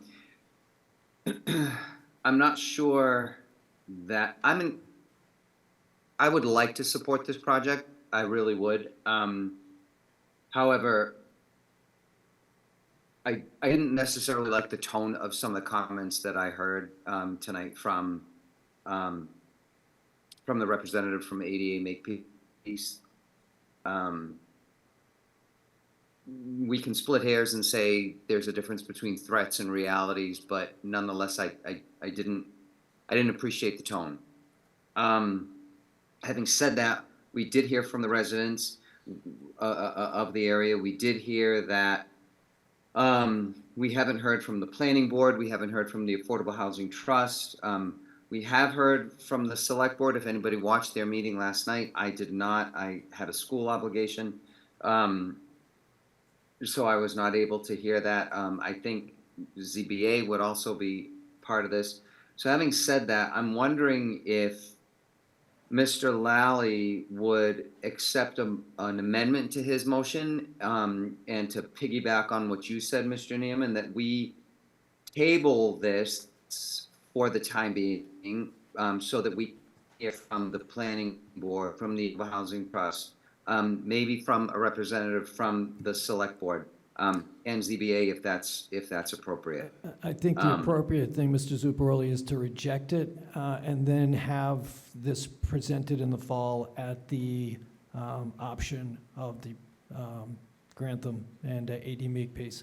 I'm not sure that we can have an amendment that this could be tabled. I think we need to either approve it or reject it, and then again, the developers have the option to bring it up at fall meeting if that's what the town meeting reps vote. Okay, I was asking, I'm just not sure. That's my Thanks. take on it. No, thanks for that clarification. You're very welcome. Yes, Ms. Shaw, the floor is yours. I think I've made it clear that I love affordable housing. I think it's important. I think we need it. I don't think that we need to subsidize multi-million-dollar corporations' agreements that they re-signed in 2019, which was just 5 years ago. We don't need to subsidize their agreements with our money. It seems like this is a backwards way of trying to get us to do that. I don't agree with that. I'll never agree with that. They can bring it back whenever they want. I'd still vote no. Build the units that you said you were going to build and do it on your own with your own money. Thank you. Thank you, Ms. Shaw, for your comments. Do we have any other comments in discussion? Seeing none, hearing none, we will go to the roll. We are voting on Article C, 16C, Affordable Housing, Cranberry Commons at Red Brook. Ms. Butler, do you vote yes or no? No. Mr. Cabana? No. Mr. Dunn? No. Mr. Green? No. Mr. Howard? Oh. Is that a no? That's a no. Thank you. Mr. Lally? No. Mr. Lawler? No. Mr. Pizarro? Abstain. Thank you. Ms. Richards? Absolutely not. Thank you. And Ms. Shaw? No. Ms. Tompkins? No. Mr. Young? No. And Mr. Zubaroli? Mr. Abstain. Zubaroli? I'm sorry? Abstain. Abstain. Okay, thank you. The Advisory and Finance Committee votes to reject Article 16C, Affordable Housing, Cranberry Commons. I thank you, Mr. Kuchera and Mr. Ohanian, for your time and your presentation. I thank all the people that took time out tonight to be here. You certainly can stay for the rest of our meeting if you want, but I can tell you it's not going to be as interesting as what we just had. So, Mr. Cohen, without any delay, I'm going to have you discuss Article G, which is your budget. Yes, so earlier tonight, we voted on 16E and F, which were the buy-downs. I just wanted to, we did have a slide for it, I just wanted to note that Stevens Field is moving forward. There was a site visit at Stevens Field where the Office of Marine Environmental Affairs was able to show us the progress. This is a look from the Chet Downey Scenic Overlook, which was a CPA acquisition adding to the park.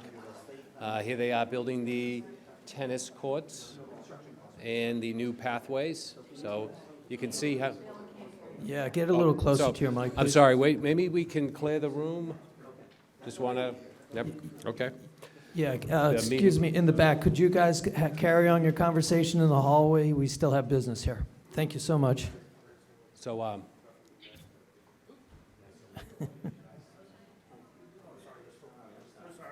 that's okay. They're engrossed in their discussion. But anyways, I just wanted to let people know that Stevens Field is moving along, the weather is cooperating. There's the pickleball court, there's the tennis court, so it's all exciting. And here we are with Article G, which is our administrative article. This is, each spring, we go to town meeting, and when town meeting sets up the accounts for housing, historical, and open space. There's. Please share the screen. Please share the screen. Okay, We can't see it for Zoom land. okay, Zoom land, There it is. Thank you. okay, thank you for the heads up. Can you see it now? Yes, sir. Okay, great. So Article 16G is our annual administrative account set-aside.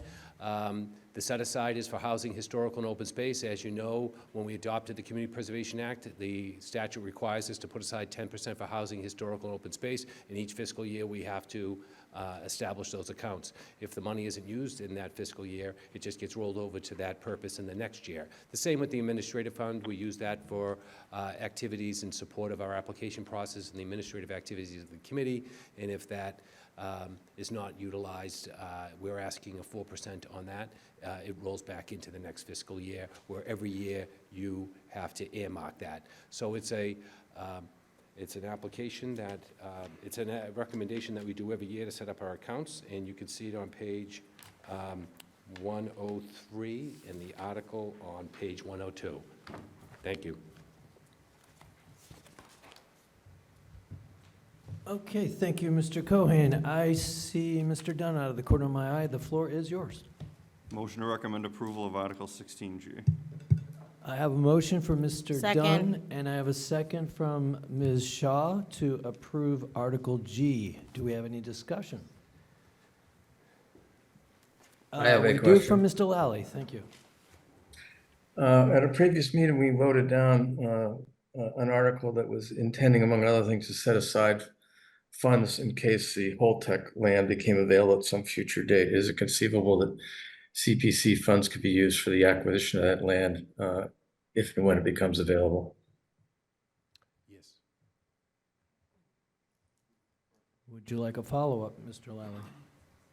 I didn't hear the answer. It Oh, was I'm sorry, yes. yes. The CPA funds could be utilized to buy that land as long as we're putting a conservation restriction on it in perpetuity. Thank you very much. Okay, any further discussion amongst the members here? Seeing none and hearing none, I will go through the roll call. We are voting on Article 16G, and Ms. Butler, how do you vote? Yes. Mr. Cabana? Yes. Mr. Dunn? Yes. Mr. Green? Yes. Mr. Howard? Yes. Mr. Lally? Yes. Mr. Lawler? Yes. Mr. Bizarro? Yes. Ms. Richards? Yes. Ms. Shaw? Yes. Ms. Tompkins? Yes. Mr. Young? Yes. Mr. Zuparoli? Yes. It is unanimous. The Advisory and Finance Committee unanimously supports Article G. Thank you so much. At this time, is there any old, new, or other business? If not, okay, Ms. Shaw, the floor is yours.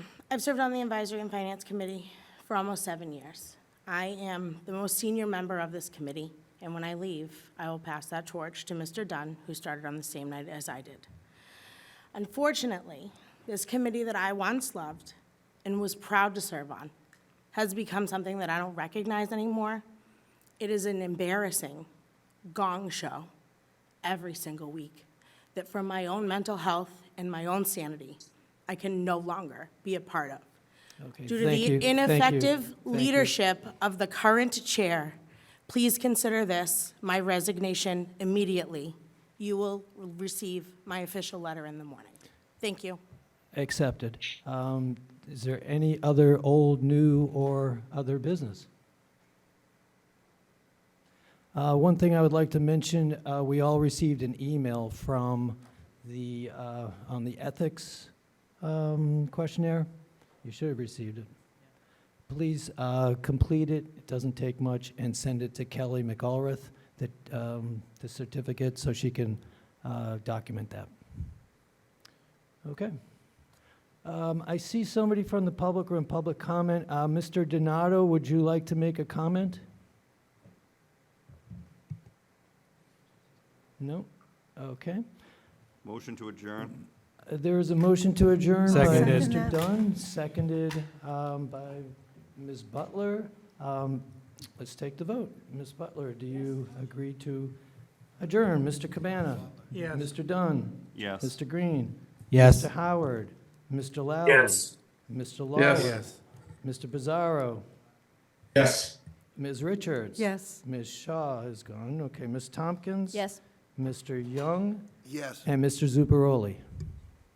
Yes. All right, we are officially adjourned at 11:13. Mr. Neerman, has my